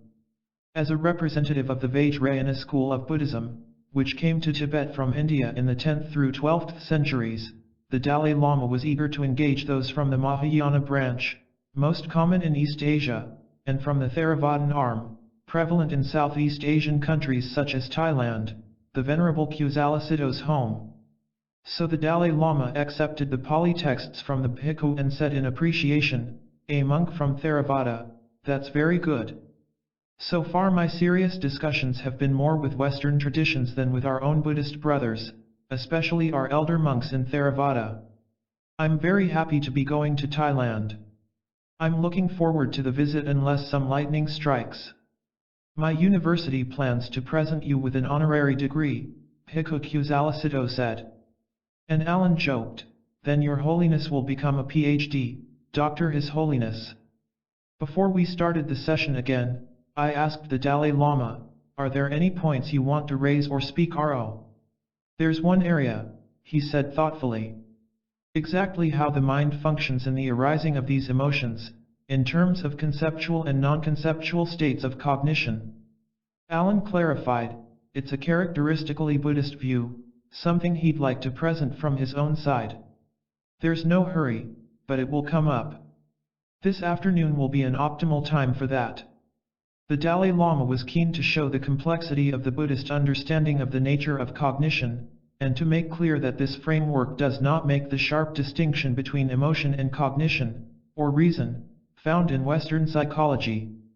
The Tibetan term shepa, often translated as consciousness or cognition, actually subsumes them both. Its meaning is closer to mental event.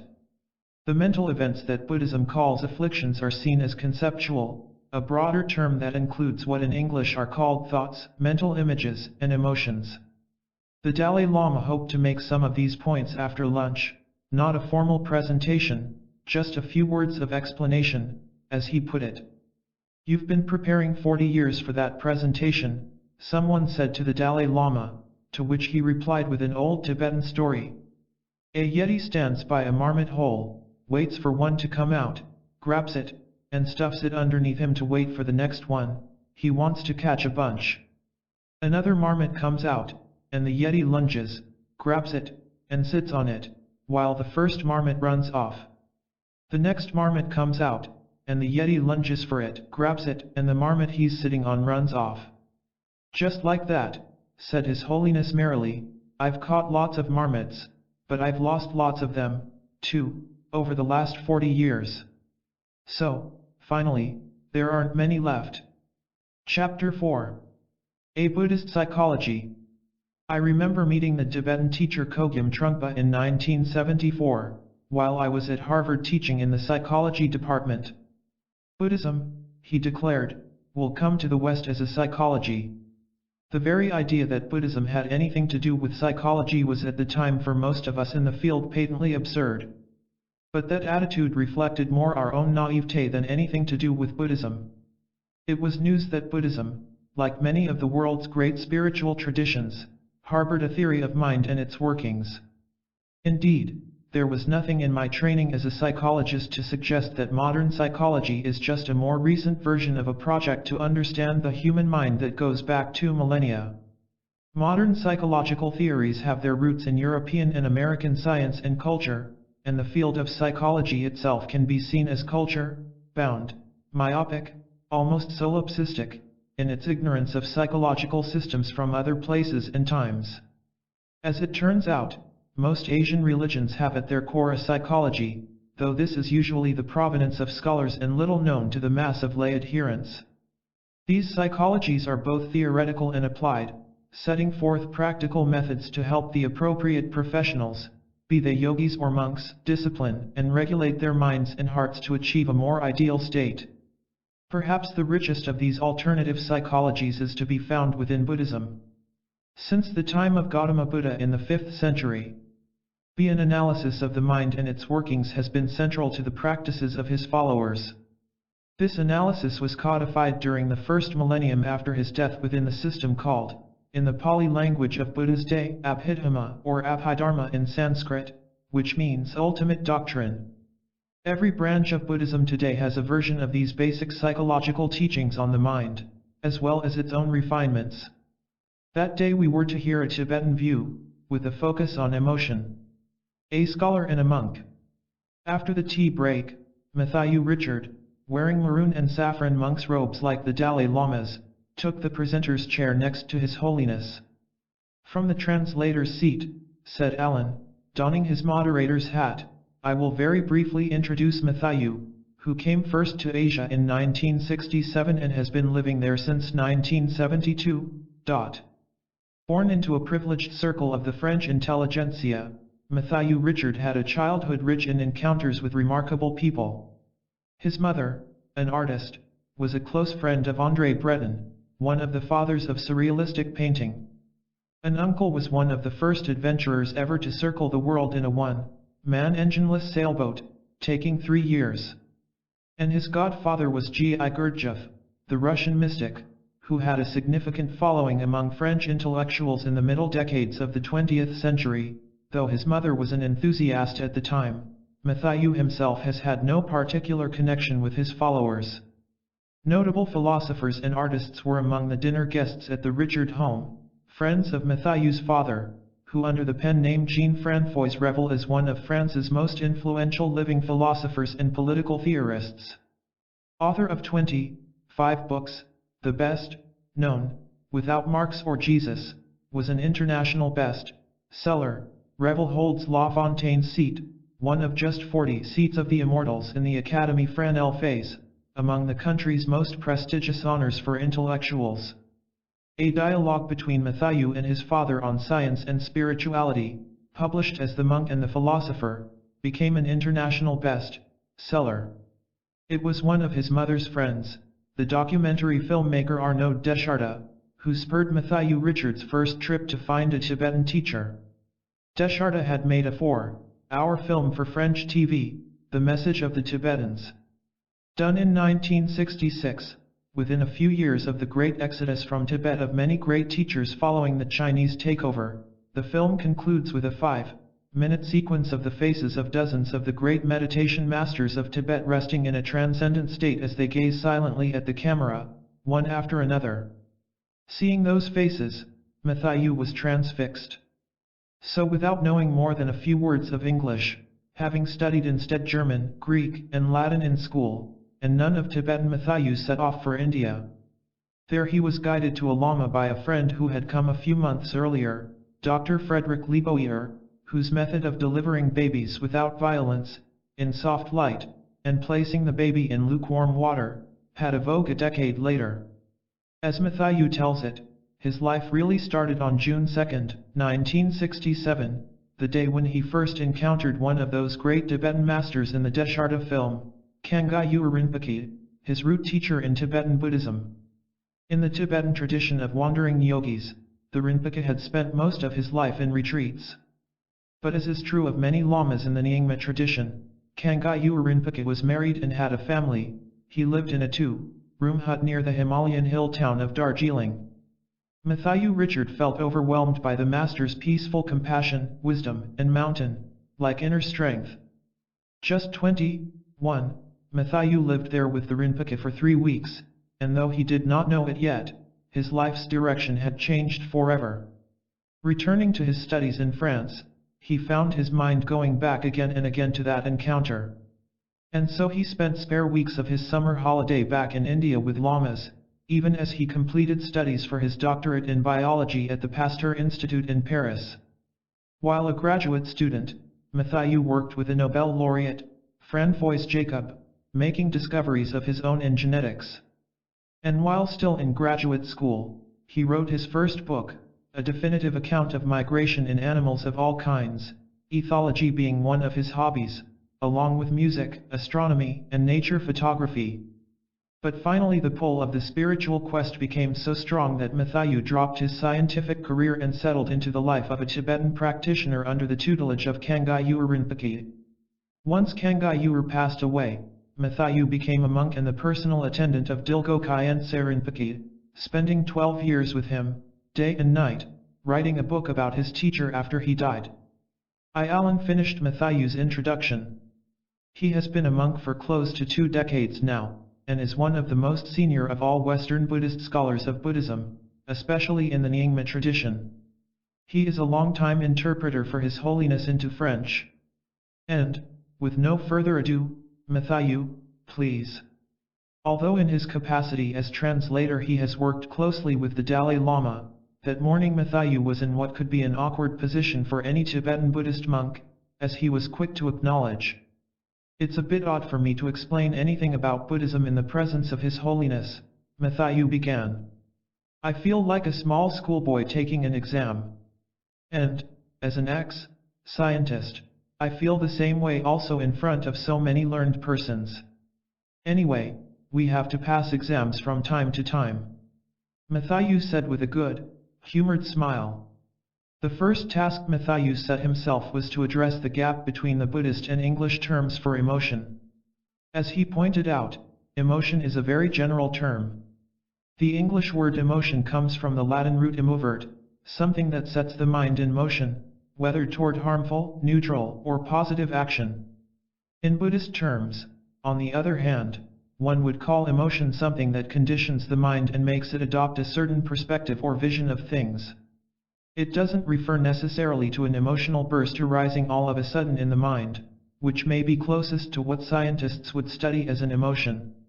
In Buddhist terms, such an event would be called a gross emotion, when, for example, it's clear you are either angry, or sad, or obsessed. The gap between how things appear and how they are to elucidate this key distinction in how emotions are conceived in Buddhist and Western thought. Matthew then launched into a remarkably concise overview of the perspective from Buddhist psychology. He began by describing a standard very different from that used in the West for marking an emotion as destructive, not just whether it results in obvious harm, but whether it causes a more subtle harm, distorting our perception of reality.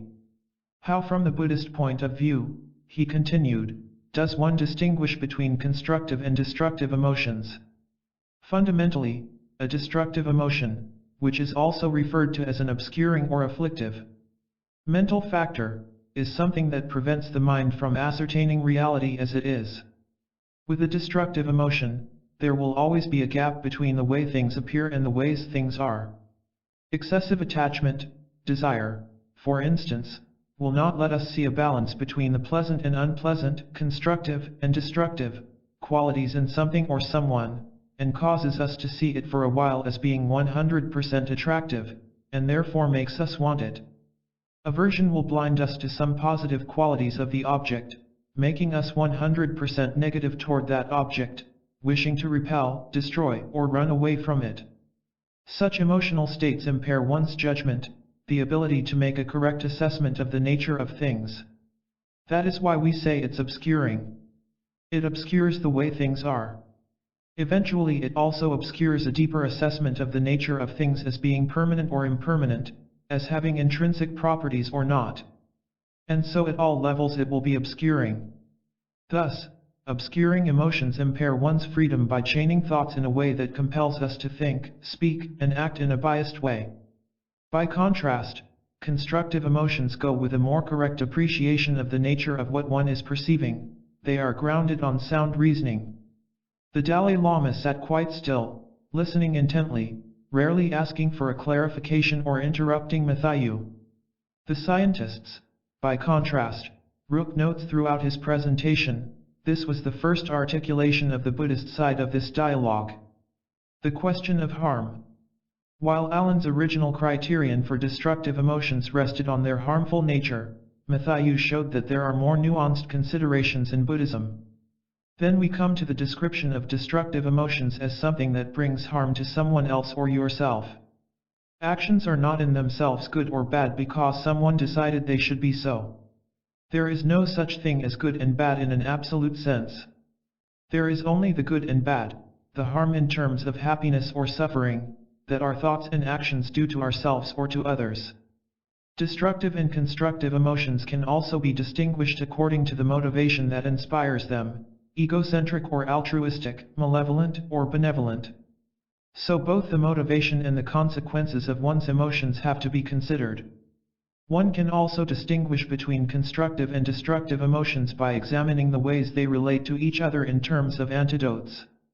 Consider, for example, hatred and altruism. Hatred can be defined as the wish to harm others or to ruin something that belongs to or is dear to others. The opposite emotion for that is something that acts directly as an antidote to that wish to harm, altruistic love. It acts as a direct antidote to animosity because, although one can alternate between love and hatred, one cannot feel, at the very same moment, both love and hatred toward the same person or the same object. Therefore, the more one cultivates loving kindness, compassion, altruism, the more they pervade your mind, the more their opposite, the wish to harm, is forced to diminish and, possibly, disappear. Also, when we say an emotion is negative, it's not so much that we are repudiating something, but that it's negative in the sense of less happiness, less well-being, less lucidity and freedom, more distortion. Alan interjected a question about hatred. You define hatred as a wish to destroy or repel someone else, what belongs to them, or what is dear to them. Earlier His Holiness talked about whether it is possible to feel compassion for oneself, and I would like to ask a parallel question. Is it not possible to feel hatred for oneself? You seem to define it as only toward others. Mathayu's reply was a bit surprising. When one speaks of hating oneself, hate is not really at the core of the feeling. You might be upset with yourself, but this could be a form of pride, a sense of frustration arising from the realization that you don't live up to your expectations. But you can't truly hate yourself. Alan pursued the issue. So there's no such thing as self-loathing in Buddhism. Mathayu held his ground. Probably not, because that would be against the basic wish of any living being to avoid suffering. You may feel you hate yourself because you want to be so much better than you are. You may be disappointed at yourself for not being what you want to be, or impatient for not becoming so fast enough. Self-loathing actually includes a lot of attachment to the ego. Even someone who commits suicide does so not out of self-hatred but because of thinking that it's a way of escaping a greater suffering. Mathayu added a Buddhist perspective on suicide. One is not escaping anything. because death is just a transition to another state of existence. So it would be better to try to avoid the suffering either by endeavoring to solve the problem in the here and now or, when that is not possible, by changing one's attitude toward this same problem. The 84,000 negative emotions. Getting back to his main point, Matthew continued, according to Buddhist teaching and practice, where do those destructive emotions come from?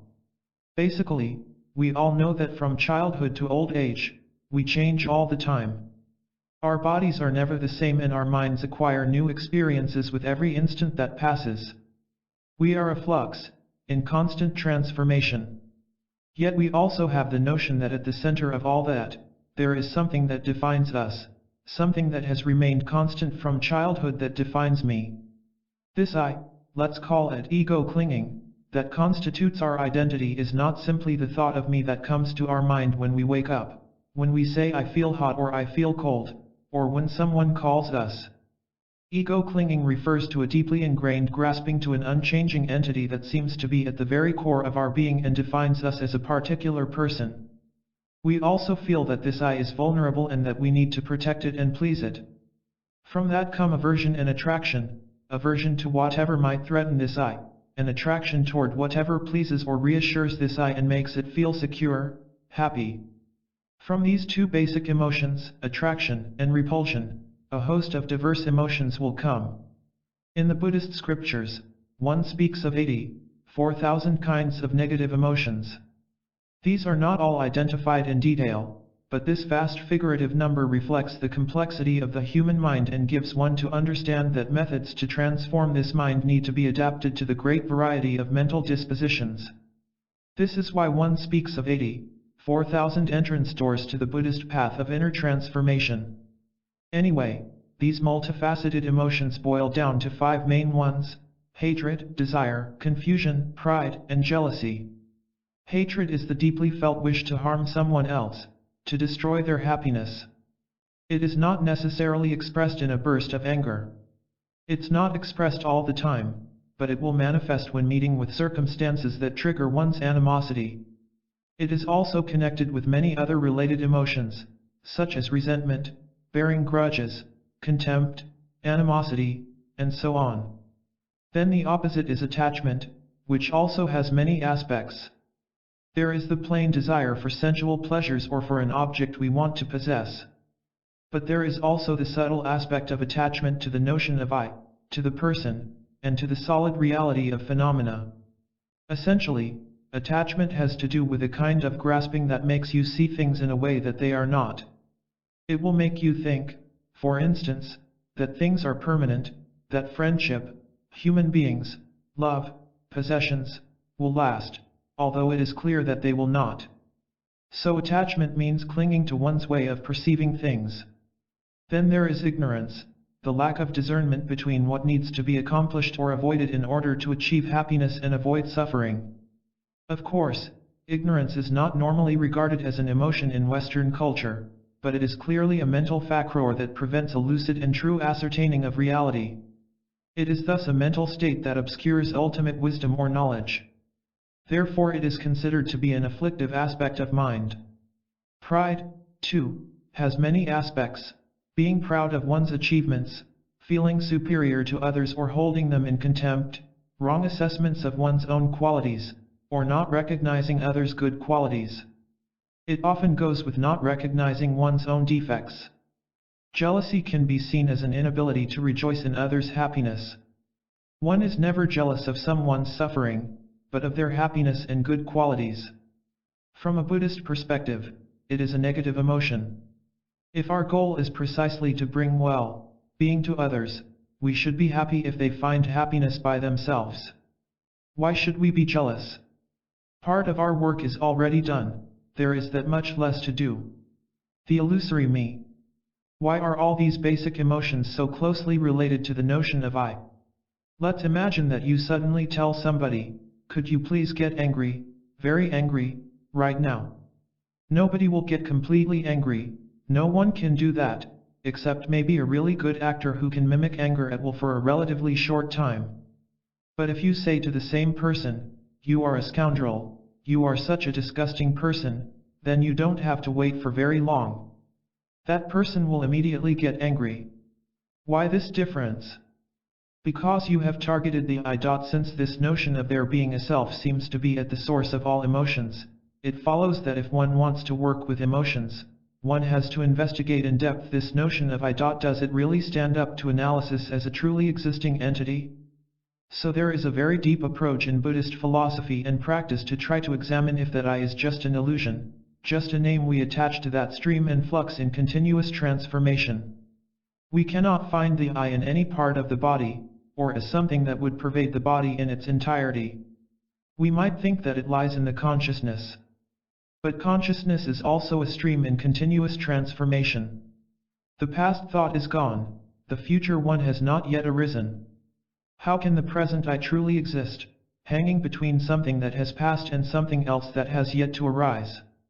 And if the self cannot be identified in the mind or the body, nor in both together, nor as something distinct from them, it is evident that there is nothing we can point to that can justify our having such a strong feeling of I. It is just a name one gives to a continuum, just as one can point to a river and call it Ganges or Mississippi.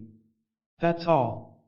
But yet when we cling to it, when we think there is a boat on that river, that is when all the troubles come, when we begin clinging to this notion of I as something truly existing, that needs to be protected and pleased. Aversion, repulsion, the 5 afflictions, the 20 secondary ones, and eventually the 84,000 aspects of afflicting emotions will unfold. 3 levels of consciousness. The next question is, are these negative emotions inherent in the basic nature of mind or not? To answer this, we need to distinguish different levels of consciousness. According to Buddhism, there are 3 levels of consciousness: gross, subtle, and very subtle. At the gross level we have all the kinds of emotions. The gross level corresponds to the functioning of the brain and the interaction of the body with its environment. The subtle level corresponds to the notion of the I and to the introspective faculty with which the mind examines its own nature. It is also the mind stream that carries on tendencies and habitual patterns. The very subtle level is the most fundamental aspect of consciousness. The mere fact that there is a cognitive faculty rather than not to it is sheer consciousness or awareness, without a particular object upon which consciousness is focused. Of course, we generally do not perceive consciousness in such a way. This takes contemplative training.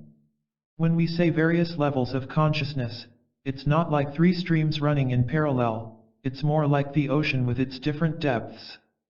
Emotions concern the gross and the subtle level but do not affect the most subtle one. They could be compared to waves on the surface of the ocean while the fundamental nature of mind corresponds to the ocean's depth. The very subtle level is sometimes referred to as luminous, but when we speak of the luminous aspect of mind, it does not mean that there is something glowing somewhere.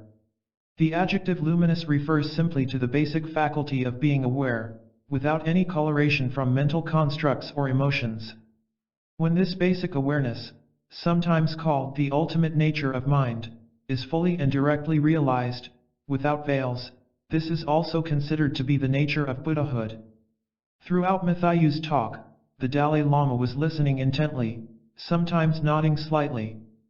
This was familiar to Rirari, and he did not interrupt for clarification or to challenge an idea. Freedom from destructive emotions. The next step is to determine whether it is possible to free oneself entirely from destructive emotions. This is possible only if negative emotions are not inherent in the ultimate nature of mind. If negative emotions, like hatred, were inherent in the most subtle aspect of mind, they would be present at all times. We should be able to look at the depth of consciousness and find in it hatred, craving, jealousy, pride, and so on. Yet just our ordinary experience tells us these negative emotions are intermittent. And contemplatives tell us that as they go deeper toward realizing the fundamental aspects of consciousness, they do not find negative emotions in the luminous continuum at the very subtle level. It is rather a state that is free from all destructive emotions and negativity. Even though the vast majority of people experience negative emotions at various times, that does not mean that such emotions are inherent in the nature of mind. To give an example, when 100 pieces of gold lie in a dusty place, all of them might be covered with dust, but that does not change the nature of gold itself. The belief, based on contemplative experiences, is that destructive emotions are not embedded in the basic nature of consciousness. Rather, they arise depending on circumstances and various habits and tendencies that express themselves from the outer core of consciousness. This opens the possibility for working with those ephemeral emotions and the tendencies that breed them. If destructive emotions were inherent in the mind, there would be no point in trying to gain freedom from them. It would be like washing a piece of charcoal, which can never become white. To recognize the possibility of being free is the starting point of the path of inner transformation. One can drive away the clouds and find that, behind them, the sun has always been there and the sky has always been clear. To consider whether those destructive emotions are part of the basic nature of mind, we need to examine them. Take anger, for example. A strong burst of anger seems irresistible, very compelling. We feel almost powerless not to feel angry. It is as if one has no choice but to experience it. This is because we don't really look at the nature of anger itself. What is anger? When you look from the distance at a large summer cloud, it seems so massive that one could sit on it. Yet if one goes into it, there is nothing to grasp, nothing but steam and wind. At the same time, it obscures the sun, so it has an effect. So with anger. One classical approach in Buddhist practice is for the meditator to look straight into the anger and ask, is anger like an army commander, like a burning fire, like a heavy stone? Does it carry a weapon in its hand? Is it somewhere we can find, in the chest, the heart, the head? Does it have any shape or color? Of course one does not expect to find someone thrusting a spear into one's stomach. Yet that's how we conceive of anger, as something very strong and compelling. But the experiment will show that the more you look at anger, the more it disappears beneath one's very eyes, like the frost melting under the morning sun. When one genuinely looks at it, it suddenly loses its strength. One discovers as well that anger was not what one had originally thought. It is a collection of different events. There is, for instance, an aspect of clarity, of brilliance, that is at the very core of anger and is not yet malevolent. Indeed, at the very source of destructive emotions there is something that is not yet harmful. Thus, Matthew explained, the negative qualities of emotions are not even intrinsic to the emotions themselves. It is the grasping associated with one's tendencies that leads to a chain reaction in which the initial thought develops in anger, hatred, and malevolence. If anger itself is not something that is solid, it means anger is not a property that belongs to the fundamental nature of mind. A universal antidote. That leads to how to deal with negative emotions, not just by observation, but in terms of inner transformation. As negative emotions creep continually into the mind, they transform into moods and eventually into traits of temperament. Therefore one needs to begin by working with emotions themselves. One can do so in several ways and at various levels, beginning, intermediate, and advanced. The first way, when we try to avoid the negative consequences of the destructive emotions that bring unhappiness to self and others, is to use antidotes. There is a specific antidote for each emotion. As I mentioned earlier, we cannot feel hatred and love simultaneously for the same object. Thus love is a direct antidote to hatred. Likewise, one can contemplate the unpleasant aspects of an object of compulsive desire, or try to have a more objective assessment.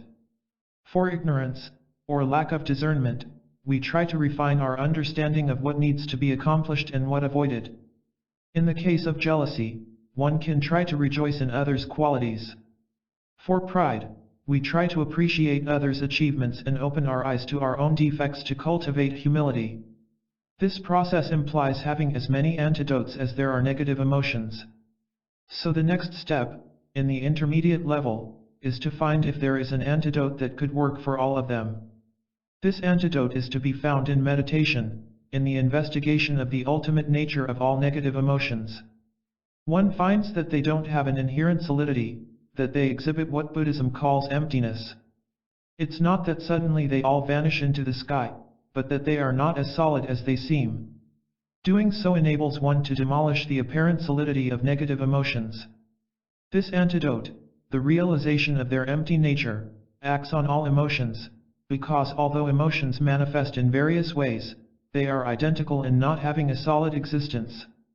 The last way, which is also the most risky, consists not in neutralizing emotions or in looking at their void nature, but in transforming them, using them as catalysts for swiftly freeing oneself from their influence. It is like someone who falls into the sea and takes support from the water itself to swim and reach the shore. These methods are sometimes compared with 3 possible ways of dealing with a poisonous plant. One alternative is to uproot the plant carefully and remove it from the ground completely. This corresponds to the use of antidotes.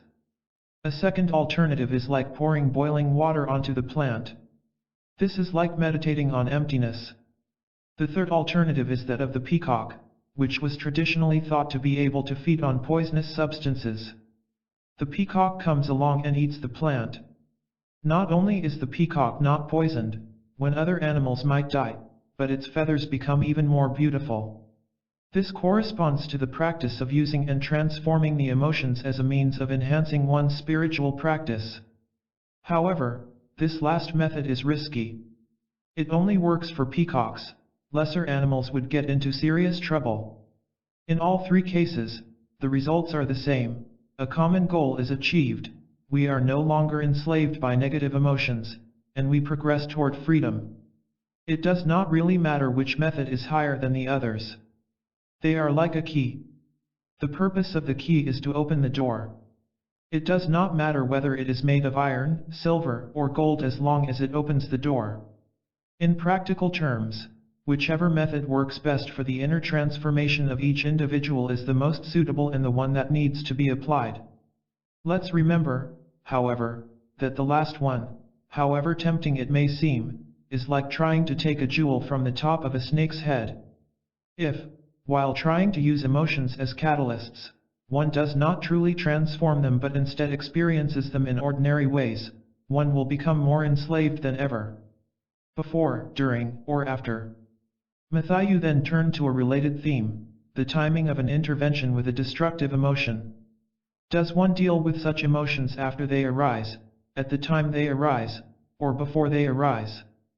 The first intervention, after they arise, is the beginner's approach, because usually one realizes the negative or destructive aspects of some emotions only after having experienced them.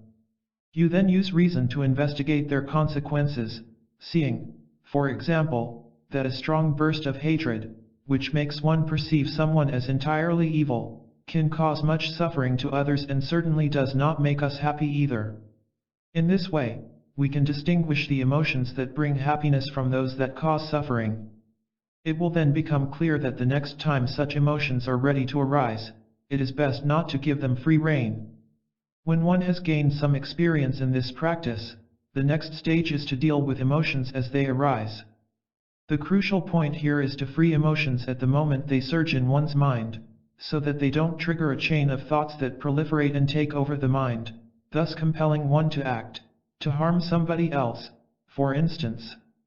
For this, one stares at the newly born thought, in the way we described earlier, asking whether it has a shape, location, color, and so on, in order to discover that its true nature is emptiness. If we become experienced in this process, thoughts and emotions come and go without giving birth to a host of binding thoughts, just as a bird flying through the sky does not leave any trace, or like a drawing made on water, as you draw it, it disappears at once. Of course, this is something that requires long practice, but with training it can certainly become a perfectly natural response. The Tibetan word for meditation means, in fact, familiarization. One becomes familiar, through practice, with this way of seeing thoughts come and go. You get used to it.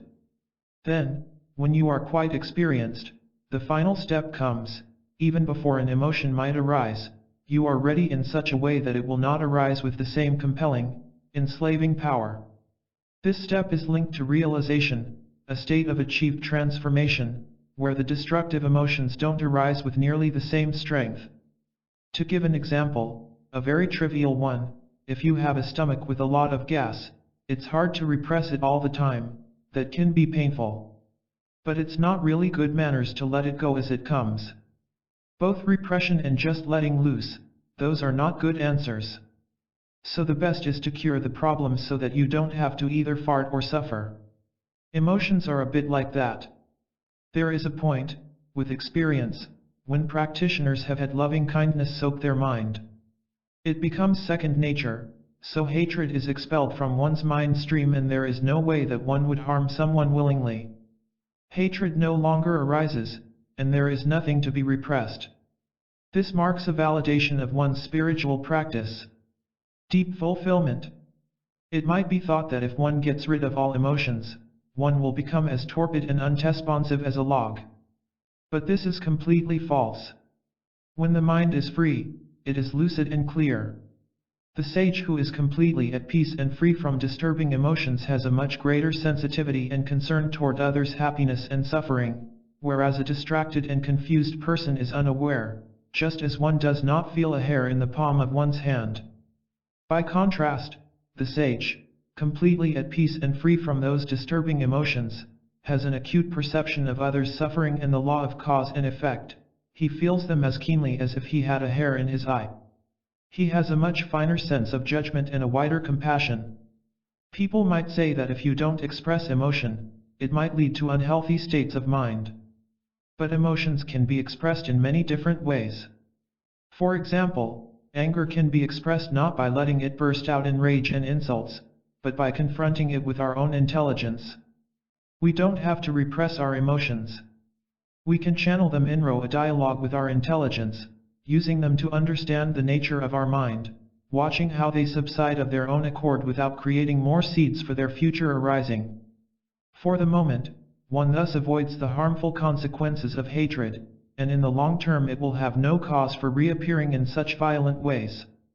The final question is whether it is possible to rid oneself completely of negative emotions. The answer has to do with wisdom and freedom. If you consider that destructive emotions restrain our inner freedom and impair our judgment, then as we get more free from them, they will not have the same strength. We will have more freedom and happiness. We should distinguish pleasure from happiness. Happiness is understood here to refer to a deep sense of fulfillment, accompanied by a sense of peace and a host of positive qualities such as altruism. Pleasure depends upon the place, the circumstances, and the object of its enjoyment. One can get pleasure at certain times and not at others. It is bound to change. Something that is pleasurable at one point might soon give rise to indifference, then to displeasure and suffering.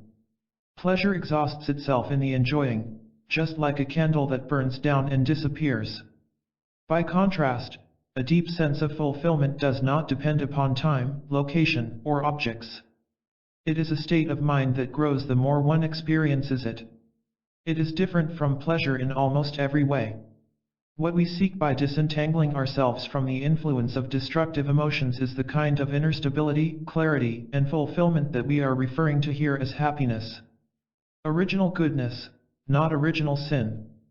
Matthew concluded, in one of his articles, Owen mentioned a philosopher who said that throughout human history, there has probably been no one who has been truly happy and truly good.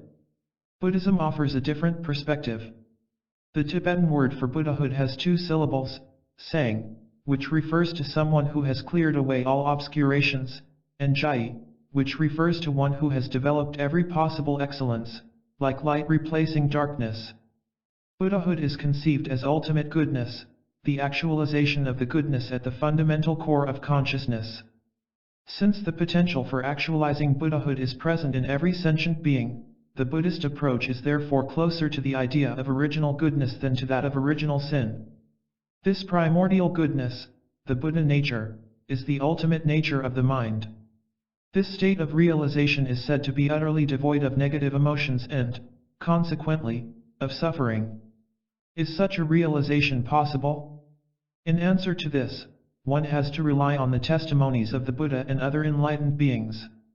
As I mentioned earlier, the possibility of enlightenment is based on the notion that obscuring emotions are not inherently part of the fundamental nature of the mind. Even though a piece of gold may be buried in the mud for centuries, in itself it never changes. All one needs is to remove the various layers that cover the gold and reveal it as it is and has always been. Attaining Buddhahood is therefore a process of purification, of the gradual accumulation of positive qualities and wisdom. Ultimately, one comes to a state of full awareness in which obscuring or destructive emotions have no reason to arise anymore. One may wonder how an enlightened being can function without emotion. It seems to be the wrong question, since destructive emotions are precisely what prevent one from seeing things as they are, and so functioning properly. Obscuring emotions get in the way of a correct ascertainment of the nature of reality and of the nature of one's mind. When one sees things as they are, it becomes easier to rid oneself of negative emotion and to develop positive emotions, which are grounded in sound reason, including a much more spontaneous and natural compassion. Everything must be based on direct experience. Otherwise it would be like someone building a beautiful castle on the frozen surface of a lake. It is bound to sink when the ice melts. As the Buddha said, I have shown you the path. It is up to you to travel the path. It's not something that comes easily. Experience requires perseverance, diligence, and constant effort. As the great Tibetan hermit Milarepa said, in the beginning nothing comes, in the middle nothing stays, in the end nothing goes. So it takes time. But what is encouraging is that if you progress to the best of your capacity, you can definitely check that it works. As Mathayu concluded, the Dalai Lama bowed his head to him in appreciation, saying with a smile, in addition to his title of Chalanai, that is, monk, Mathayu should also now have the title of Geshe, the equivalent of a PhD in Tibetan spiritual studies. Chapter 5. The Anatomy of Mental Afflictions. When a political event triggers a sense of moral outrage in us, can we act forcefully, yet stay free from the distorting sway of rage? More to the point, can our political leaders do so, since their actions reverberate through the lives of so many people? Given that people in the grip of rage readily make flawed decisions and act out impulses they later regret, the answer is more than academic. I remember a conversation about anger in world leaders with Ronald Heifetz, founding director of Harvard's Center for Public Leadership at the John F. Kennedy School of Government. He observed that anger in a leader can take on a special amplifying power among those led, simply because people pay so much attention to what they say and do, and so skilled leaders have learned to carefully calibrate how they display their dismay and anger. But beyond that, leaders must know how to cool their own rage if they are to make the best political decisions. For instance, in 1963, when John F. Kennedy learned that the Soviets had brought nuclear missiles to Cuba, he became enraged, taking it as a personal affront. After all, the Soviet ambassador had assured him just months before that such a thing would never happen. But Kennedy's closest advisors deliberately made the effort to help him calm down before deciding what steps to take, and so may have averted a world war. Of course, moral outrage in the political arena can mobilize grand actions that right injustices, as with Gandhi's protests of British colonialism and Martin Luther King Jr.'s leadership of the American Civil Rights Movement. But, as Heifetz pointed out, in such movements leaders play the role of transforming rage into effective action. One way is by giving words to what people are feeling, and so letting them know the leader understands. But then the leader goes another step, absorbing their anger rather than letting it drive them to impulsive, destructive acts. At the personal level, just such a transformation of raw anger into effective action was one of the topics that emerged over the course of our afternoon discussions. Buddhist psychology, it turned out, draws a distinction between anger fueled by biased perception, on one hand, and clear, forceful, even wrathful, action against evil, on the other. And it offers not only a model for mobilizing the energy of moral outrage in the service of compassion, but practical methods for doing so. What would the world be like if more leaders applied such methods to themselves? A Buddhist framework. After our lunch break, we gathered again. As at the start of each session, there was a buzz of conversation in the room, which abruptly drew to a close as the Dalai Lama entered and was seated. Alan Wallace began our afternoon session with an important caveat. We were all very fortunate this morning to have two sterling representatives of their respective traditions, Western and Buddhist. In my conversation last night with Owen and Matthew, they both suggested that I point out what is perhaps obvious, that is, there is no such thing as the Western tradition in the sense of one monolithic entity that has cruised through time for the last 2,500 years, any more than there is one monolithic entity that is Buddhism. In fact, as soon as one penetrates through the surface, you find multiple strands, many of which are internally incompatible to varying extents and in various ways.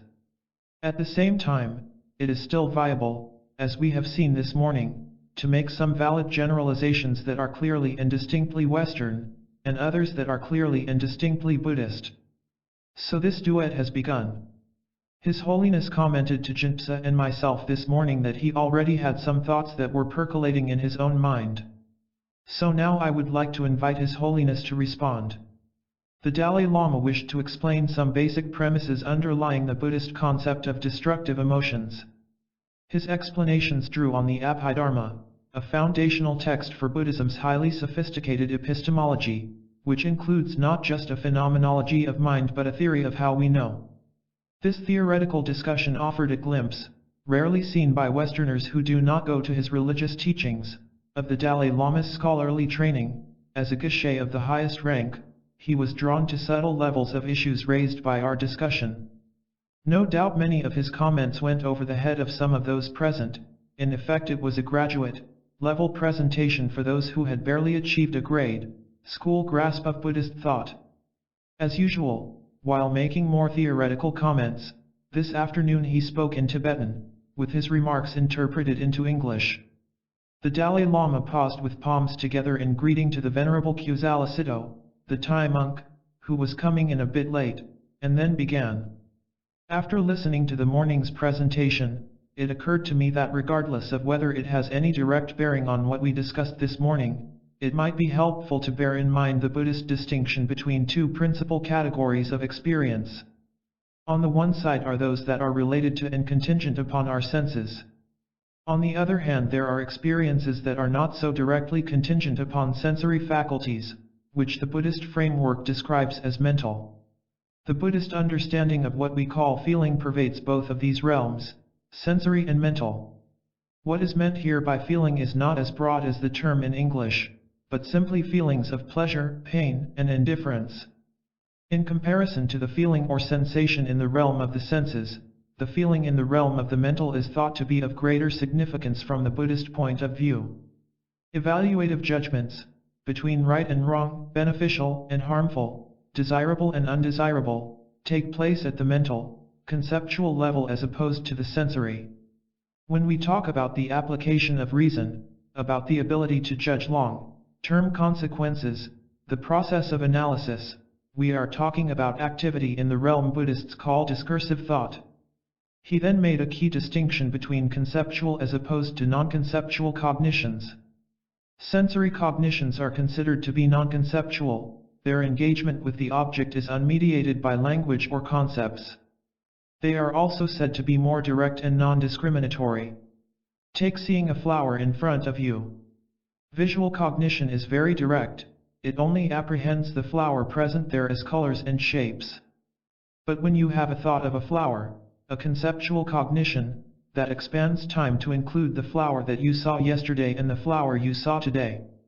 However, this mental realm of cognition is not necessarily conceptual all the time.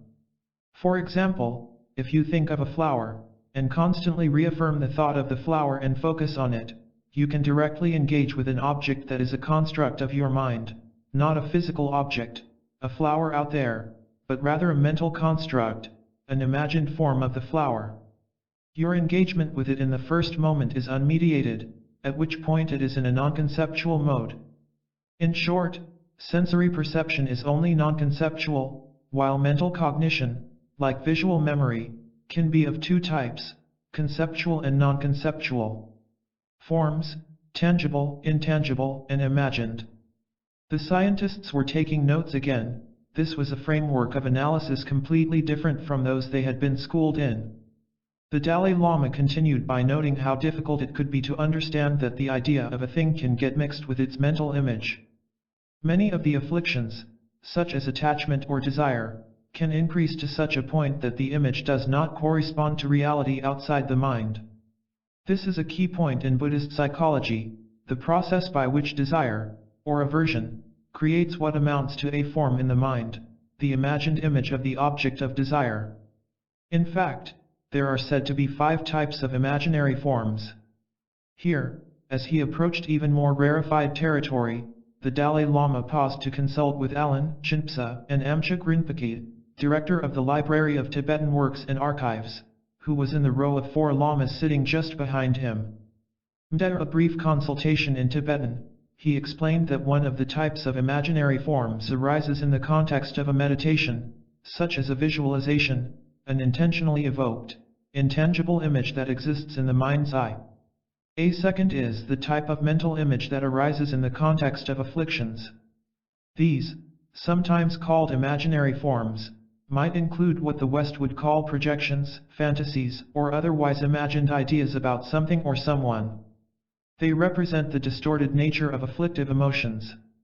The mental picture we hold of someone we are attracted to, for instance, will be an idealized version of the actual person. That image, a projection of the mind, is innately afflicted, since it invariably distorts the reality. This distortion pertains not just in fantasies and daydreams but also during ordinary thinking. Mental afflictions, the 2 types. So, the Dalai Lama continued, when we talk about afflictions, we refer to specific kinds of conceptual modes of cognition. Some of the antidotes for these afflictions may at the initial stage be conceptual, but later they can develop into non-conceptual states. In other words, the means for neutralizing destructive emotions include meditation practices involving thoughts the conceptual, and those that transcend thought, the non-conceptual. The Dalai Lama noted, mental afflictions, called kleshas in Sanskrit by definition are considered distorted. The term mental afflictions overlaps with destructive emotions, though not exactly. As the closest parallel concept in Buddhism, it would play a major role in our discussion. There are 2 principal types of mental afflictions, the Dalai Lama continued. One type is an afflictive view of reality, and the other is not. Here he was referring to a distinction between afflicted intelligence, which is more cognitive, and emotional afflictions such as attachment, anger, and jealousy. The distinction depends on whether the distortion stems mainly from a skew in thoughts and ideas or from emotional biases. The distinction also affects how the particular distortion may be corrected or countered. Afflictive intelligence distorts reality. The Dalai Lama cited 2 views that Buddhist thought classically regards as afflicted, substantialism and nihilism. Put simply, these are philosophical polarities. A nihilistic view denies the existence of something that does exist, while a substantialist view asserts or reifies the existence of something that does not exist. Let's imagine that one holds a nihilistic view and asserts the utter cessation of something that in reality has an ongoing continuity. This is a distorted view, an expression of afflictive intelligence. If one simply responds to that affliction by saying, "That's bad, I don't like it," that doesn't make a distorted view go away. One can't make a distortion go away simply by reprimanding it. Rather, one needs to bring in reason. To counteract a distorted view, one has to bring in unafflicted intelligence to counteract afflicted intelligence. You need to counteract it with something that ascertains the nature of reality, not simply with an impression, a desire, or a prayer. These afflicted views have arisen through a process of thinking, and so you may be quite confident they are true. Therefore, they need to be counteracted by the application of right insight so that the certainty you were holding previously can be undermined and shattered. So the Buddhist would say distorted views need to be undermined by undistorted views. Countering afflictions. Now the Dalai Lama brought the discussion around to the topic at hand, countering destructive mental states, including emotions. Generally speaking, when we adopt a specific antidote for mental afflictions, the antidotes tend to reflect the nature of the afflictions themselves. For example, to counter attachment, there are meditations designed to bring to mind the unattractive characteristics of the object of your attachment. Whatever you're craving or clinging to, you attend to its unattractive qualities to counteract that obsessive craving for it. Or, for anger or aversion, you cultivate loving kindness. As Matthew was saying earlier, these antidotes directly counteract the respective afflictions. These are not factors of intelligence or realization. But as you arouse loving kindness or compassion, intelligence will certainly play a role in that process. And so the meditative cultivation of loving kindness and compassion in the Buddhist context depends on attending to those aspects of reality that arouse loving kindness. It doesn't come out of nowhere, or out of prayer or something like that. It comes from attending to certain facets of reality that themselves ignite or arouse compassion and loving kindness. Let's take this Western term, emotion, and draw on its Latin etymology of that which sets in motion. In Buddhist understanding there are two ways in which the mind is set in motion or aroused. One is cognitive, using reasoning and taking evidence into account. This more thoughtful mode, he added, tends to give rise to positive emotion, as in arousing loving kindness. There is another way in which the mind is set in motion that is much more spontaneous. There may be a little bit of reasoning that goes on in this process, as when one looks at an object and says, "That's attractive," but the reasoning is pretty flimsy. A lot of the negative or destructive emotions arise from that more spontaneous category. By now the Dalai Lama had become quite animated in making his points, emphasizing each with gestures almost reminiscent of a Tibetan-style debate. He concluded, therefore, from the Buddhist point of view, even in dealing with the afflictions, understanding the nature of reality becomes very important because lack of understanding leads to either reification, some kind of nihilism, or false denial. For that reason, valid, verifying cognition is very important. Some questions. I could see by his body language that Francisco Varela wanted to ask a question, and, nodding to give him a go ahead, said Francisco, to alert His Holiness. The points the Dalai Lama had made about reification and nihilism, while seemingly abstruse, are quite familiar to most practitioners of Tibetan Buddhism, including Francisco. Buddhism encourages us to look at reality on two levels. At the ultimate level, one realizes the emptiness of one's mind and of nature. At that level, seeming entities break down into their constituent processes. Yet at the conventional level of everyday reality, we all function as though the self or the objects around us were the fixed entities they seem to be. For Francisco the scientist, the Buddhist view of an empty self fit well with models of the virtual self that are being developed in his own fields, biology and cognitive science, as well in the philosophy of mind. In this view, the self can be seen as an emergent property at the mind's interface with the world. Like the mind, the self has no substantial existence. It cannot be located anywhere, but rather is produced by an underlying network of biological and cognitive systems. However, through something like an optical illusion of the mind, we reify the self, attributing to it a solidity that under more systematic scrutiny proves illusory. Drawing on this background, Francisco asked the Dalai Lama to clarify the level he was addressing. When you speak of reifying reality, are you talking about not understanding the empty nature of reality, or are you talking of a more relative nature? Both levels, the Dalai Lama responded. The phenomenological nature of reality as well as its ontological nature. In every way, reality must be understood. In other words, in the Buddhist framework, the everyday, relative reality reflects the phenomenology of our ordinary experiences. The ultimate level reveals its true qualities, its ontology. Francisco pursued the point about truth. What do you do with the assessment of a situation where there are multiple opinions? How can there be one, and only one, correct perception? The Dalai Lama responded, in terms of what is being presented to the senses, there are some perceptions that are just wrong. This is very pertinent for science. If something is white, it's not black. If it's black, it's not white. It is not a matter of opinion or perspective, it's true or false. But if we consider conceptual cognition, it is said there are an infinite number of perspectives on whatever is being presented to the mind. This is because mental cognition selects specific features of the object in question, whereas sensory perception does not. Whatever you filter out or select determines what is true from that perspective. One person filters out this, and this cognition is true from his perspective, while another person filters out something else, and that cognition is true from his perspective. Owen brought up the issue of beauty, the difference between facts and values that are in the realm of conceptualization. In that case, Francisco said, understanding the true nature of the world involves understanding that it is underdetermined, understanding its multiplicity or possibility. Now, the reason I make this footnote is because the empiricist tradition is very dominant in the Western mind. Empiricists would immediately translate your statement concerning the true nature of reality into an objective, verifying mode that is much less subtle than what is being talked about here. The fragility of afflictions. The Dalai Lama saw that Owen Flanagan had a question, and gestured for him to go ahead.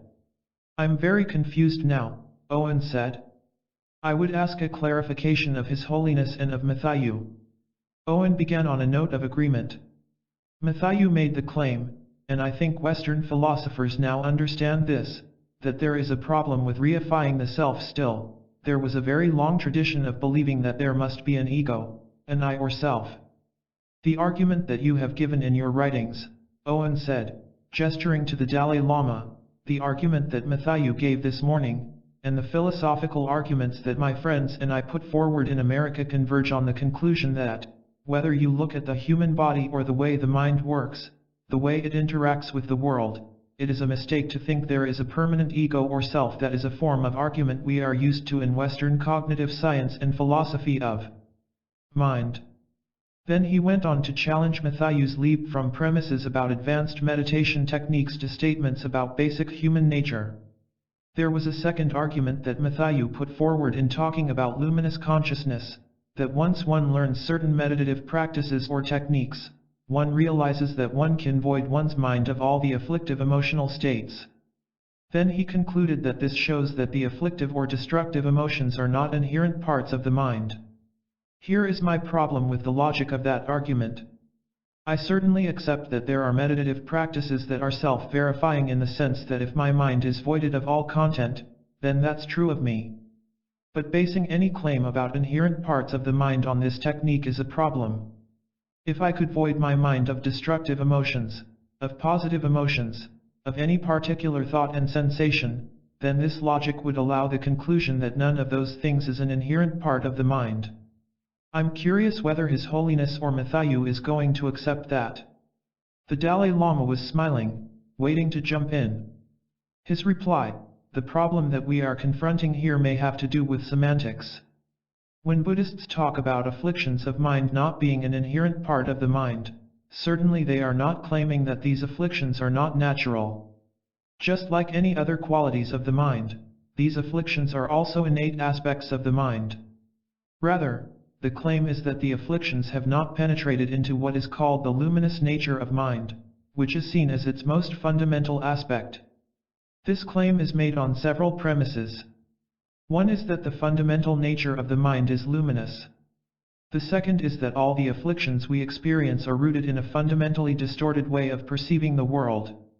In some sense they don't have a solid, stable support, they are not based on reality, so that makes them fragile. Another premise is that powerful antidotes exist that allow us to counter these afflictions and their underlying basis. These antidotes engage with reality in valid ways. And then, finally, these powerful antidotes are qualities of mind, which implies that if you enhance and cultivate them, you can develop them further. So if you take these premises collectively, the argument is that in principle these afflictions are removable. Owen was now satisfied. That's what I wanted to clear up. This is extremely helpful because a lot of us will be talking about natural characteristics of the mind. The big question for both groups is how modifiable, plastic, and changeable they are. There are a slew of techniques that we may learn from each other. Barnacles of the mind. The Dalai Lama continued, there are also two broad classifications of mental afflictions. One is better translated as connate rather than innate.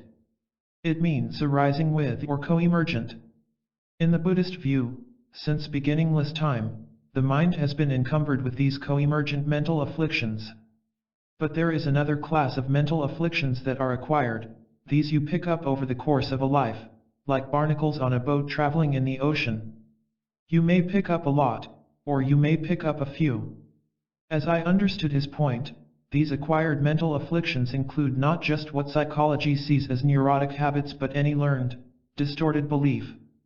These might include, for instance, the belief in the natural superiority of one's own group. For both types, the Dalai Lama continued, whether connate or acquired, are separable from the very nature of the mind. This luminous nature of the mind is not some high state, not something that you accomplish, but something that is primordial, fundamental, and essential. If we look at the very nature of cognition or of the mind, it has two salient features. One is the sheer event of knowing, the cognizant event itself, called rigpa, simply knowing. The other is the luminous or clear aspect, the factor of awareness that allows for appearances to arise. It's the appearance maker. The fundamental nature of cognition, rigpa, is that sheer event of knowing. But this fundamental luminosity is veiled by mental afflictions, which by their very nature are mistaken and obscuring, a distorted knowing. And so they are incongruent with the nature of cognition itself, which suggests that cognition and the mental afflictions could possibly be separated. Perhaps thinking of the three teachers of Dzogchen meditation sitting right behind him, Mingyur Rinpoche, Tsoknyi Rinpoche, and Sogyal Rinpoche, as well as the several Westerners in attendance who had studied with them, the Dalai Lama added, in an aside, in case any of you have had an introduction to Dzogchen, we are not referring to Rigpa in the sense used in Dzogchen, of primordial, pristine awareness. This is straight Buddhist psychology, where Rigpa simply means cognition. Varied afflictions, various antidotes. This analysis of the workings of the mind leads to a range of strategies for handling the variety of afflictive emotions, as the Dalai Lama went on to explain. So there are different types of antidotes for different mental afflictions. Some antidotes entail imagination, where you are superimposing something as a skillful means to counter a mental affliction. Such imaginative meditation does not entail an apprehension of reality.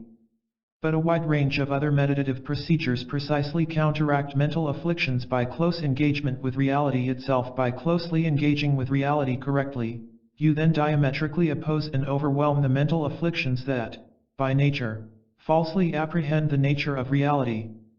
In terms of degrees of maturation, or ripeness, of one's mental state, for example, excessive anger, the countermeasures that use some form of imagination to override it are very gross. But it is just a temporary device, it only deals with the symptoms. If you really want to eradicate that mental affliction altogether, there is no way except to engage with reality itself, because the underlying problem lies in a misengagement, or a misapprehension, of reality. Matthew jumped in, to clarify, when we speak of freedom from negative emotion, the point is not so much to get rid of something but to dispel a mistake. To be free from an erroneous way of dealing with the arising of thought, free of an erroneous way of perceiving reality, we are not just blanking out our mind. There is not something to get rid of. We are getting rid of unknowing, and of wrong perception. The Dalai Lama added, it's a bit like the stages in education that children go through. As they acquire more and more knowledge, they dispel degrees of ignorance about different subjects. But that doesn't imply that there is a tangible entity called ignorance that is chipped away bit by bit. Matthew brought up the classic example of distorted perception. If you mistake a rope for a snake, when you recognize that it's a rope and not a snake, there is no snake that has gone somewhere. Paul Ekman, the emotions researcher, had been listening attentively and now spoke up for the first time. His comment was based on his view that emotions have served a positive purpose in evolution, helping us survive. He countered, the mistake itself would be very useful, it seems to me. You may save your own life, because sometimes it isn't the rope, it is the snake. The very mechanism that initially alerts you is useful. So much of the discussion seems to assume that emotions always mislead us, but we wouldn't have them if they were always misleading us. But I can't see how to take my psychological framework and adjust it to the Buddhist framework when it comes to distinguishing when emotions are operating in our service and when they are not. Jinpa, clarifying the gist of the discussion for the Dalai Lama, suggested to Paul, "You are saying that from the evolutionary point of view, if they are not useful they wouldn't exist, so why should they exist?" The Dalai Lama, after pondering a moment, asked Paul, "From that point of view, how would you regard death? Is there some benefit to death? That's a giant step, isn't it?" Paul asked, surprised by this turn. "The point is that death is something that nobody aspires to," the Dalai Lama replied, "but the very fact that we were born means death is unavoidable. Yet birth has its benefit, we have to use it well. Emotion is like death in that it is part of our mind, part of our life, part of our nature," the Dalai Lama continued. "However, within the realm of emotions, some are destructive, some are positive. So it is worthwhile, or at least there is no harm, in analyzing what kinds of emotion are destructive, and which are constructive or beneficial. So then, with this awareness, let us try to minimize these destructive emotions, and let us try to increase these positive emotions, because we want a happier society." So that's a simple answer. This exchange, with Paul rather nonplussed by the Dalai Lama's leap to using death as a counterexample, bespoke a collision of cultures. The Dalai Lama, in debate mode, had evoked death as the contrary case to the evolutionary assertion that since we have emotions, they must necessarily serve us well, having value for survival. From the perspective of Buddhist dialectics, this line of argument seemed absurd, and invoking death as the example was meant to make that absurdity dear. In making this counter-argument, the Dalai Lama had skipped over several steps in a logical sequence, which, had this been a debate in a monastery courtyard, might have gone, "Well, if you believe emotions serve us well because of evolution, what about anger? What about rage? What about the human cruelty they cause? How about child abuse?" And that sequence could have ended with his question about the evolutionary usefulness of death. All that to make the point that simply because we have a fact of life, it does not ipso facto make it utilitarian, a point argued similarly by thinkers such as Stephen Jay Gould, who says not all traits produced by evolution are adaptive. Back to the everyday. Now His Holiness brought us back to common ground, to the level of everyday concerns. The framework in which our discussion on the destructive nature of emotion should take place is understanding how emotions affect us within the confines of one human lifetime. Matthew gave us the standard presentation of the Buddhist view, an account of emotions in terms of spiritual aspiration, the possibility of attaining total freedom from these destructive emotions, what Buddhists call enlightenment or nirvana. Within that view, certain kinds of afflictions, such as grasping at the inherent nature of reality, give rise to negative emotions. But that is not really the context in which we are having our discussion. The framework here is a secular one. Within the secular framework, that grasping at the inherent nature of reality need not be afflictive. In fact, it could have positive effects. So there is no need to talk about how to get rid of the belief in the inherent nature of reality. Paul Ekman was pleased. "I completely agree," he said. "The issue for me is how we identify when emotions are destructive and when they aren't, why sometimes they are and sometimes they're not, as well as how to change that. We can get caught in the words themselves, like negative, because what we generally think of as negative emotions, like fear, can be very positive in some instances." Quite true, the Dalai Lama agreed. In Buddhism also. From comic books to Cambridge. The afternoon's discussion so far had been a heady, somewhat rarefied excursion through fine points of Buddhist psychology and philosophy. The Dalai Lama had conducted this excursion with great brio, taking pleasure in exploring such subtleties. The remainder of the day would be taken up with a more specific response from the Buddhist side to Owen's presentation. Like the Dalai Lama, Thupten Jinpa, a highly regarded Buddhist scholar, had been feeling the need to make clearer the Buddhist position on which particular emotions are seen as destructive. Jinpa, by popular consensus, had been tapped to elucidate the concept of afflictive mental faculties, the nearest Buddhist equivalent to the idea of destructive emotions. Working with Alan during our lunch break, he had prepared a summary based on the classic Abhidharma texts.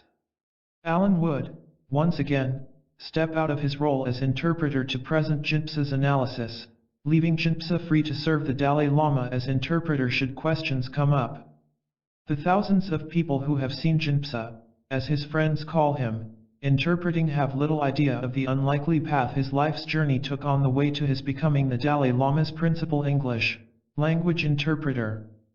Born in western Tibet near Nepal's border, Jinpa was brought to India as an infant when his entire family left in 1960, just after the Dalai Lama had fled the country. He was only 5 or 6 the first time he met the Dalai Lama, who was visiting a nursery for Tibetan children in Simla, India. Jinpa, who ended up walking by the Dalai Lama's side holding his hand, asked one question: "When can I become a monk?" By the time he was 11, Jinpa had indeed joined a monastery. Always a quick learner, he started practicing English during his spare time after finishing each day's required memorizations and lessons. His early school years had included a smattering of English, and now he continued studying on his own, at first using Indian comic books, English language renditions of the Ramayana and other great epics of Indian mythology, then graduating to detective stories like the Perry Mason series. On an old transistor radio he had managed to buy, he listened avidly to the BBC, picking up the elocution he retains to this day, with its cultured intonation hinting of Oxbridge. Also helpful were Voice of America broadcasts, whose announcers purposely used a simple vocabulary, spoke slowly, and repeated each sentence. While at a monastery in Dharamsala in the early 1970s, he would hang out with the hippies who had flooded there in those days, to practice his English. Along the way, Jinpa picked up old copies of Time magazine, sometimes spending a day deciphering a page word by word, using a pocket dictionary. By the time he was 17, he was polishing off Victorian novels. By then his language abilities, he was the only monk in his monastery who spoke English, singled him out for helping with the businesses that supported the monastic community. He had been living in a monastery in the south of India, but he spent 2 years in trousers, working in the silk jute business in Bangalore. After returning to the monastery, and his monk's robes, he was put in charge of running a carpet factory. But his yearning for studies led him to seek out a teacher, a scholar who lived nearby in semi-retreat. In order to continue under his tutelage, Jinpa left his first monastery, joining the Ganden monastery near the Indian town where his teacher lived. There, at age 20, Jinpa began studies for the Geshe degree, a course of study that typically takes 20 to 30 years. But Jinpa's quickness as a student had meant that all through his education, whether at school or the monastery, the gap between him and the next best was large. He completed his studies for the Geshe degree in just 11 years, an extraordinarily short time. He was awarded the Geshe degree, the equivalent of a doctorate in divinity, from Shartsi College of the Ganden Monastic University, where he went on to teach Buddhist philosophy for several years. Then, quite by accident, came an opportunity to interpret for the Dalai Lama. In Dharamsala to visit his brother and sister in school there, Jinpa heard the Dalai Lama was scheduled to give some Dharma teachings the next day. Deciding to stay for these, he was approached by one of the organizers, who had heard that Jinpa spoke English well. The scheduled interpreter was delayed a day. Could Jinpa hit until he showed up? Rather reluctant, and not a little nervous, Jinpa found himself translating what turned out to be a text he had learned by heart, and so was easy to translate. And his translation was broadcast over a short, range FM frequency that the English speakers in the large audience tuned to, giving Jinpa the added pleasure of feeling like one of the announcers on the sporting matches he so enjoyed hearing on the BBC. He ended up doing most of the translation for the remaining days of the teaching. That led to a meeting with the Dalai Lama, who asked Jinpa if he'd be willing to travel with him as an interpreter, an honor Jinpa was more than happy to accept. He has been the Dalai Lama's main English language interpreter since 1986, especially for overseas trips and on numerous books. It was during meetings between the Dalai Lama and philosophers or scientists from the West that Jinpa became struck by how little most Western intellectuals knew or appreciated the rich philosophical traditions of Buddhism.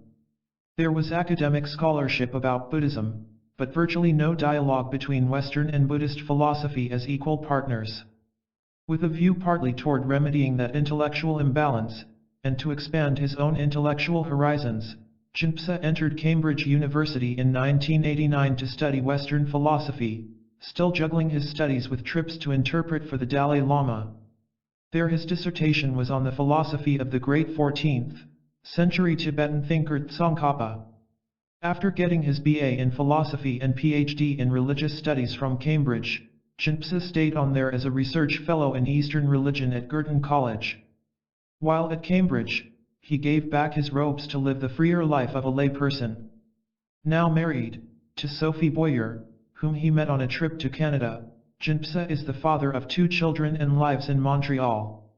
There he works on the editing and translations of Tibetan texts and directs the Institute of Tibetan Classics, a program dedicated to making the key Tibetan classics part of the global intellectual and literary heritage. And, in keeping with his intellectual quest in the West, he has written the entry on Tibetan Buddhist philosophy for the Encyclopedia of Asian Philosophy. During his years of Geshe studies, Jinpa had distinguished himself in the central skill of Tibetan intellectual discourse, debate, a skill that has become almost second nature to him. Even Rodé, as he interprets for the Dalai Lama, he spontaneously finds himself raising questions in an echo of the debating style, acting as an intellectual sparring partner for His Holiness. Sometimes he will make a subtle motion that signifies his uneasiness, a shift in body language unnoticed by the audience but which the Dalai Lama picks up. Then Jinpa will politely make his objection. Though he seldom gives in to this temptation during his ordinary interpreting duties, and never at a religious teaching, throughout our meeting we saw Jinpa's debating skills more openly displayed, almost as if by reflex, though usually in discreet conversations in Tibetan where he would challenge points of Buddhist philosophy. These micro-debates led to much animated discussion in the Tibetan circle, giving our conversation a backdrop of the monastic intellectual dialectic. Destructive emotions, the Buddhist list. By way of introducing Jinpa's contribution, Alan said, Owen very usefully set up a list of a variety of different emotions, quite a heterogeneous group from the Buddhist perspective. We thought it might be useful to take just a few minutes to set up a Buddhist list. As many of you may know, there isn't a Buddhist term in Tibetan or Sanskrit that translates very nicely and neatly as emotion. As Matthew had pointed out, Buddhism has as a pivotal assumption the need to overcome the destructive pull of what Western psychology calls emotion. The Buddhist analysis draws the boundary around these harmful emotions differently than does Western thought, seeing them as afflictive states of mind that obstruct clarity and emotional equilibrium. As would soon become apparent, this analysis has led to a much greater specificity and more careful reasoning in Buddhism than in the West regarding just which mental states belong in this category, and why. Alan went on, what terms do we have in Buddhist psychology that overlap with Western categories of destructive and constructive emotions? Thupten Jinpa has drawn, from a classic list, 6 primary mental afflictions, some of which we'll easily identify as emotions, and others not. There is another list of 20 derivative mental afflictions. Again, some are emotions and some not. The title 6 Main Mental Afflictions appeared on an overhead, with this list. 1. Attachment or craving. 2. Anger, which includes hostility and hatred. 3. Pridefulness. 4. Ignorance and delusion. 5. Afflictive doubt. Chapter 6. Afflictive views. The 2 mental afflictions of attachment or craving and hostility or anger, the Dalai Lama pointed out, are both fixated upon something. One is grasping with attachment, going toward the object, and the other is grasping with repulsion, removing oneself from the object, a sense of impatience. He continued, afflictive doubt is a specific type that leads one toward a misapprehension of reality. It's not merely a vacillation but a doubt that involves veering away from reality. Alan elaborated, there are wholesome forms of doubt. In fact, doubt is very important for cultivating deeper insight and understanding. In Buddhism, as in the scientific tradition, you must be skeptical, otherwise you will not progress. The terms here are defined as mental afflictions, but that is not to say that any term that appears in this list is invariably in all cases afflictive. In the same way that not all doubts are afflictive. Paul Ekman asked, in your Holiness's writings, you say that not all anger is afflictive. Why don't you specify afflictive anger, so we don't think it's all the kinds of anger? Can anger be a virtue? There is a distinction, the Dalai Lama said. There are two very closely related terms in Tibetan, kongdro and shadang. Shadang is most often translated as hatred. Kongdro is often translated as anger. There are indeed types of anger that are aroused by compassion, in which case the anger is a rough state of mind, but I believe it is not hatred, or shadang. Compassion is the motivator, though it expresses itself as a type of anger. It is therefore accurate anger, seeing reality as it is, Francisco Varela commented. Alan turned to the Dalai Lama and translated this comment back into Tibetan as a type of valid anger that is aroused by compassion that is correctly apprehending reality. He then asked, does such a thing exist? At that the Dalai Lama looked up at the ceiling thoughtfully, finally commenting, I'm not sure we can say that. But there is certainly something called afflictive compassion. This elicited a gasp of shock from someone in the room. Compassion is one of the classic virtues, but it is possible for even that to be afflictive. Under what circumstances? I asked, surprised. I have encountered this in the Pramanavartika, a classical primary text on the epistemology of the Indo-Tibetan Buddhist tradition, but it doesn't give any instances 9, it just says that there is such a thing. Normally, compassion is regarded as a virtuous, or wholesome, state of mind. Likewise, it is possible for affection to be mixed with attachment. This same mixture of compassion and attachment, presumably, was what would make compassion become afflictive. But since there are definitely references to afflictive compassion, maybe it's possible for there to be virtuous anger. The Dalai Lama proposed this with a burst of laughter, for the very notion of virtuous anger is an oxymoron in Buddhist thought. The Dalai Lama then suggested, my solution might be that instead of using anger on the list, let's use hatred, shadang. It all depends upon our motivation, Matthew Richard suggested. If someone is walking toward a cliff, about to fall off, and is not listening to you when you say, stop, you might get angry and say, hey you, stupid, stop. Your motivation is completely altruistic. You are getting angry because quiet ways have not been efficient in stopping that person in her course to harming herself. As is often the case when learned Tibetans debate points in Buddhist philosophy, a long, impassioned discussion ensued among the lamas present. The Dalai Lama was uncomfortable with Matthew's suggestion that there could be a virtuous anger from a Buddhist point of view, that is, an instance of anger that is not afflictive. His view was that if it is genuinely anger, then by definition it would be afflictive, even if it manifests in compassionate action. On the other hand, it might be possible to seem to act in anger without actually having the inner experience of anger. Such seeming anger could be grounded in compassion, as in Matthew's example. But the Dalai Lama did not want to give an impression that would undermine the basic Buddhist characterization of anger as afflictive. Alan finally reported, Matthew pointed out that sometimes a kind of wrathful behavior or harsh words, stop it, you fool, may be the most skillful means, or even the only means, to stop a person from going over the cliff. But the question is, must you have the inner mental affliction of anger in order to give that outer display? The Dalai Lama suggested, if you follow the continuum of cognition, at a prior moment in this sequence you could have compassion arise as a motivation. Then, in a later moment of awareness, there could be an arousal of anger that was instigated by compassion. That could happen. The Dalai Lama went on to point out that in the Vajrayana branch of Buddhism, which predominates in Tibet, there are spiritual practices that explicitly aim to transform hatred and aggression, as well as craving and attachment, rather than simply countering or suppressing them, as is the case in other branches of Buddhist practice. The mental afflictions themselves are worked with directly in ways that, finally, free the practitioner from their hold. For someone who had achieved freedom from the afflictions in this way, he concluded, there are times when the most effective procedure, the most skillful means, would be a wrathful demeanor, wrathful speech, wrathful activities, but the person would be free of any feeling of anger despite the external display. The value of moral outrage. Owen leaned forward to enter the fray.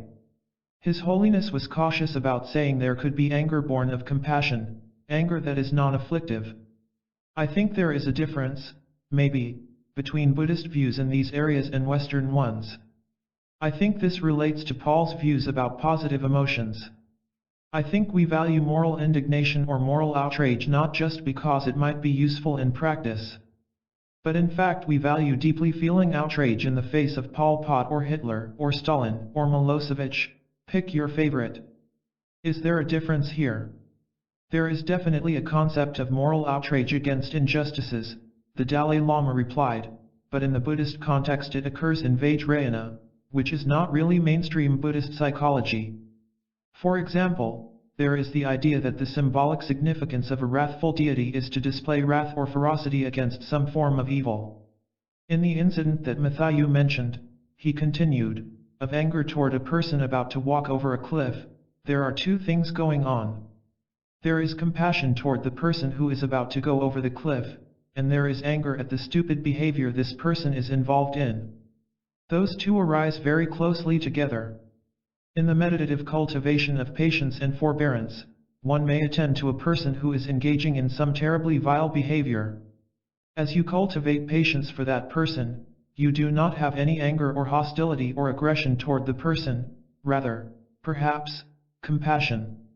But there is clearly an attitude that wants to stop, to repulse, and to annihilate that deplorable behavior. And the powerful wish to stop the behavior is completely compatible with the lack of anger toward the person. One is patient toward the person but not patient toward the terrible activity, and those need to be cultivated together so that patience is not conflated with apathy. The notion that people could radically transform anger into a mix of compassion and patience appealed immediately to Paul Ekman, who had been giving long thought to how to facilitate this change. I think that is an extraordinarily useful idea, Paul said to the Dalai Lama. At the same time I read about it in one of your books, I also read exactly the same idea in the latest book by Richard Lazarus, an American psychologist who didn't know His Holiness's work at all. To Lazarus pointed out, I think correctly, that this is difficult to achieve, but it is possible.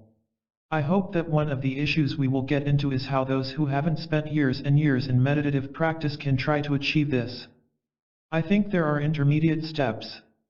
By the way, it seems to me we have been mixing together two different issues, Paul added. One is what human beings might be able to achieve with enormous effort and focus, like never to be vulnerable to anger. That might be one of the things we can learn in the West from understanding the theory and practice of Buddhism. The other issue is, can there be instances in ordinary life, as Matthew was suggesting, where we would agree that anger is not harmful or destructive? I think this is something we can return to repeatedly over the coming days, Alan replied. That would prove an understatement. In fact, the transformation of anger would become one of the more profound themes of the entire encounter, not just in theory, but in the lives of some of us in the room, including Paul himself. More afflictions. Alan was dearly eager to further elaborate on the list of destructive emotions prepared by Jinpsa. He pushed on. We have had so much fun with the first 6 primary mental afflictions, I think you'll have a ball with the next 20 derivative mental afflictions, so why don't we move to those quickly? All of them stem from the primary afflictions of craving or attachment, anger, and ignorance, the 3 poisons, as they are called in Buddhist literature. A new list appeared on the screen, 20 derivative mental afflictions. 1. Wrath. 2. Resentment. 3. Spite. 4. Envy, jealousy. 5. Cruelty. 6. Avarice. 7. Inflated self-esteem. 8. Excitation. 9. Concealment of one's own vices. 10. Dullness, ignorance. 11. Blind faith. 12. Spiritual sloth. 13. Forgetfulness. 14. Lack of introspective attentiveness. Ignorance and attachment. 15. Pretension. 16. Deception. 17. Shamelessness. 18. Inconsideration of others. 19. Unconscientiousness. 20. Distraction. Of the 20 derivative afflictions, Alan began, the first 5 all stem from anger. Wrath is simply an aggravated outflowing, a burst of anger. Resentment is a more lingering holding of anger. Spite is another derivative. These are all clearly emotions of anger. Envy and jealousy are also said to be a derivative of anger. When Thupten Jinpsa and I were discussing this and trying to determine what each was a derivative of, Jinpsa was quite persuaded that envy and jealousy are derivative of attachment. I was quite persuaded that they were derivative of both attachment and anger. We looked in the text and it said anger. So it may be open to interpretation. Cruelty is very clearly a derivative of anger. Then we move to affections that are derivative of attachment. Avarice is also called miserliness. Inflated self-esteem. This taps into what Owen was speaking about this morning, an inflated exaggeration of one's own qualities. Excitation is a technical term that specially pertains to meditation. The mind is agitated because it is drawn away compulsively to some object of desire. Concealment of one's own vices is a type of delusion that stems from ignorance. This includes self-concealment. Dullness again is a term that crops up mostly in meditation. Although it has much more ubiquitous manifestations, it is a lack of clarity of mind. People who meditate become very familiar with that one. When ignorance afflicts. The next set of afflictions derives from what Buddhism calls delusion or ignorance. The list started with blind faith, and Alan immediately noted how odd that might seem to Western eyes. Faith itself is considered to be a virtue, but not blind faith. Intelligent faith is reality-based, and the absence of that is said to be a mental affliction. The next affliction, called lila in Tibetan, is often translated as laziness. But it is much more specific. If a person is working 16 hours a day, hell-bent on earning a whole lot of money with absolutely no concern for virtue, from a Buddhist perspective you could say that person is subject to lila. A workaholic is clearly not lazy, but such a person is seen as lila in the sense of being completely lethargic and slothful with regard to the cultivation of virtue and purification of the mind. Our translation of this term is spiritual sloth, which we have taken from the Christian tradition, where it is very comparable to the Buddhist notion. Forgetfulness is again a term from the meditative literature, where it means a lack of mindfulness, where you simply become disengaged. Inward monitoring is crucial in meditative practice, and the absence of that, where you are deficient in introspective attentiveness, is forgetfulness. I think this taps into some of the things you were talking about, Dan, in emotional intelligence. If you are deficient in that, you will be less emotionally intelligent. Self-awareness. I asked, since that was the general term used in my book for this kind of introspective attention. Buddhists wouldn't quite use that term, Alan replied, presumably because the notion of self is seen as an illusory reification, as the Dalai Lama had pointed out earlier, but it's very comparable. Now, Alan continued, we have a final set that are derivative of both attachment and ignorance. Pretension, deception of a very specific type, is where you consciously and intentionally pretend to have good qualities that in fact you do not have, or you are exaggerating your good qualities beyond reality. Deception is the flip side of that, where you are trying to conceal, obscure, or downplay your defective qualities. Shamelessness is like having no conscience, where regardless of whether anybody else catches you, you don't even have a sense of your own decency internally. That is considered a mental affliction. It's not a lack of remorse. If you engage in something that is really shameful, do you even care? Do you take account of that, regardless of whether you get caught? Inconsideration for others is the flip side of that, a lack of concern for how others regard your behavior. This does not mean you should get hung up on reputation or the like, but it is an absence of realistic concern for the fact that you are a social creature, engaged with others. If you engage in something unvirtuous or something reprehensible and you simply don't care what anyone thinks about it, then you are suffering from that mental affliction. Lack of conscientiousness is a totally blasé attitude toward one's actions of body, speech, and mind, with no restraint concerning whether they are wholesome or unwholesome. Finally, distraction is similar to forgetfulness. It's simply a mind that is incoherent, drawn every which way by things that come up. All of those come out of both ignorance and attachment. Having a number 17. These explanations had been based on Tibetan sources. But, as in modern Western psychology, there are several schools of thought in Buddhism. The Venerable Kusala, a monk in the Thai Theravada tradition, had been asked to represent the perspective from the classic Pali scriptures. The Bhante, as monks are addressed in Thailand, spoke up to comment, if we could go back to number 17, shamelessness, in Pali it is the word ahirika, no shame. If you have ahirika, you can readily do bad things, not just disturb others, but even kill. You don't care about manners or etiquette, or that you are in a high position in society but use it for evil purposes. That's the sense of ahirika. But number 18 in Pali would be anatopa, being inconsiderate of others. You have no fear of bad karma. You can also do bad things, but because you never consider the consequences. It is a type of utter irresponsibility, and a lack of concern about long-term consequences, Allen summarized.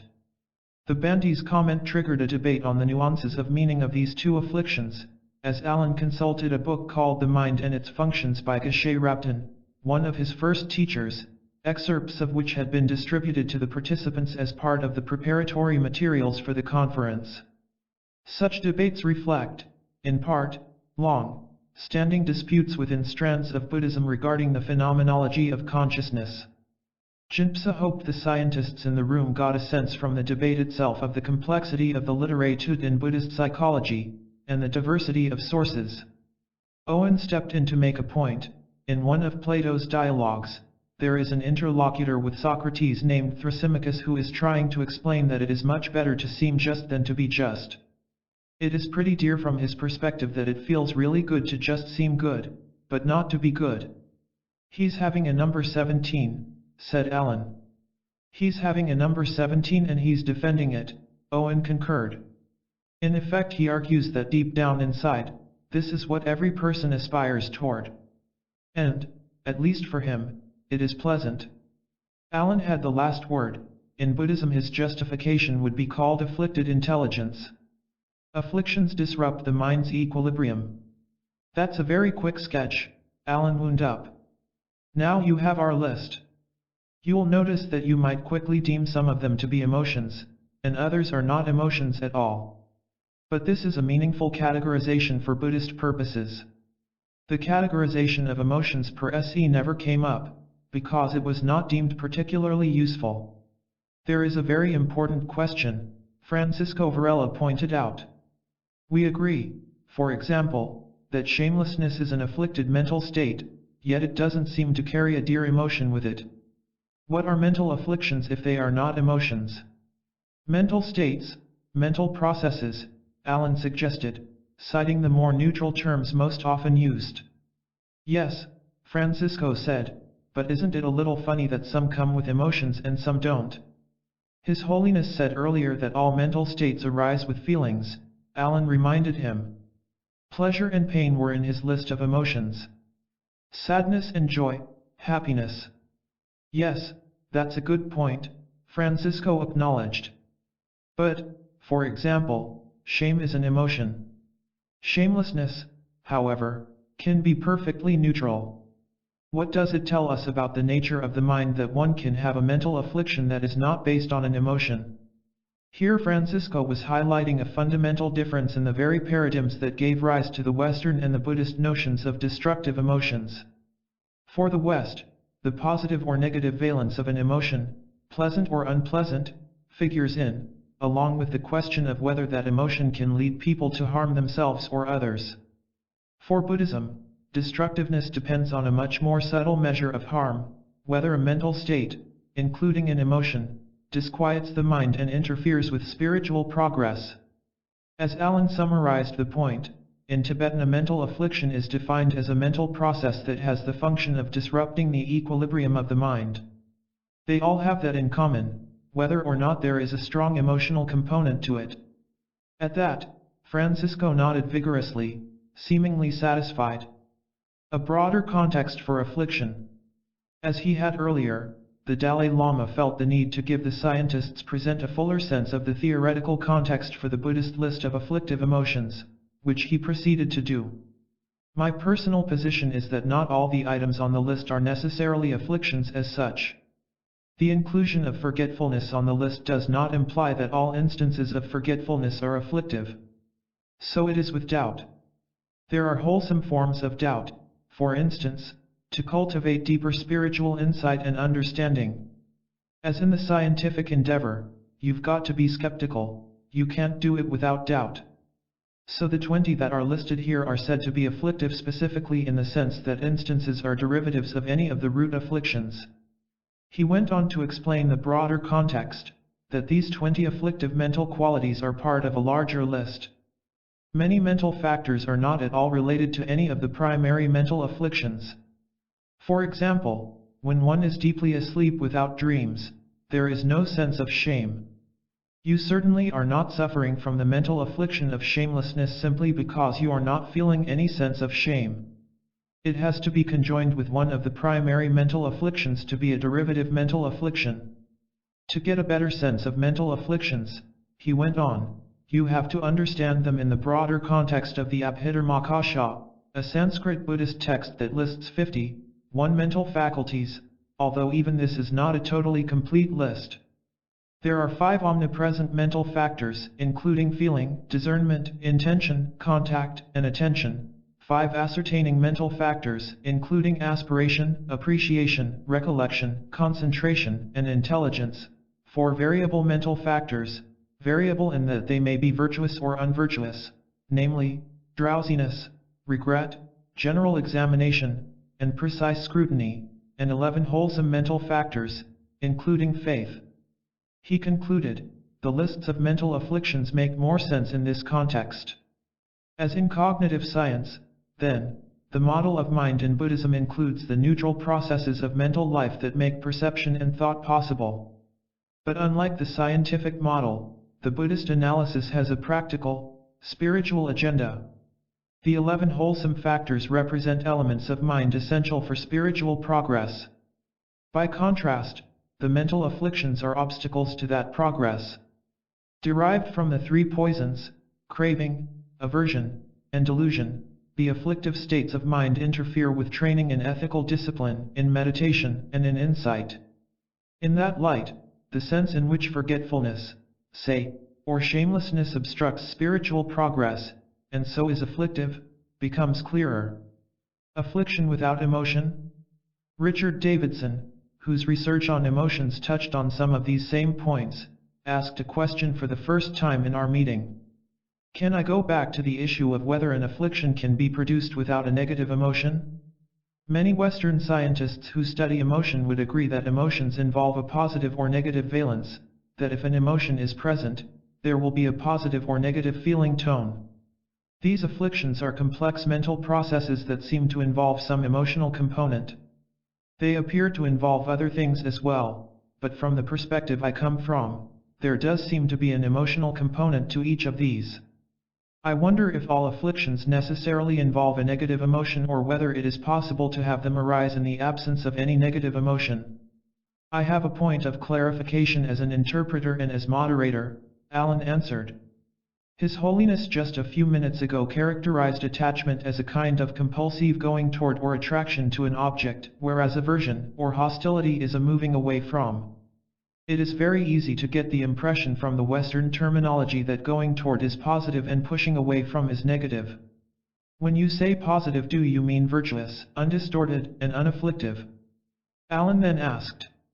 Or by positive do you mean more aligned with attachment, where negative means more aligned with aversion?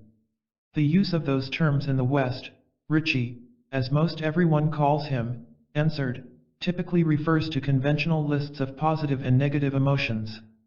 Emotions like happiness and contentment would be considered part of the positive rubric.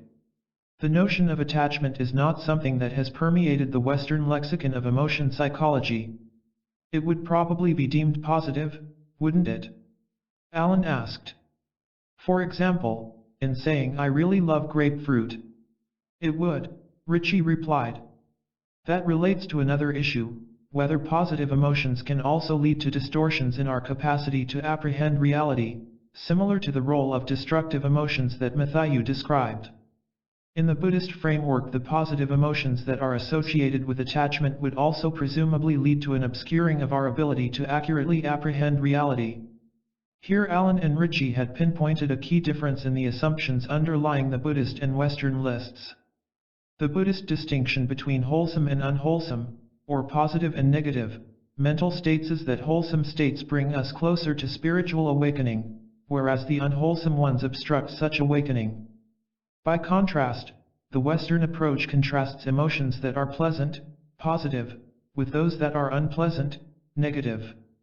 The principle in the West boils down, it would seem, to whether an emotion feels good, while the Buddhist rule of thumb regards the emotion in terms of whether it furthers spiritual progress or holds us back. When attachment can be positive. To respond to your point about whether there could be positive forms of attachment, the Dalai Lama said, it is important to bear in mind the Buddhist context, where the ultimate spiritual aspiration is the attainment of enlightenment, and attachment is seen as one of the main obstacles that hinders the individual from attaining that state.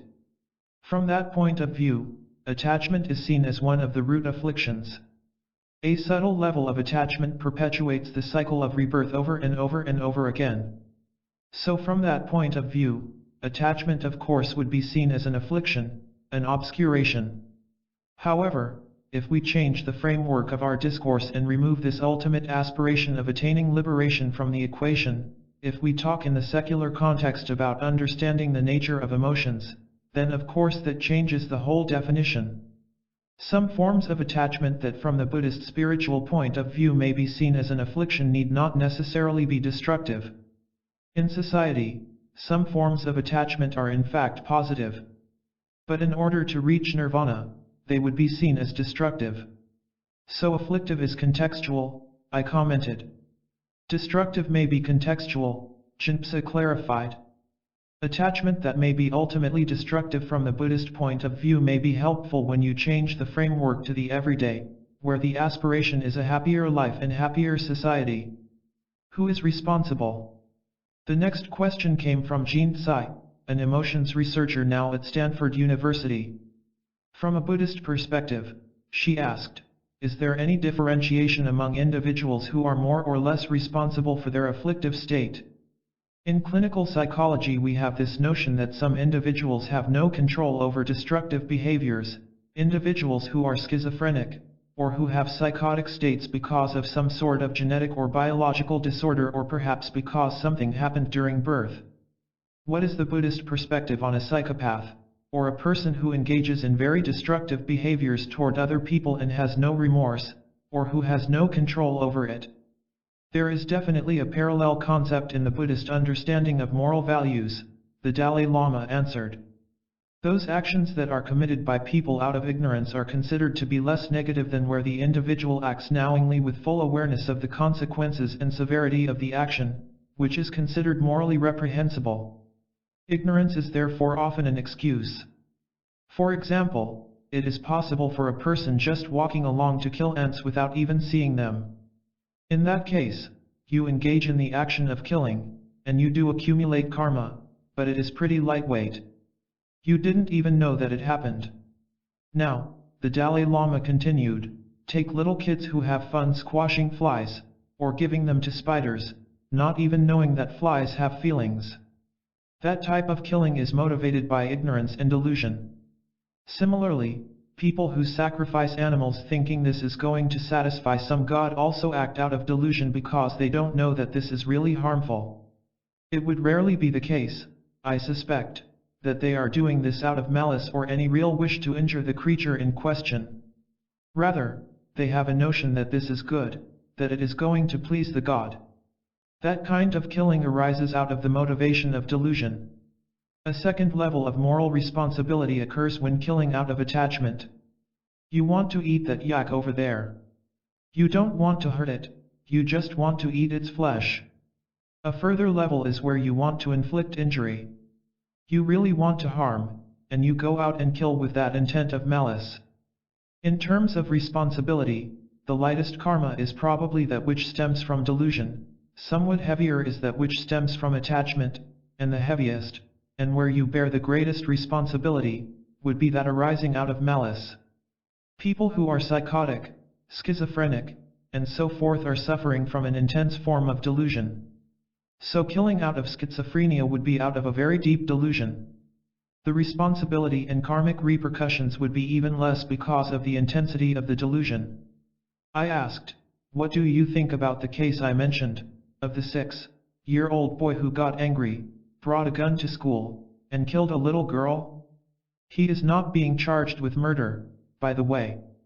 That set off a long discussion among the Tibetan circle, considering the nuances of the case. He is angry, the Dalai Lama finally observed. It certainly is an instance of killing out of anger. It is also killing out of a very strong dose of delusion. Am I right in thinking that this 6-year-old boy may have wished to shoot and kill the girl but did not fully grasp the idea that once the act was committed, the girl would never be restored to life? It is unclear whether he understood what death is, I replied. How can he think she's not going to die? Matthew asked with some skepticism. Doesn't he understand what death is? That's a developmental question, I pointed out. Taking up that point, Mark Greenberg, a developmental psychologist, commented, under about age 7, we believe that most children don't understand the permanent consequences of an action like that. We assume that what he wanted to do was to hurt her feelings or maybe hurt her physically but in a temporary way, not in a permanent way. Alan pointed to one of the factors that might, in a young child, contribute to such magical thinking that death does not last. And bear in mind, 6-year-old kids watch cartoons in which the cartoon creatures are being killed, falling on their heads, going over cliffs, filled with bullet holes, and then they get up again. It's not so clear in the kind of media they are seeing that death is irreversible. Yes, Matthew agreed. I read that American teenagers have seen 40,000 such killings on TV by the time they are 20. Obviously that has an influence.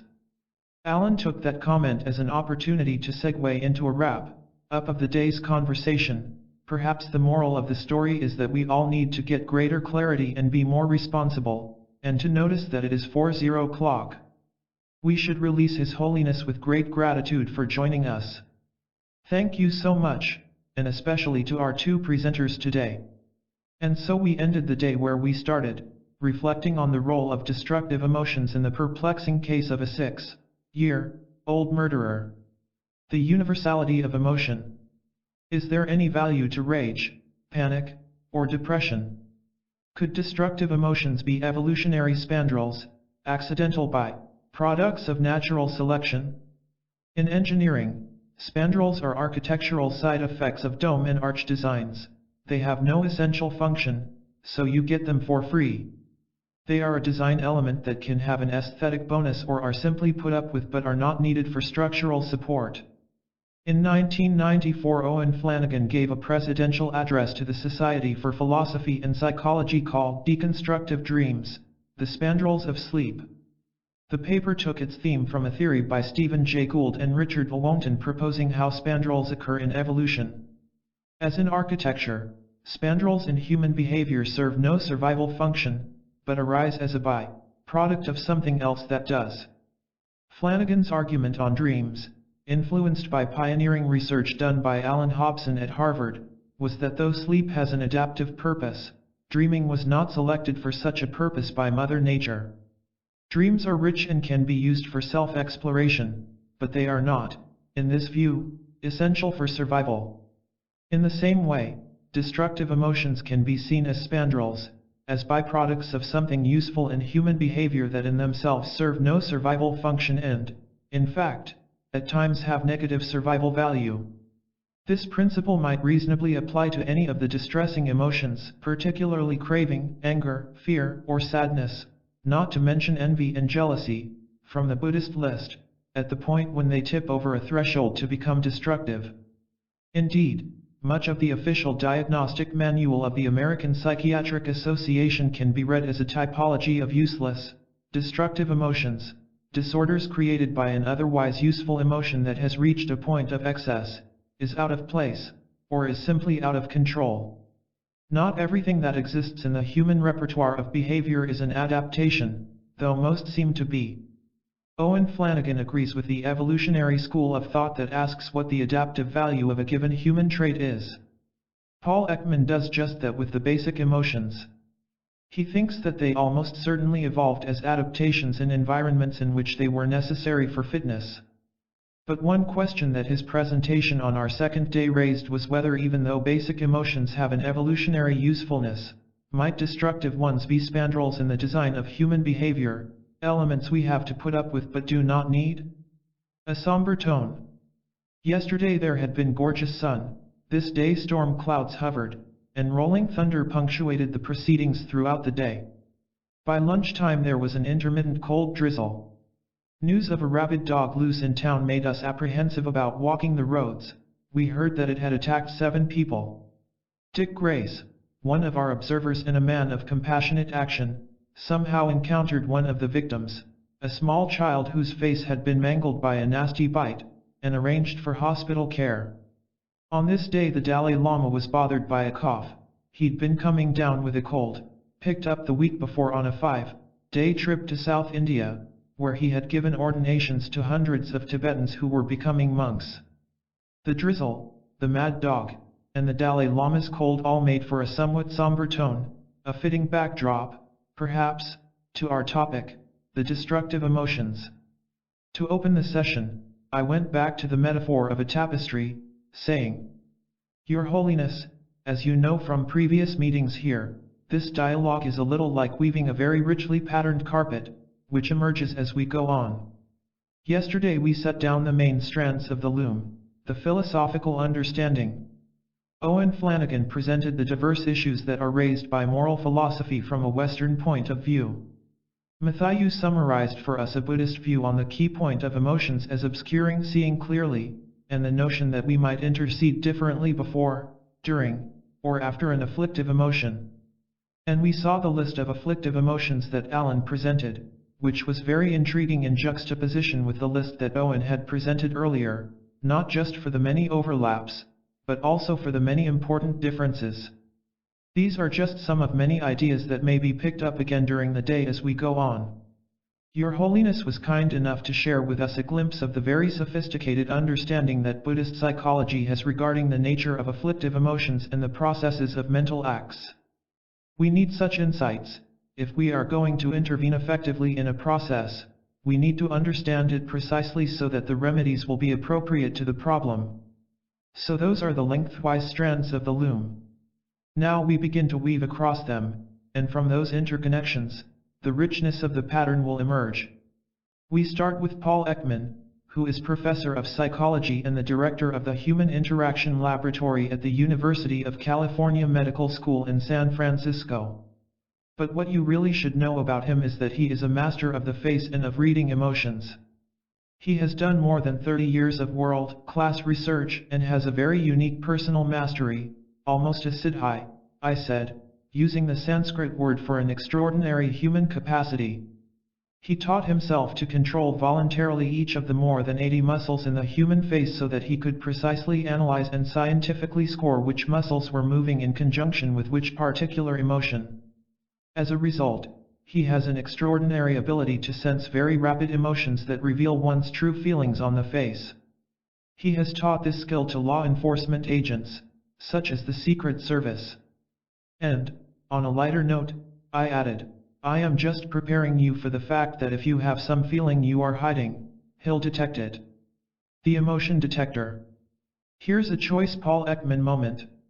It was an unseasonably warm early December day in Cambridge, and Paul and I were walking along bumpy brick sidewalks by charming yellow Victorian houses, on our way to a meeting at Harvard Divinity School's Center for Comparative Religions. That morning I was in charge of coordinating the efforts of the 7 very disparate scholars who would present their thinking and findings on the topic of destructive emotions to the Dalai Lama the following March. While my mind was partly on the meeting I had to run in a few moments, I was intrigued by what Paul was telling me. The world's most eminent expert on the way the face expresses emotions, Paul had developed a 1-hour videotape that, he assured me, could teach anyone to recognize the tiniest signs of anger or fear, or any major emotion, as they flit across someone's face. People could learn in an hour, he told me, to detect these clues to micro-emotions, even when they last just a 25th of a second. I wasn't just interested, I was fascinated, even excited. I'd been telling audiences in my lectures for years that empathy, the ability to read emotions in someone else, could be learned. And I was often asked how. Now Paul had a more specific answer for me. But as we approached the center where the meeting was to be held, Paul went off on what seemed to me an irrelevant tangent, telling me about a book he was writing. I was still interested, but also feeling pressured and preoccupied by thoughts about the meeting I had to chair in a few moments. I had the thought that in the minute or so left us, I'd rather have heard more about his videotape. For the briefest moment I started to feel impatient, even a bit irritated with him, though I was sure I didn't show it. And, at that very moment, he seamlessly wove into what he was telling me this comment, for example, if someone had gone through the videotape training in detecting emotions, they'd know that right now you are getting a bit irritated with me. It was a minor miracle. How, I wondered, had he known I was getting irritated for just that split second? But Paul gave not a hint he'd done anything the least bit unusual. He went back to the video, telling me about how he'd been training police to help them be more empathic. He finished just as we got to the room where our meeting was about to start. That moment typifies Paul's genius. He's not a reader of minds, but he is without doubt the reader of emotions par excellence. Examining the unexamined. Paul Ekman's academic career began at 15, when, fleeing his dysfunctional family in New Jersey, he found a refuge at the University of Chicago, which had a program that admitted bright students who, like him, had never finished high school. In a sense, it saved his life.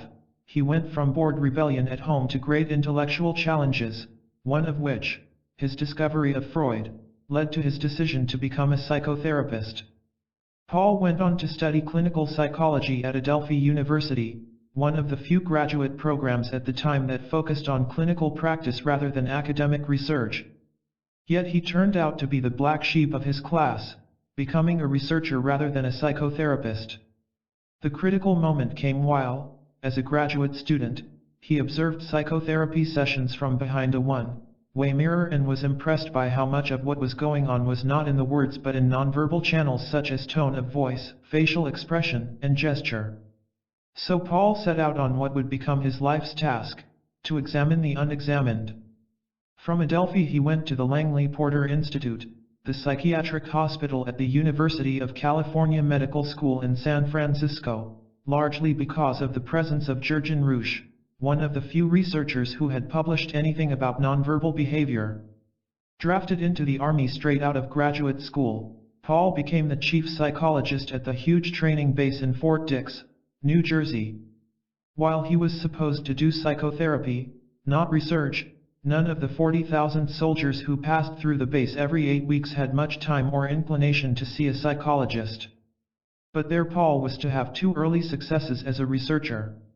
In one study, he showed that if soldiers were allowed to deselect themselves within the first 3 days of training, that is, declare that they were unfit for the military and be sent home, there would be no change in the overall discharge rate. In other words, soldiers would not take undue advantage of this escape clause, but instead everyone would be spared, these same soldiers having a breakdown over the course of boot camp training and being sent home later anyway. Thereafter, the general in charge of Fort Dix changed policy and gave new soldiers the chance to leave the army right at the start of training. Then Paul turned his attention to the stockade, which was largely populated with soldiers who had gone AWOL. Paul showed that most had turned themselves in after running off, and that those whose punishment was just extra duty with their company rarely went AWOL again. But those who were sent to the stockade repeated 90% of the time. This resulted in another policy change, with the standard punishment becoming extra duty rather than the stockade.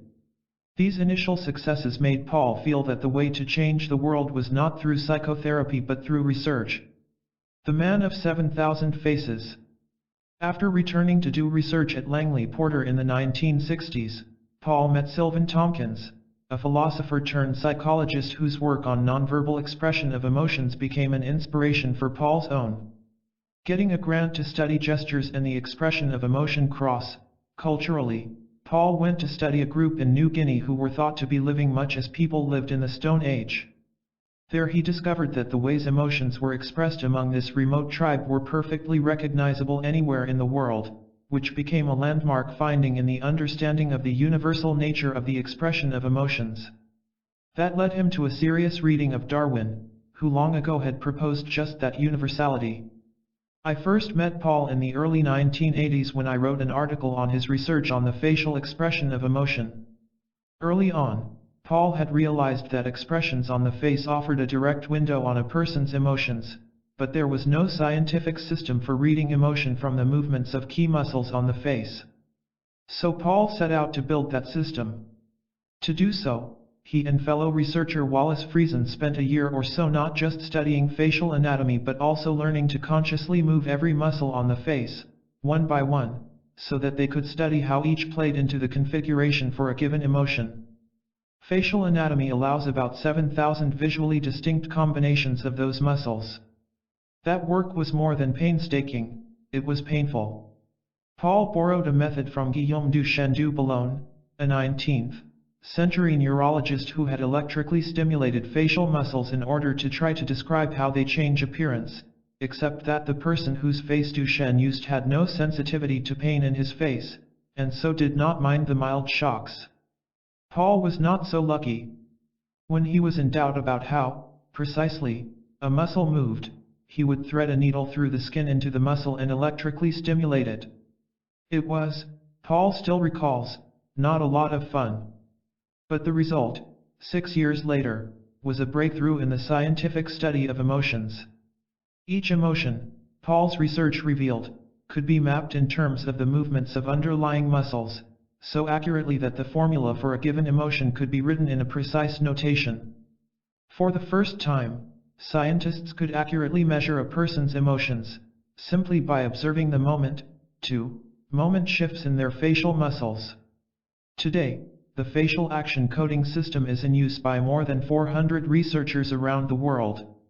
2 research teams are trying to automate the system, so that someday, probably within the next 5 years, it will be possible for researchers to get readouts of even the slightest emotional shifts a person goes through, just as an EEG gives a continual reading of brain waves. The opportunity to come to the meeting also coincided with Paul's work on the book he tried to describe to me during our walk in Cambridge. It would deal with many of the same issues we were discussing, notably the question of when emotions are functional or dysfunctional, and how we can change what we become emotional about. While Paul felt that in his decades of research on emotions he had learned much that would interest the Dalai Lama, he was even more excited about what he might learn himself. The centuries of inner science developed in Tibet, Paul suspected, might offer useful lessons on methods of managing our emotional experience that Western science as yet knew little of. Paul also had a more personal agenda for our meeting in Dharamsala. Since having had an assignment, in the army during the peak of the Cold War, to analyze the potential casualties in the event of a nuclear bombing, Paul had been active in nuclear disarmament groups. His activist spirit was taken up by his college-age daughter, Eve, who since she was 15 had been working to help the Tibetan cause. Eve's interests had prodded Paul to come here to Dharamsala, and he brought Eve with him to be a spectator. Paul's nonverbal cues made it very clear that he was proud and delighted to have her at his side during the week. The universals. Paul, whose task was to review a scientific framework on emotions, began, "Your Holiness, it is a great honor to be able to speak to you. I have to apologize for the fact that although I have spent 40 years studying emotion, I have only spent 4 months learning anything about Buddhism. All I really know is what I have read in 4 books of yours, so you will have to forgive my naivete when I try to make connections if I have misunderstood them. In my talk I am going to distinguish between scientific facts, for which we have evidence, and theory, for which we don't have evidence but which addresses some of the most interesting questions. I'll try to spend more time on the theory than the facts, but I will begin with the facts. Let me begin with the issue of universals. When I began my research in this area, the general belief in the West was that emotions were quite different from one culture to another, like language or values. They were assumed to be learned, and to vary and reflect each culture. This was in contradiction to the view in Charles Darwin's book of I-872, The Expression of Emotion in Man and Animals. Darwin held that our emotions have evolved, that we share some of our emotions with other animals, and that they are a unifying force for all humankind. As Paul showed a series of slides of faces with dramatic expressions, he noted, "In my first research, I showed these very faces and others like them to people in 21 different cultures around the world. The viewers were asked to say what emotion was shown. Despite the differences in culture and language, the same emotions were ascribed in each culture. Everyone said the expression of the first picture was happy, though they might have used a different word for it. The next one everyone called disgust or disdain. This kind of research, though, left a gap. Because all of the people I had studied had been exposed to the same television and movie films, you could." In Paul Ekman's research, he showed these photos of faces depicting a range of emotions to people in different cultures, asking them what emotions were shown. Argue that they were learning these expressions from Charlie Chaplin, John Wayne, or Richard Gere, an acknowledgement that Gere was sitting just behind Paul, observing the session, not as a product of evolution. To close that gap, I had to study people who had had no contact with the outside world. There was a scientist at that time who was studying a group of Stone Age people in New Guinea who had a particular disease, and he had taken over 100,000 feet of movie film of these people. They were still using stone implements, and had had no prior contact with the outside world. I spent 6 months studying those films. That is when I really made my discovery, because I saw nothing I hadn't seen before. There was nothing unique, nothing new, and I could tell from what happened both before and afterward in the film that my interpretations of their emotions were correct. I didn't need to learn their expressive language, their facial expressions. Their expressive language was my expressive language. In I-967, I went to New Guinea to study these people, Paul added as he showed slides of some of the spontaneous expressions his team had photographed. Here is a young boy showing joy. This woman is showing surprise with raised eyebrows. In the next, the woman in the far back is glaring at me in anger because I had broken a cultural rule by paying attention to her. A man was showing this expression of disgust as he watched me eat the canned food that I had brought with me, and I, of course, showed similar expressions when I ate his food. Now, these are nice as examples but not as evidence. I needed to do systematic experiments. In the most interesting experiment, I would tell them a story and ask them to show me what their face would be like in each story. As he continued his narration, Paul showed some frames taken from his own film of the New Guinea tribe. They did not know what a camera was, so they were not embarrassed about being filmed during the following scenarios. Show me what your face would look like if you were about to fight. Or if someone did something you didn't like but you were not going to fight. Or if you learned your child had died. Finally, if friends come to your village whom you haven't seen in a long time. It should be no surprise that when I showed these pictures to American college students who had no familiarity with these people, they had no problem understanding their emotions. For me, this was decisive in showing the A boy shows joy, a woman, anger. The man is disgusted at seeing Paul eat canned food. Darwin was right, this is part of the unity of humankind. There are universals not only in the expressions of emotion but also in some of the events that bring forth the emotion. We don't have the best evidence for this, but what we do have suggests that it is the same for all people on an abstract level, though the specifics may vary. For sadness or anguish, the common theme is an important loss. What or who that loss may be varies from one individual to another and from one culture to another. Just as there are universals in what brings forth an emotion, there are also universals in some of the changes that occur within our body when we feel an emotion. With a colleague, Robert Levinson at the University of California at Berkeley, I looked at the changes in bodily organs with each emotion. Let's take just the examples of anger and fear. In both of these emotions there is an increase in heart rate, and sweating also occurs. But in anger the hands get hot, while in fear the hands get cold. This difference in skin temperature is universal. I say this is universal because we studied this also in a culture in the highlands of western Sumatra, the Minangkabau, and we got exactly the same findings on the physiology. 18 kinds of smiles. Another point is the difference between voluntary and involuntary expression. It was not I who discovered this, but a French neurologist of the last century, Dr. Guillaume Duchenne. Paul showed an image of Dr. Duchenne with a patient with a simulated smile, and another with a genuine smile. The patient, on the left, had no pain sensation in his face. Dr. Duchenne applied electrodes to stimulate the muscles. He discovered, for example, which muscle pulls the lips up. But when he looked at the picture, he said, "He's smiling but he doesn't look happy."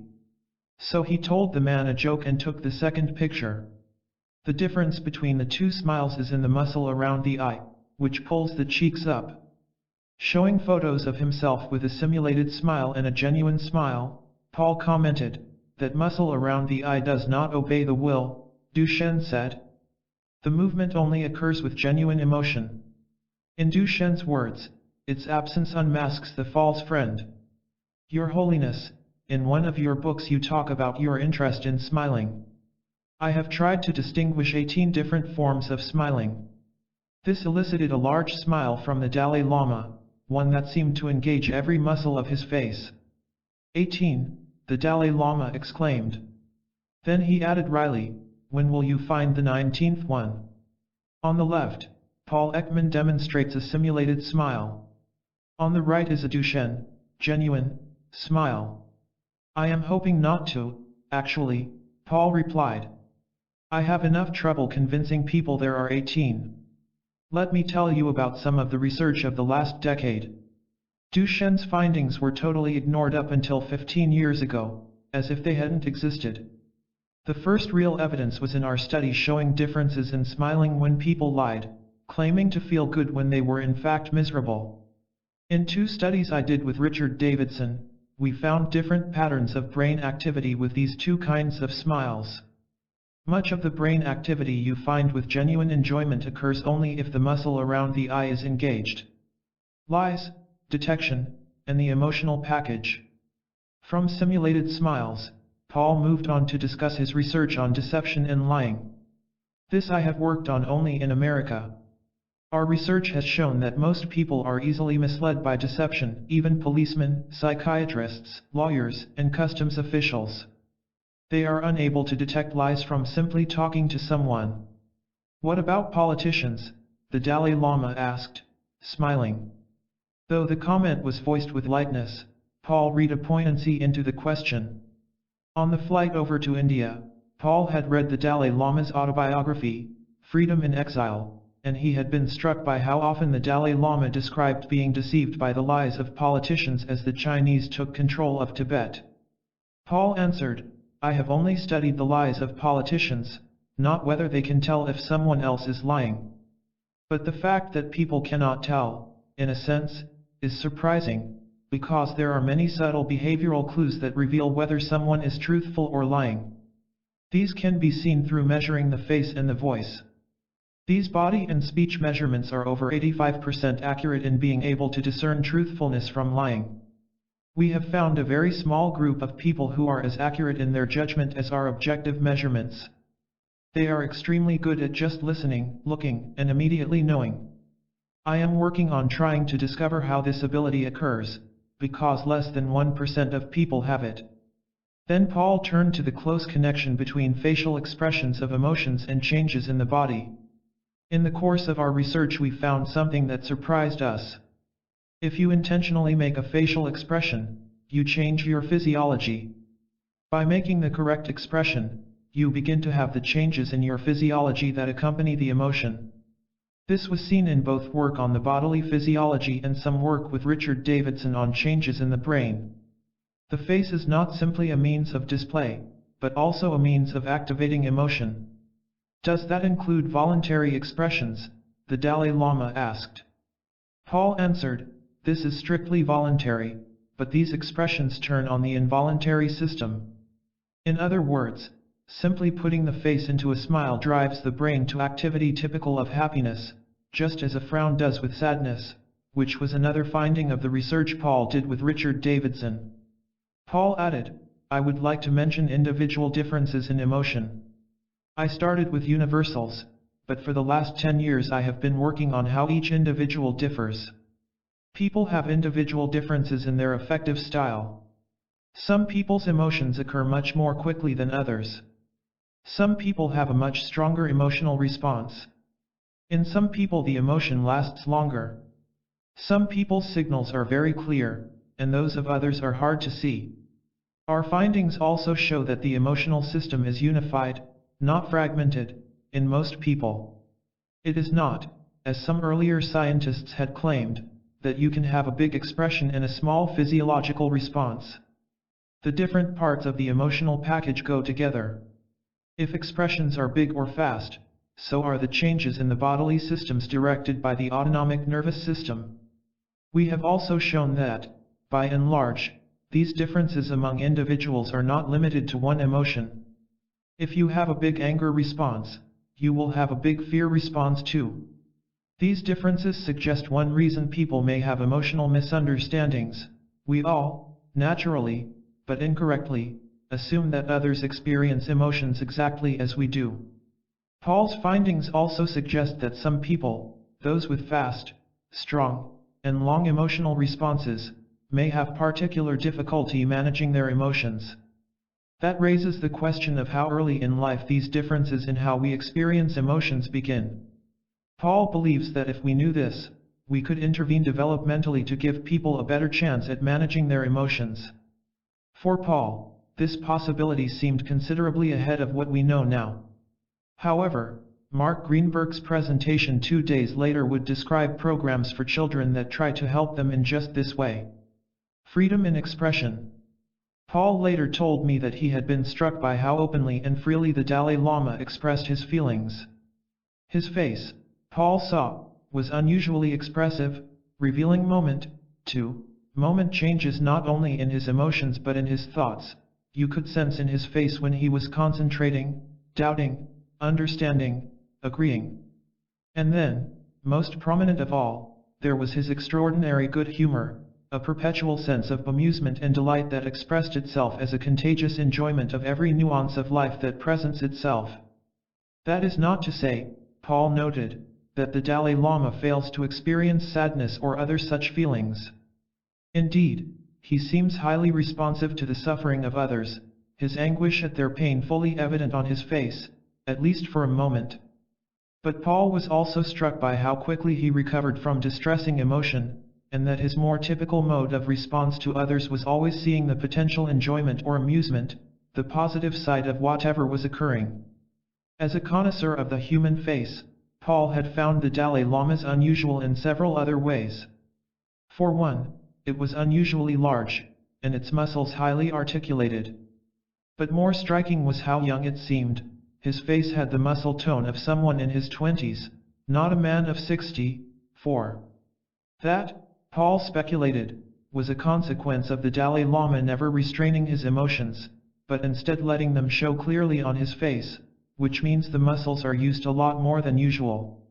While most people acquire a self-consciousness that leads them to restrain the free expression of their emotions, the Dalai Lama appeared completely unself-conscious about showing them.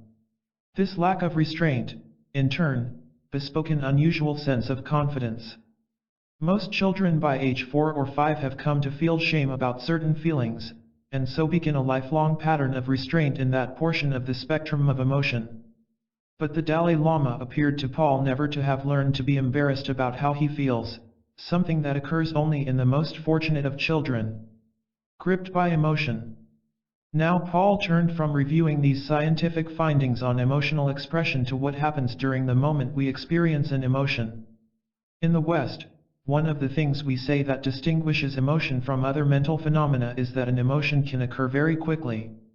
It can begin in a fraction of a second, even though in some people it often takes much longer.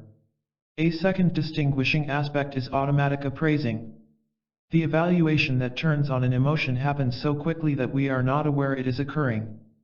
We are not a witness to the process of evaluation that generates the emotion.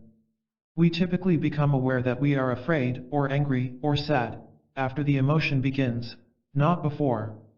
The moment we become aware is a half-second or a quarter-second after the emotion begins, not before.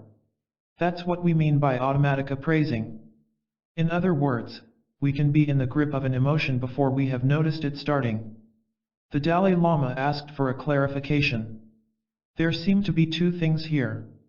One is the process of the arrival of emotion, the other is the feeling of the emotion itself. Are you suggesting that you become aware of both of these only after the fact? No, Paul explained, you typically become aware once the emotion begins. It focuses and commands attention once it starts, but not during the process that generates it.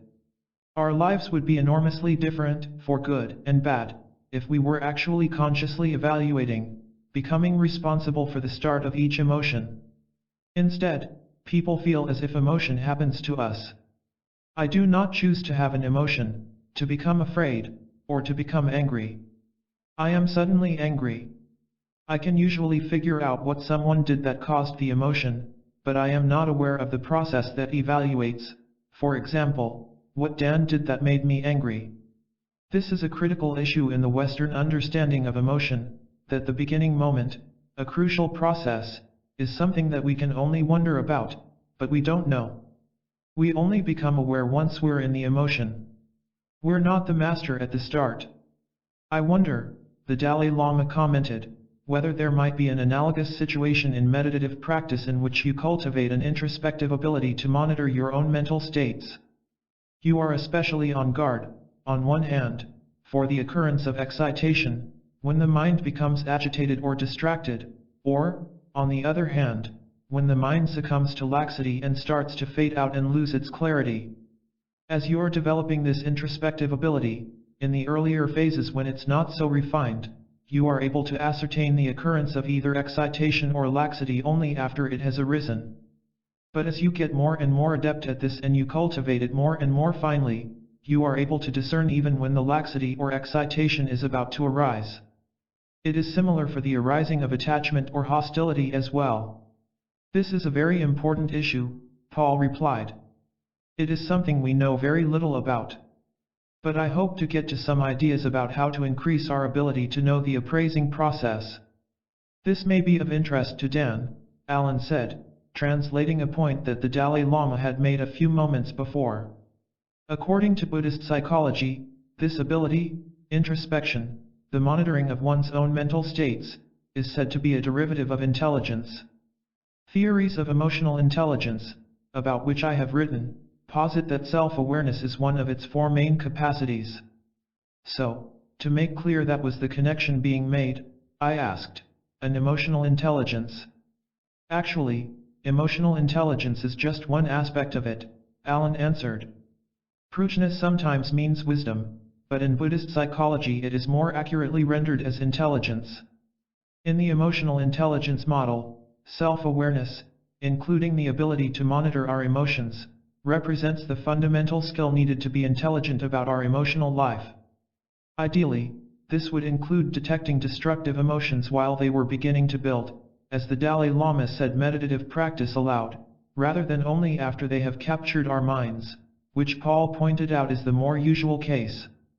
If we can become aware of destructive emotions as they are first stirring, we have maximal choice about how we will respond to them. Private thoughts, public feelings. The appraising that occurs, Paul continued, is influenced by two things. It is influenced by the history of our species on this planet. One theorist says that what we respond to reflects the wisdom of the ages. It is also influenced by our own personal history. Both phylogeny and ontogeny, both what has been useful and adaptive to humankind and what has been useful and adaptive in our own growth and development, determine the appraising response. Emotions are public, not private.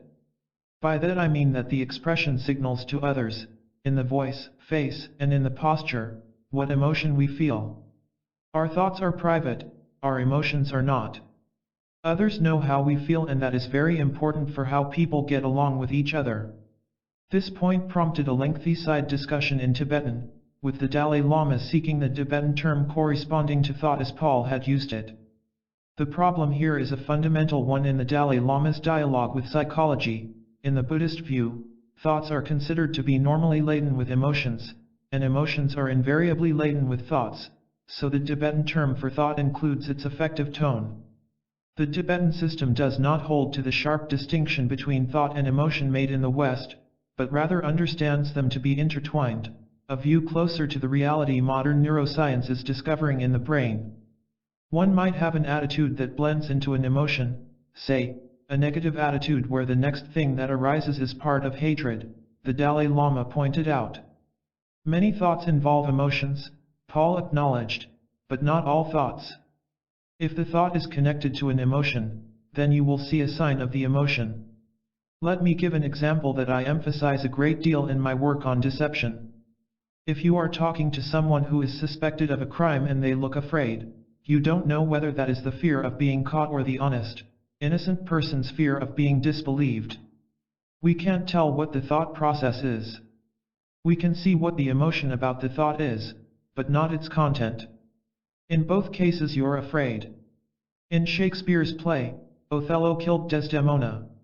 He was right in seeing that she was afraid, but he was wrong in what he attributed it to.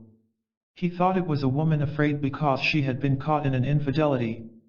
But it was a woman afraid for her life from a jealous husband. In the Buddhist context, the Dalai Lama said, there is often an attempt made to understand the causal relationship between emotions and thoughts. In many cases, we have a powerful emotion that gives rise to a certain intention, so often the emotion precedes the thought or acts as a catalyst for it. In Buddhist moral philosophy we speak of three types of unvirtuous mental states, two of which are closely related to emotions. One is covetousness, and another is ill will. Covetousness is generated by a powerful attachment to a given object. That attachment then gives rise to the thought I want that. Covetousness could also be aroused by anger and other emotions.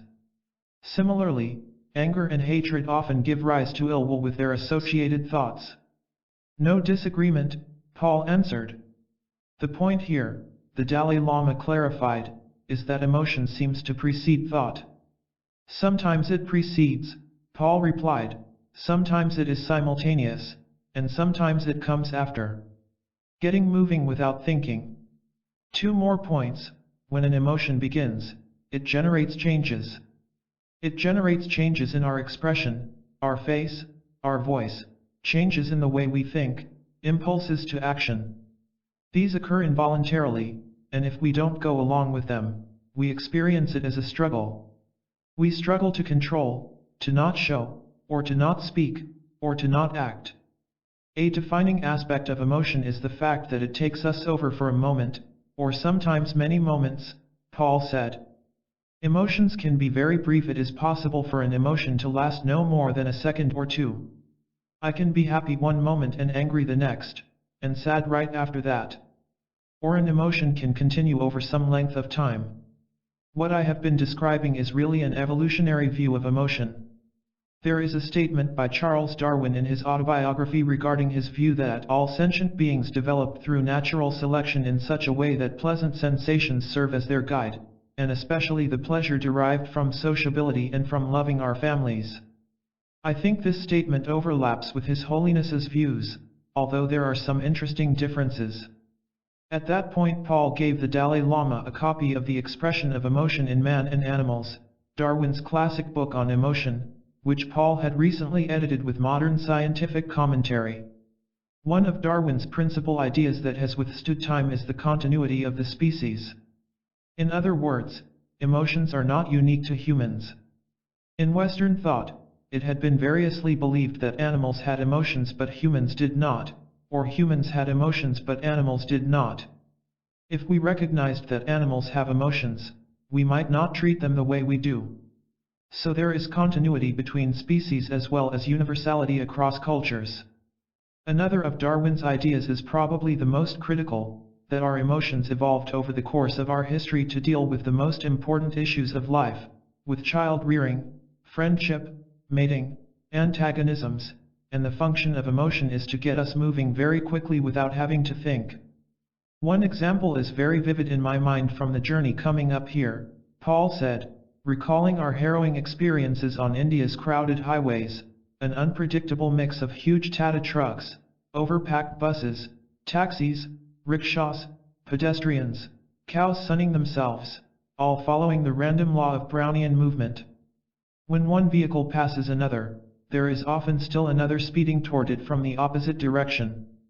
There ensues a daredevil, adrenaline, drenching set of moments when both drivers lean on the horn non-stop until they squeeze by.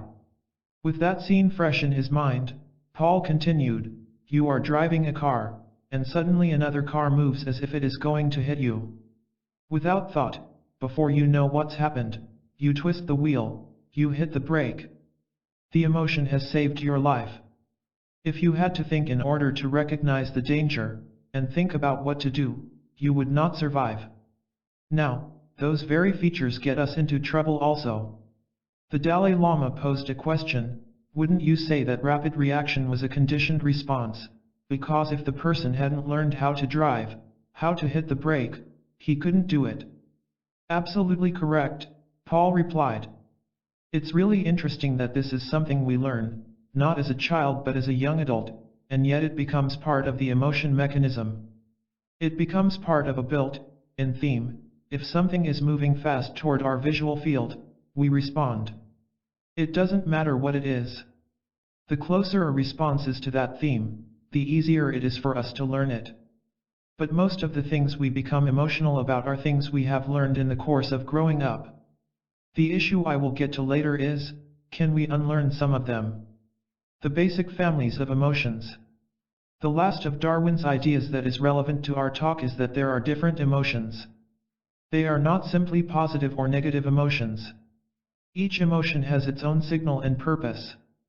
The question then becomes, how many emotions are there? So I've listed those for which there is good scientific evidence. The question of which emotions are basic, those that others derive from, has been a subject of intense debate in this scientific field. There are several schools of thought, and a body of recent research to resolve the question, including cross-cultural studies to see if an emotion is universal and cross-species studies to see if it occurs in primates, both indicators that a given emotion may have been essential in evolution. There are up to 10, according to Paul: anger, fear, sadness, disgust, contempt, surprise, enjoyment, embarrassment, guilt, and shame. Each of these words stands for a family of emotions, not just one emotion. There is, for example, a family of anger feelings. The list Paul offered had several similarities to that from Buddhist psychology for mental states. Looking back at the end of the week, the Dalai Lama found the idea of emotion families intriguing. In the moment, he made some immediate comparisons to the typology he was familiar with in Buddhism, which led to a long discussion in Tibetan with Jinpa, who had gone into his habitual debate mode. Finally His Holiness asked Paul, would you say that covetousness is an emotion? There is disagreement here. It is closest to envy, Paul replied. I think of each emotion having a family of related feelings. Covetousness is part of the envy family, which was not on the list of emotions essential in evolution. He continued, I began to study contempt believing it was a strictly Western, particularly English, emotion. But the evidence for its universality was just as good, and there's evidence for it in other animals, not just humans. Stephen Suomi is the scientist who has observed that when a dominant primate is challenged by a juvenile, it responds with the same muscular display for contempt as in humans. The Dalai Lama asked, "Are all the emotions on the list there, fear, anger, disgust, and so on, spontaneous? Are those in common with animals? And are you necessarily unaware of how they start? Could there be instances of fear, for example, that are the outcome of thought processes?" "Yes," said Paul, "fear occurs when we have negative expectations. Say, for example, I am waiting to learn the outcome of a medical test to see whether I have cancer. I have to wait for a few days and, not continuously, but often, whenever my mind comes back to it and I think of the consequences, I experience fear." In my view, and not everyone agrees with this, primates may also be capable of that process. Some primates, at least, can be aware of how they feel and may be able to anticipate emotional events and suffer in advance of the pain. The Dalai Lama went on, "This raises the issue of afflicted intelligence. Clearly we can induce fear using our intelligence by pondering, by anticipation, and so forth. I wonder about the extent to which animals also can arouse emotions such as fear through cogitation. It is probably possible in principle, but rather marginal compared to the extent to which human beings do it." "I would agree," said Paul, "but I myself worry about the extent to which we may underestimate what happens in other animals. It is so convenient to underestimate." That last point resonated strongly with the Dalai Lama's writings on compassion, which urge that people kill not even an insect. 7 types of happiness. Each of the emotion families, Paul explained, contains a complex of related feelings, as in these 7 variations within the happiness family: amusement, fiero, the delight of meeting a challenge; relief, excitement, novelty, awe, wonder; sensory pleasures, in each of the senses; calm, peacefulness. I believe each of those is an emotion, but the evidence is not as good for some of them. I have added the last possible emotion, a state of calmness or peacefulness, based on what I have been thinking about in the last week. I am not terribly happy with either of those words, but it is in that realm. Would you say equanimity? I suggested, using the term cited in Buddhist literature for a state of balanced contentment. That's not a bad word either, Paul agreed.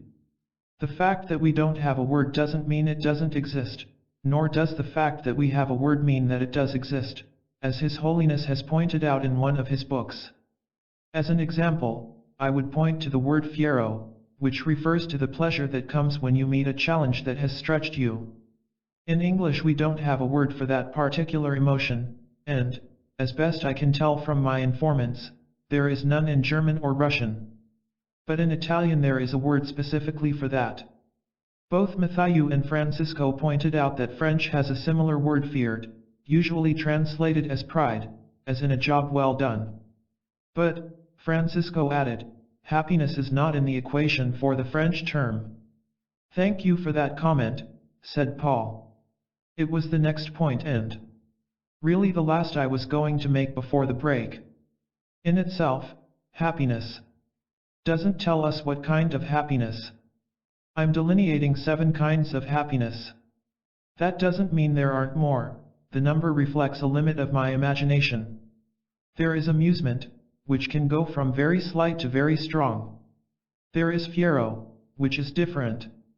There is the wonderful feeling of relief, I didn't have cancer.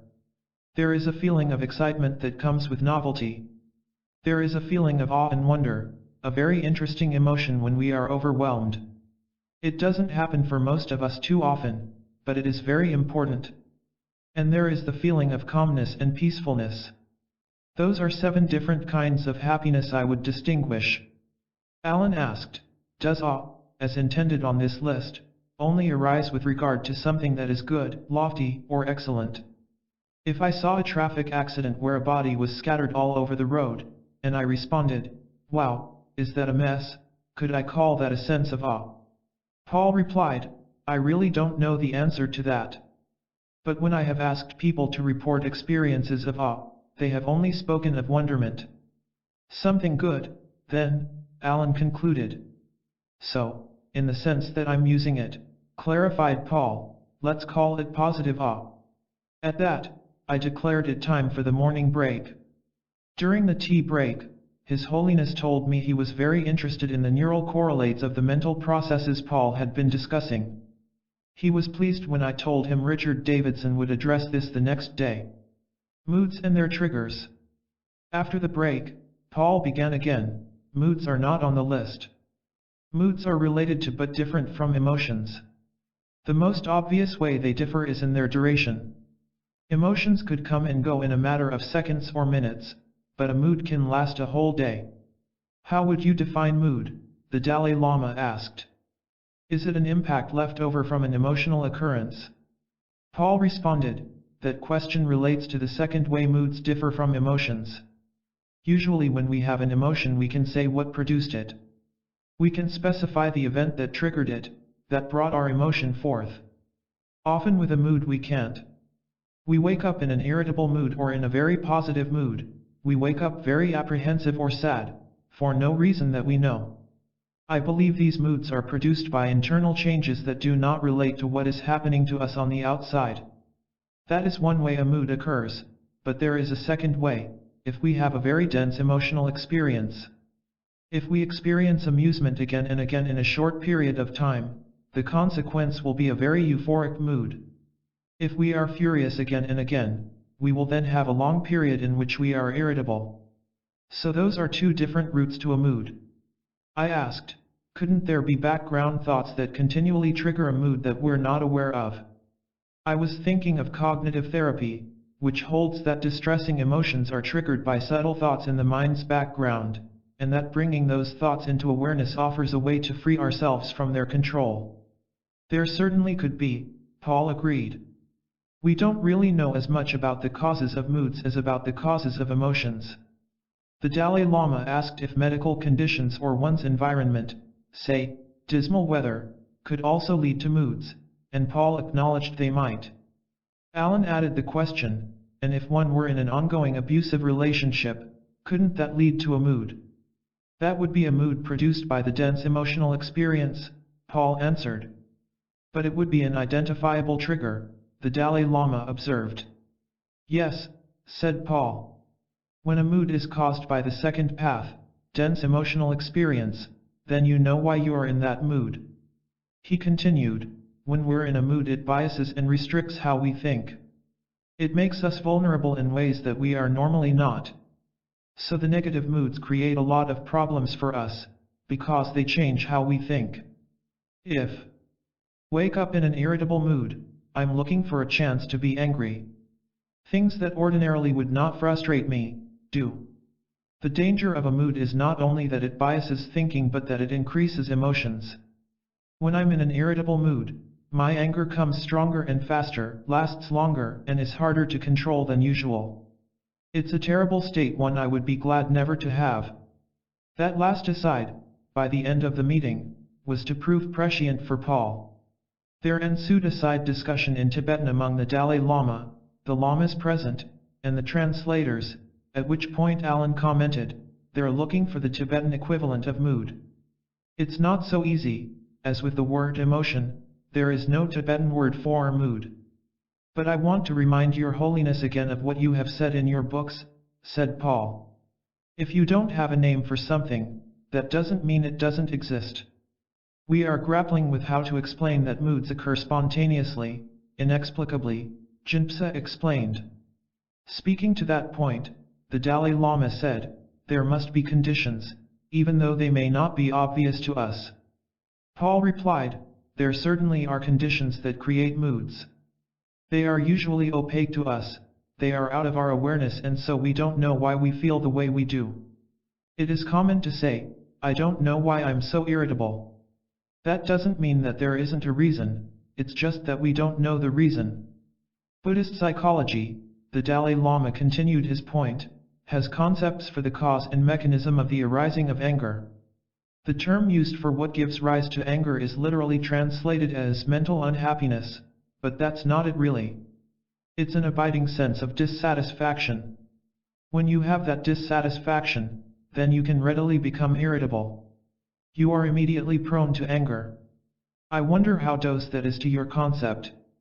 That sounds very close to me, Paul agreed. Very close. Buddhist psychology explains the arising in the mind of a given mental state, such as anger, in terms of both immediate and distant causes. These can include external stimuli in the environment, one's physiological state, one's thoughts, and other hidden influences, including what Buddhists see as past life experiences stored in the mind as habitual propensities. But a fundamental difference is that Buddhists strive to be totally free from anger, while most Westerners view anger, in the proper degree and situation, as perfectly suitable, and few consider whether we can eradicate it altogether. Paul then delved into the anger family, starting with the emotional cousins hatred and resentment. I do not use these words in the same way that everyone in the West uses them or as they are used in His Holiness's writings, Paul started. The exact words don't matter. What matters is to identify whether these are important, separate states. Resentment is a long-standing feeling of being treated unfairly and unjustly. When we feel resentment, we don't feel it all the time, but when an event occurs that brings it to mind, then the resentment recurs. Resentment can fester like a boil and occupy our mind all the time in the forefront, but it need not. It can be totally out of mind and just called forth when you hear some news. When this resentment is not manifesting, not boiling over, would it fit into this large category that comes up so often in Western psychology, the subconscious? The Dalai Lama asked. We can't say where it resides, said Paul. It is out of consciousness, ready to be reawakened. In Buddhist psychology, the Dalai Lama said, there is an understanding that many of these emotions need not necessarily be manifest. In fact, the emotions themselves may be felt or experienced, but they are also present in the form of habitual propensities that remain unconscious, or dormant, until they are catalyzed. Here I interjected, the Pali term is anasayas, latent tendencies. This concept in Buddhist psychology holds that the mind harbors propensities for different emotional states, including the destructive ones, due to past experiences that have built up into mental habits. These latent propensities are seen as why, if strong anger comes on one occasion, it can come later, on another, more easily or strongly, even if in the meantime it fades completely and is replaced by loving compassion or forgiveness. Given the right triggering circumstances, the latent anger can come back full strength. In the Buddhist ideal of eradicating destructive emotions, even these latent tendencies need to be uprooted. Paul resumed, resentment may be easily re-aroused, but the key to it is the feeling of unfairness and injustice. Hatred, like resentment, is long-standing. It involves at least three emotions: disgust, anger, and contempt. Would you not make a distinction, the Dalai Lama asked, between resentment that is based on reality and resentment that is conjured up just by thinking thoughts that are unhinged from reality? Would you put them into the same category? Well, they are clearly different kinds of resentment, Paul answered. Hatred, like resentment, is long-standing. Like resentment, it can be unconscious. Like resentment, it can fester, so it's all you think about all the time. But it differs from resentment in an important way. Although focused on a person, it's not focused on a specific injustice or unfairness. I hope that this afternoon we might discuss whether hatred is necessarily destructive. It depends on the kind of hatred, I'd argue. Paul gave an example. My hatred for Hyder could motivate me to dedicate my life to overcoming bigotry and violence. Hatred need not, in my thinking, lead to self-destructive behavior, nor to behavior that is motivated to destroy the other person. The subtleties of love and compassion. With the list of basic emotions families still on the screen, Paul went on to one of the 15 or so emotional cousins in the enjoyment family, love. Love, of course, includes but transcends enjoyment alone. While the momentary pangs of love are enjoyable, love refers to a long, Term commitment, a complex state of attachment, not just a momentary emotion. I try to distinguish the three kinds of love, and I wish we had a different word for each in English. There is parental love. There is loving friendship. And there is romantic love, often the shortest of the three, Paul added, getting a laugh. Wouldn't romantic love be a subdivision of loving friendship? The Dalai Lama asked. I don't believe romantic love survives unless loving friendship develops. It provides the structure, Paul answered. Loving friendship doesn't always develop, and then romantic love doesn't survive. Romantic love has two additional ingredients. One is sexual intimacy, which you don't have in loving friendship, and the other, normatively, is the creation and raising of children in a long-term relationship. These types of love are contexts in which many emotions are felt. I love my daughter, who is sitting over there, but that doesn't mean I don't sometimes get angry with her or worry a lot. I rarely feel disgust with her, but I am often surprised or feel pride. I feel many different emotions toward her, but the key is not the emotions. The key is the enduring, unconditional commitment. Where does compassion fit? Here I tread on thin ice. Is it an emotional trait? Is it an attitude and not a trait? Compassion certainly seems to be a condition in which you are responsive to the emotions of others. You are able to appreciate and know what they are feeling, but it is more than just empathy. Why is it not easy to acquire? Can anyone become compassionate? Can some people learn compassion more easily than others, and if so, why? The Dalai Lama showed keen interest in what Paul was saying, nodding in agreement as he spoke. The closest model that I can think of for compassion, Paul noted, is the absorption and unconditional concern that exists between a mother and infant. It is such a strong state, I don't have the right words for it. It prohibits many negative actions from occurring. That doesn't mean that a mother doesn't sometimes get angry with her infant, but, ideally, she never harms the infant. I know that in the West people would question why I don't say caregiver and infant, but I'm not sure that is as good a model biologically as mother and infant. It is possible. But we are beginning to learn about some of the hormones responsible for biologically mediating that relationship between mother and infant. But I leave that to my friend, Richard Davidson, who would speak about the biology of emotions the next day. Paul, even in Buddhist texts, that's the model that is used, the mother and infant, said the Dalai Lama.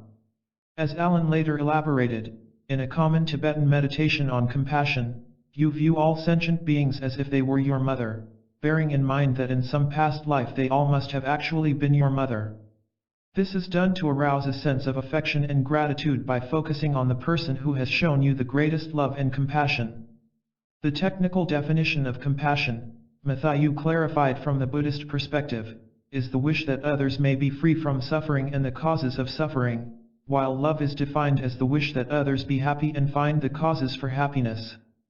There is no question that parents will sacrifice their life for the child, without thought, because of the nature of this engagement, Paul continued.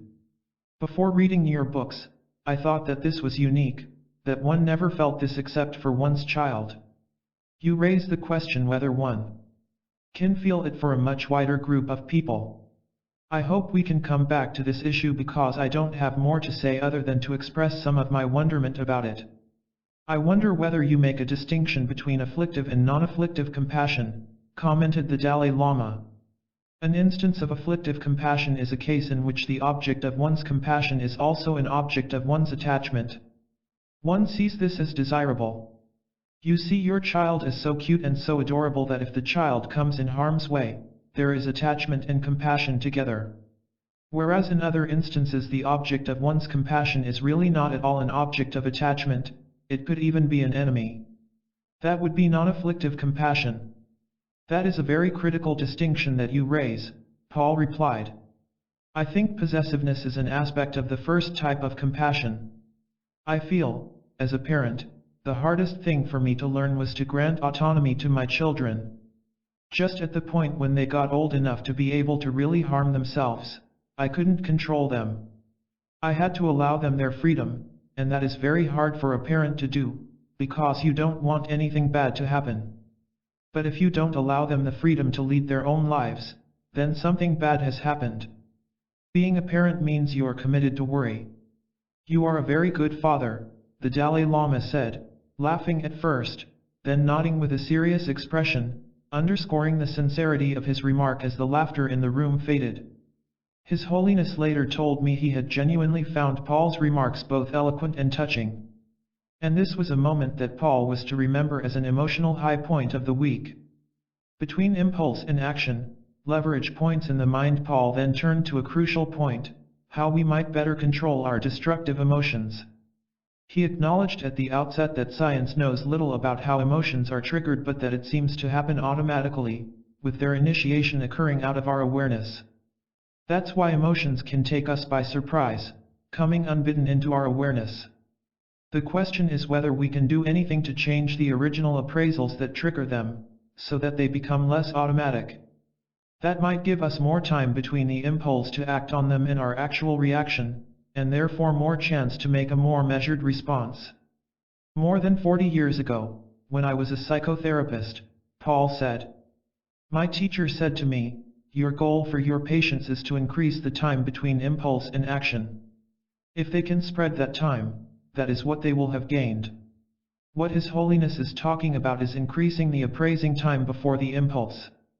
It is not the time from impulse to action, but from appraising to impulse. That is an extraordinary and very important difference. In short, there are two places where consciousness, awareness of what is happening, could make a difference in our ability to regulate destructive emotions. Say, for instance, someone rudely steps in front of us in a line. When that occurs, an appraisal evaluates that person's actions: he's being rude.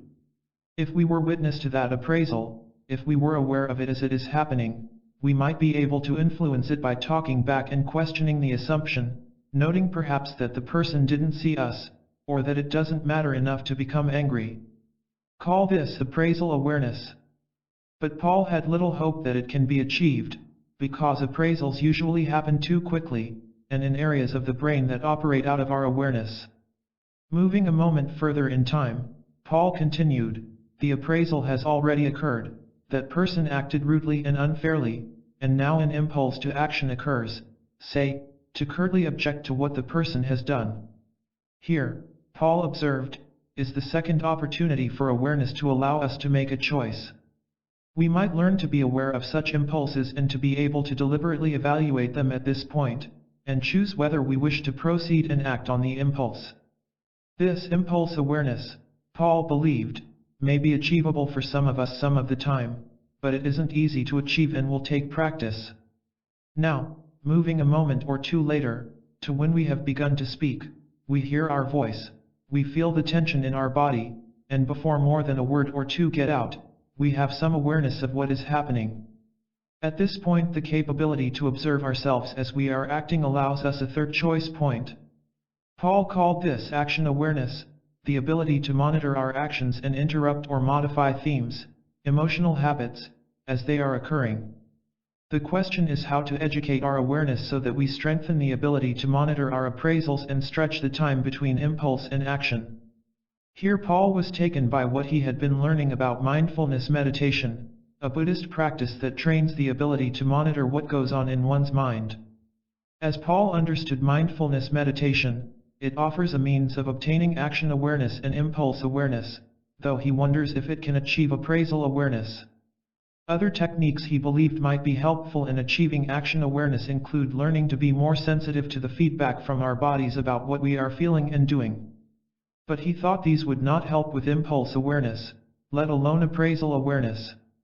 The issue is choice. He argued that emotions were not designed or did not evolve for us to have choice about how we evaluate and what we do. Although emotions often serve us well, we would all be better off if we could exercise choice when our emotions lead us to acts that are destructive to ourselves or others, when we are misperceiving rather than correctly perceiving what is occurring. In short, Paul pointed out 3 different choice points: during the appraisal, during the impulse, and during the actions taken. Let me now go back to the more general issue of how automatic appraising operates. It doesn't make us respond to just anything. We become emotional about some things but not others. Moreover, we become emotional about some of the same things as other people, and we become emotional about things that others are not emotional about at all. Am I right?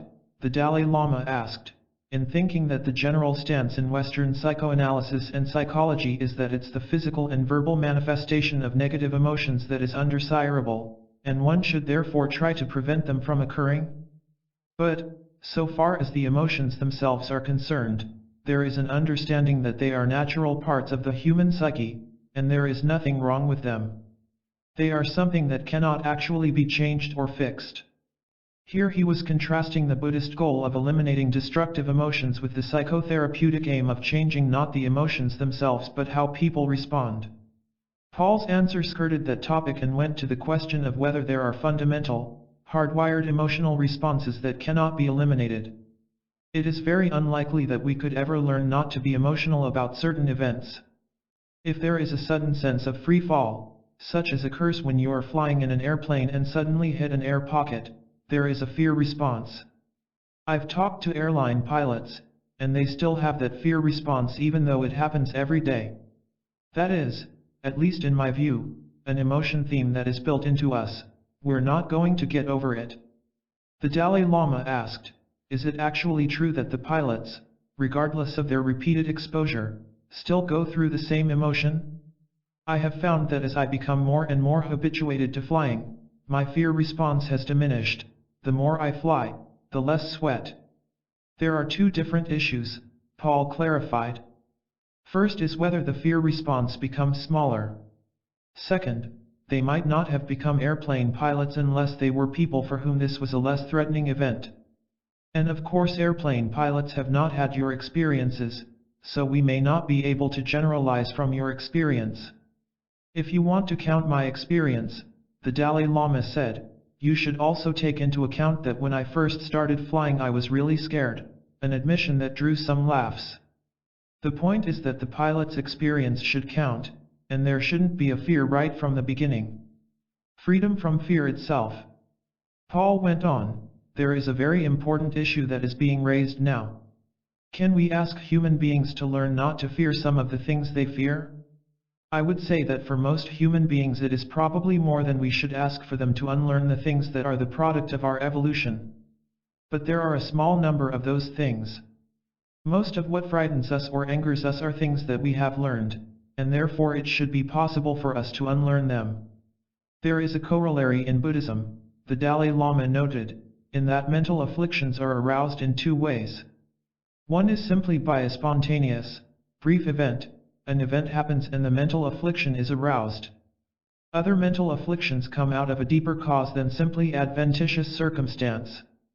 They come out of your predilections and habitual propensities. The latter are more difficult to remedy. This brought to mind a point I had wanted to raise earlier, about what does, and does not, change through psychotherapy. Your Holiness, I said, I would like to mention a study by Lester Laborsky at the University of Pennsylvania. In successful psychotherapy he found that what changed was the action people took, not their feelings. They still had the same fear or anger after psychotherapy, though it was weaker. But they were able to change how they responded even though they felt the same emotional impulse. That may be a limitation of that therapeutic approach. You may be able to do better, Paul commented. If can use a computer metaphor, there is a storage system in which are preserved the events we have learned to be afraid of, or to be angry or sad about. Things enter that storage system throughout our lives. There may be critical periods during which things that enter may be harder to remove than at other periods. The strength the emotional event has when we learn it may also affect how hard it is to remove it. I'd like to come back to a point that His Holiness raised, that there is an important difference between the regulation of our response before and during an emotion. There are three different mental processes, or, if you like, three different opportunities. The goal, I believe, is to do better than the psychotherapy patient Stan mentioned. The goal is to not become emotional about things and then say to yourself afterward, why did I get angry about that? Why did that frighten me? The goal is for that to no longer happen. But if you can't achieve that goal, then the second goal is to not act on the emotion, not let it adversely affect others. And if you can't achieve that goal, then the last is to learn from it in the hope that you'll do better the next time. The first step is, I think, the real goal. Do these three goals correspond to the three stages before, during, and after an emotion? The Dalai Lama asked. It seemed as if they did, Paul said, but I would like to explore that with an example. One more abstract point first before the example. One of the reasons we have so much difficulty once we become emotional is that the emotion itself enslaves us. There is what I call a refractory period, in which new information doesn't enter or, if it does, our interpretation is biased and we only regard the world in a way that supports the emotion we are feeling. That refractory period may be only a few seconds or it may be much longer. As long as it is occurring, we can't get out of the grip of that emotion. That doesn't mean we have to act on it, but it is still seizing us. When the refractory period ends, the emotion can end. The question that I don't have the answer for is what practices can help us shorten that refractory period, Paul said, noting that there were three ways to intervene: not become emotional at all, shorten the refractory period, or better control how we act even during the refractory period. The case of teasable Tim. Now Paul returned to the example he had promised, drawn from the pages of the book he was writing, called Gripped by Emotion. Suppose a boy whom I'll call Tim was teased by a cruel father whose teases were made as a joke, but their cruel edge was to mock and humiliate. When Tim would get upset when his father teased him, that delighted his father, and he would tease Tim more.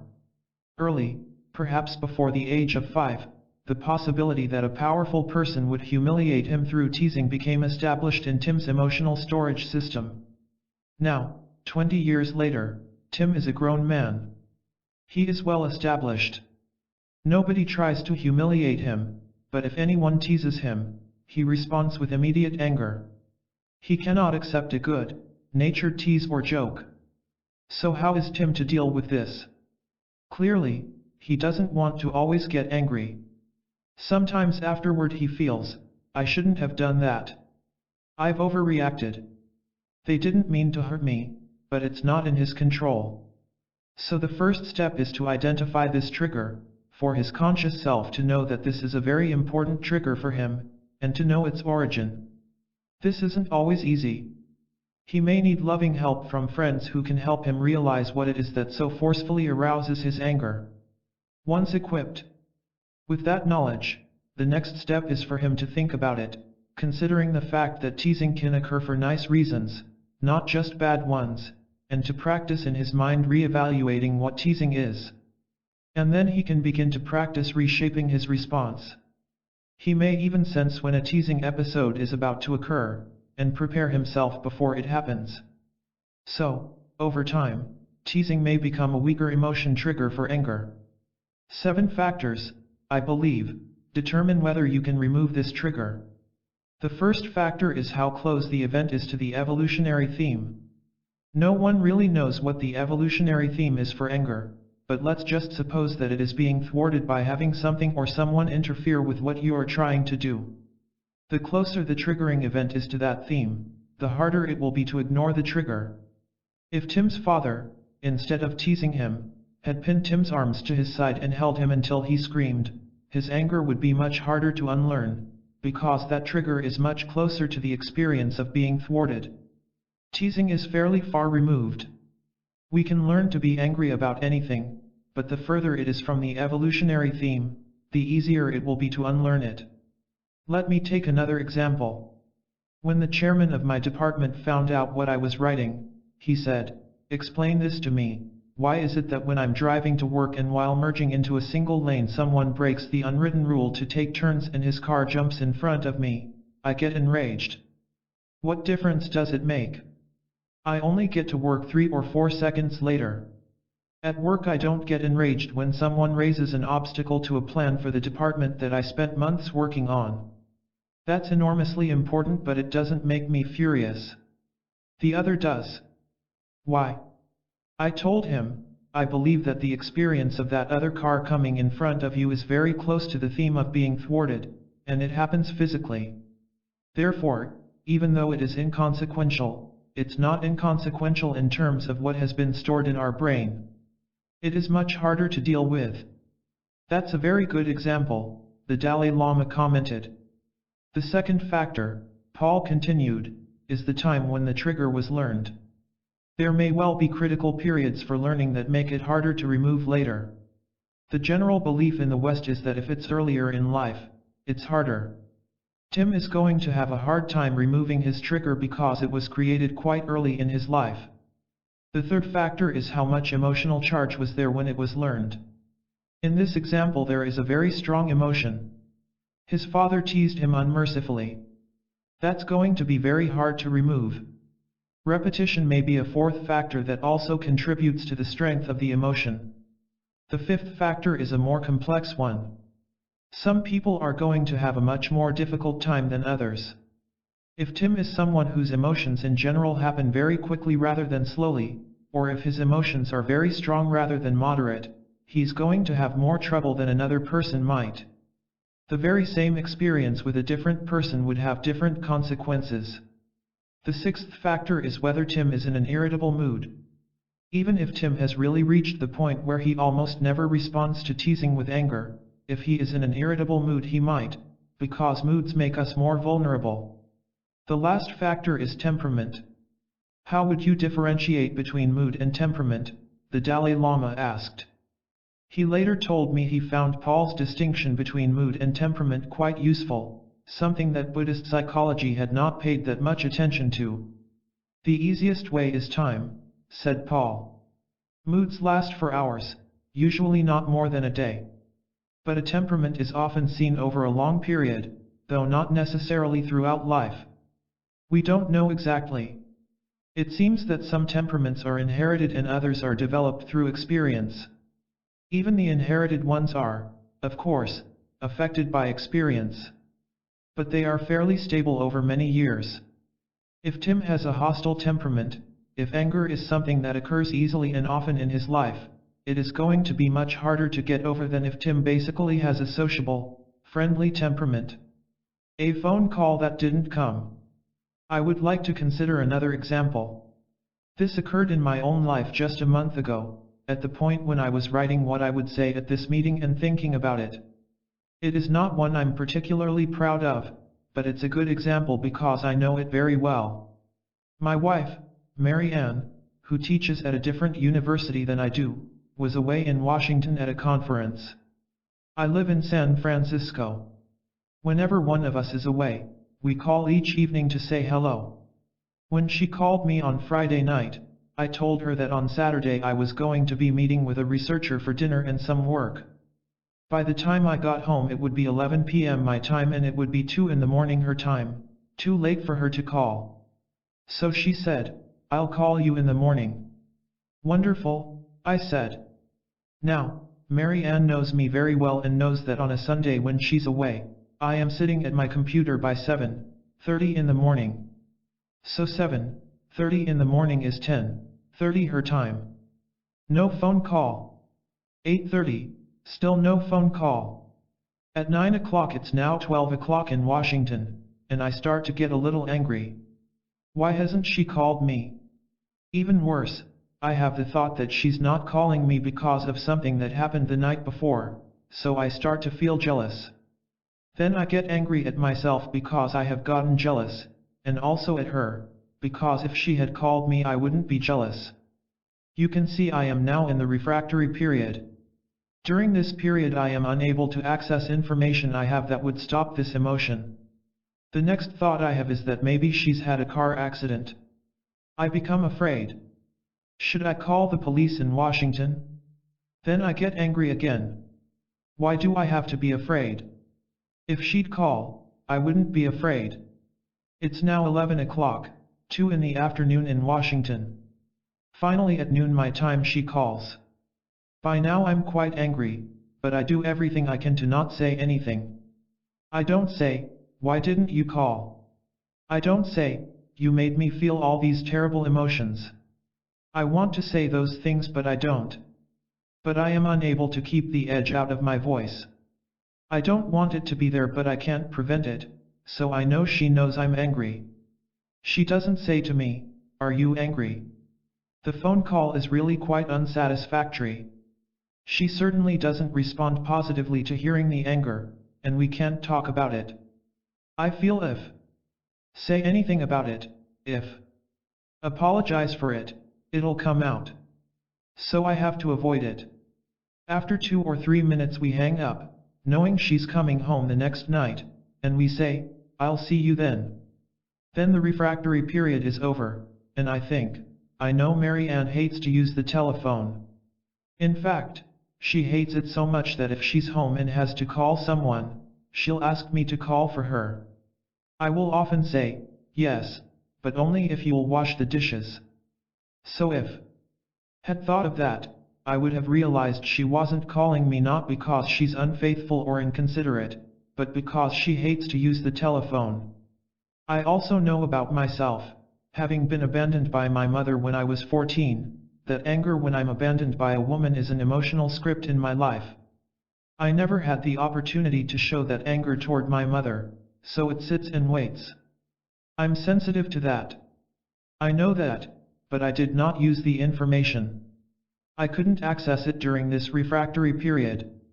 I also know, after 20 years of marriage, that Mary Ann's very trustworthy. There's no reason to be jealous. All of this information was in my head, but I couldn't get to it during the refractory period because I could only interpret things that supported this emotion. Maybe 2 minutes after the phone call, fortunately, I did all of this reappraising. I called her back and didn't say anything about having been angry, but now we had a very nice conversation. A few days later, I asked her about the episode, and she said, "I realized you were angry, but I didn't want to say anything about it. I believe now, in this situation, I would not become angry again, because I have learned. I couldn't shorten the refractory period, but I was able to prevent myself from acting and saying anything I would regret." Then I did a lot of analyzing afterward that I think will now prepare me so that this kind of situation will not call forth anger. I won't have to keep repeating mistakes.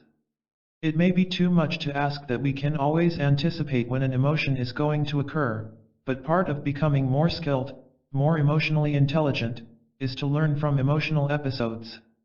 This account was one of the moments in Paul's presentation that particularly impressed His Holiness. He saw Paul's approach as a sort of contemplation on recognizing the destructive nature of anger, akin to a Buddhist analytic practice for dealing with such emotions, in which a person logically analyzes the costs of acting from them.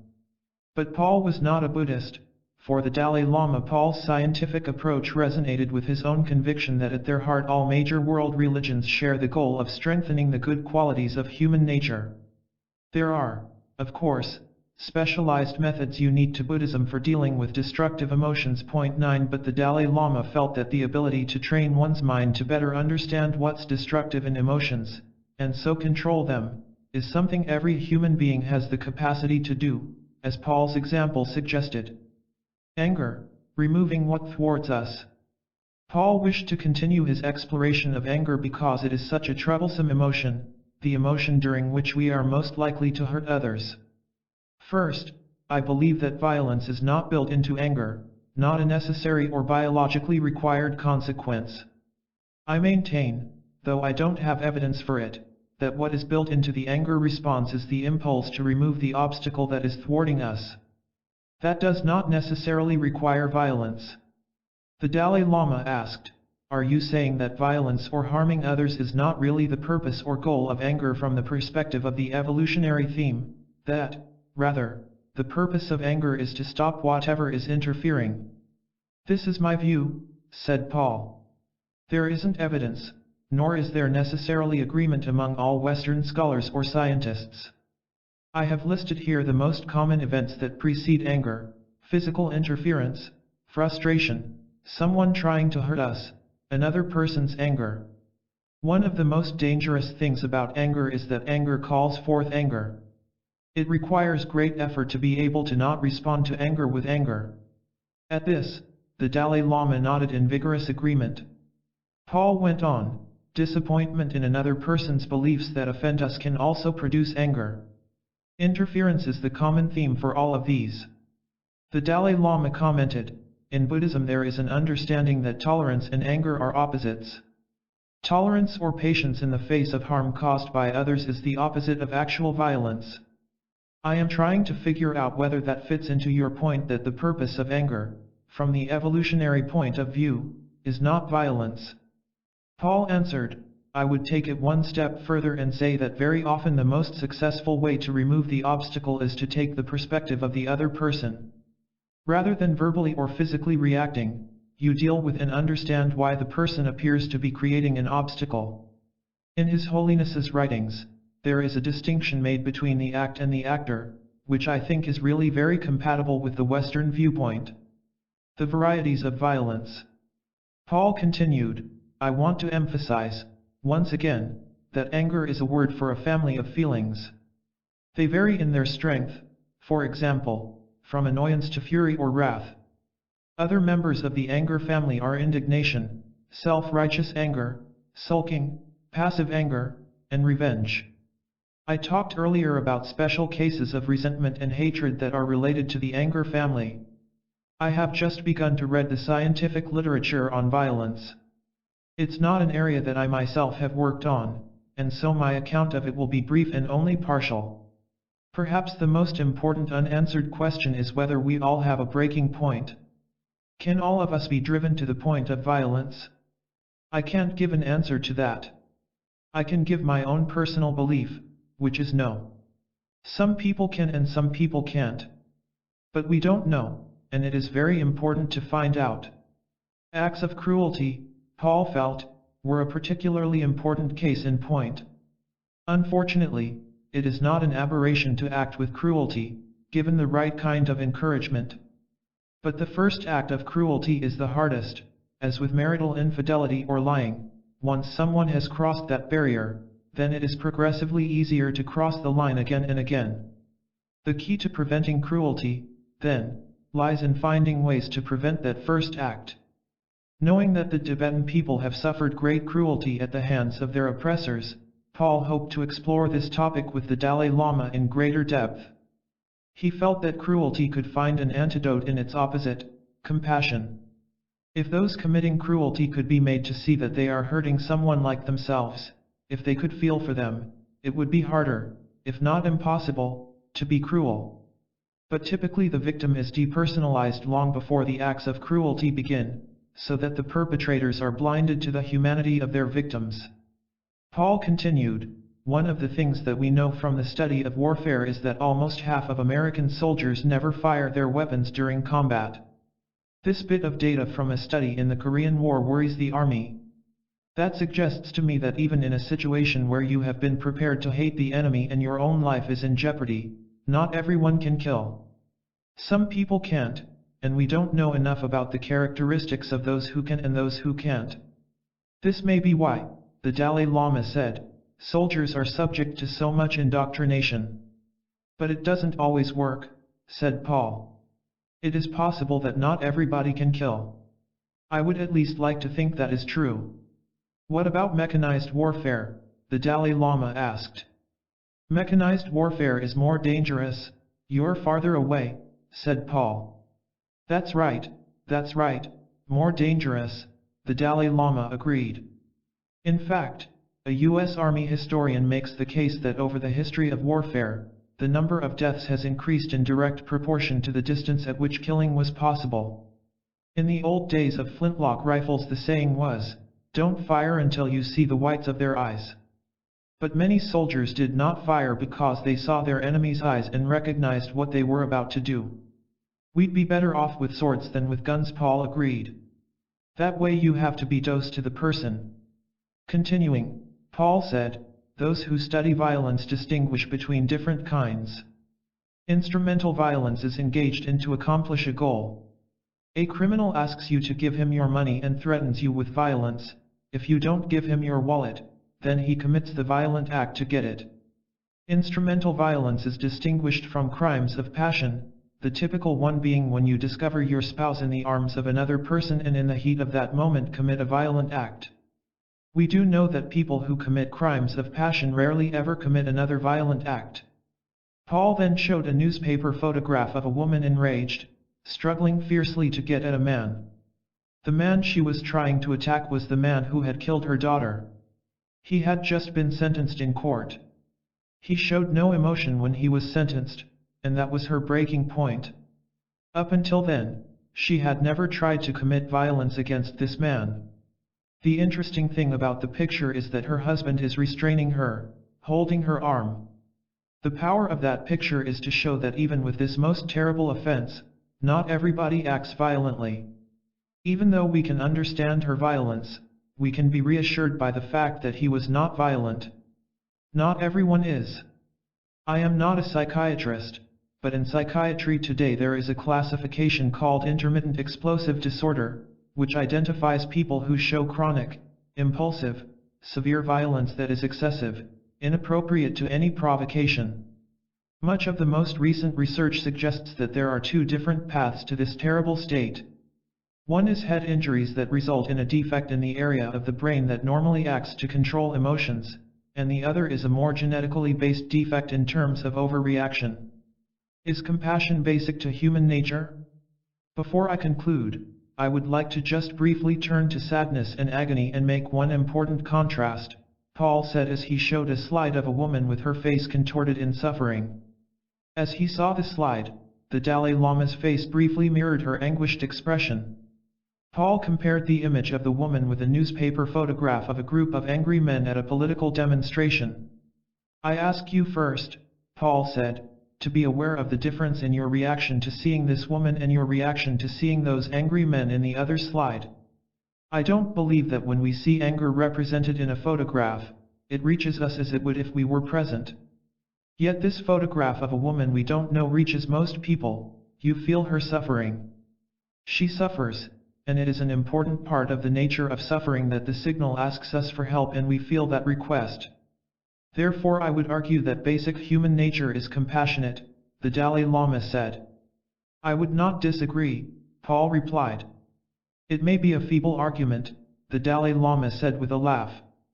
No, Paul dissented. Actually, I think it's an important issue.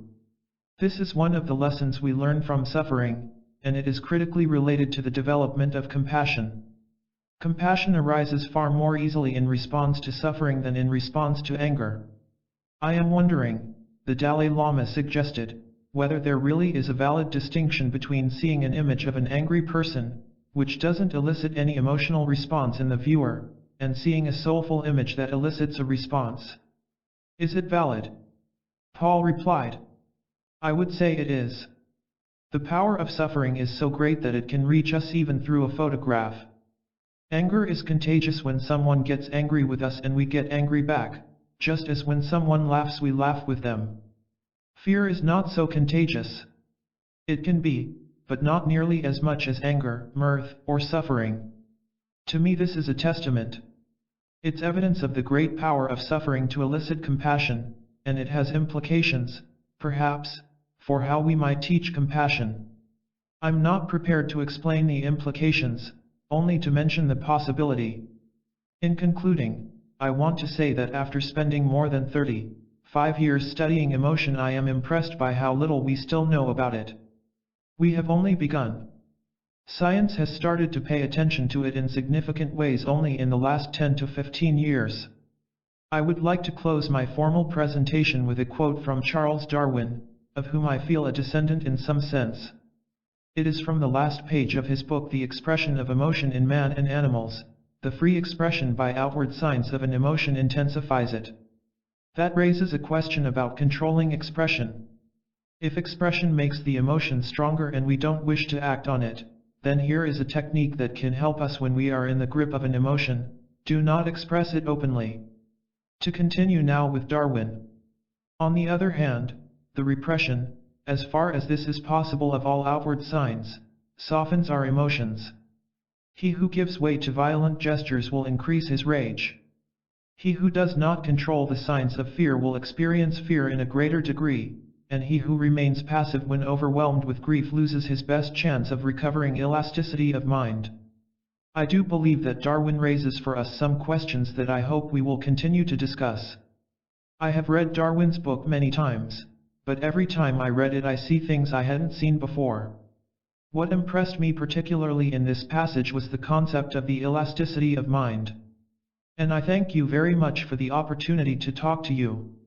As Paul ended, he was wondering whether what he had said was useful or interesting to the Dalai Lama, whom Paul regarded as, in a sense, the conscience of the world.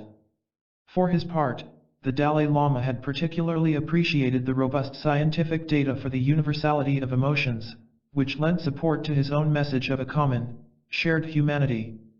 The Dalai Lama gave Paul a deep bow, palms of his hands together, in appreciation.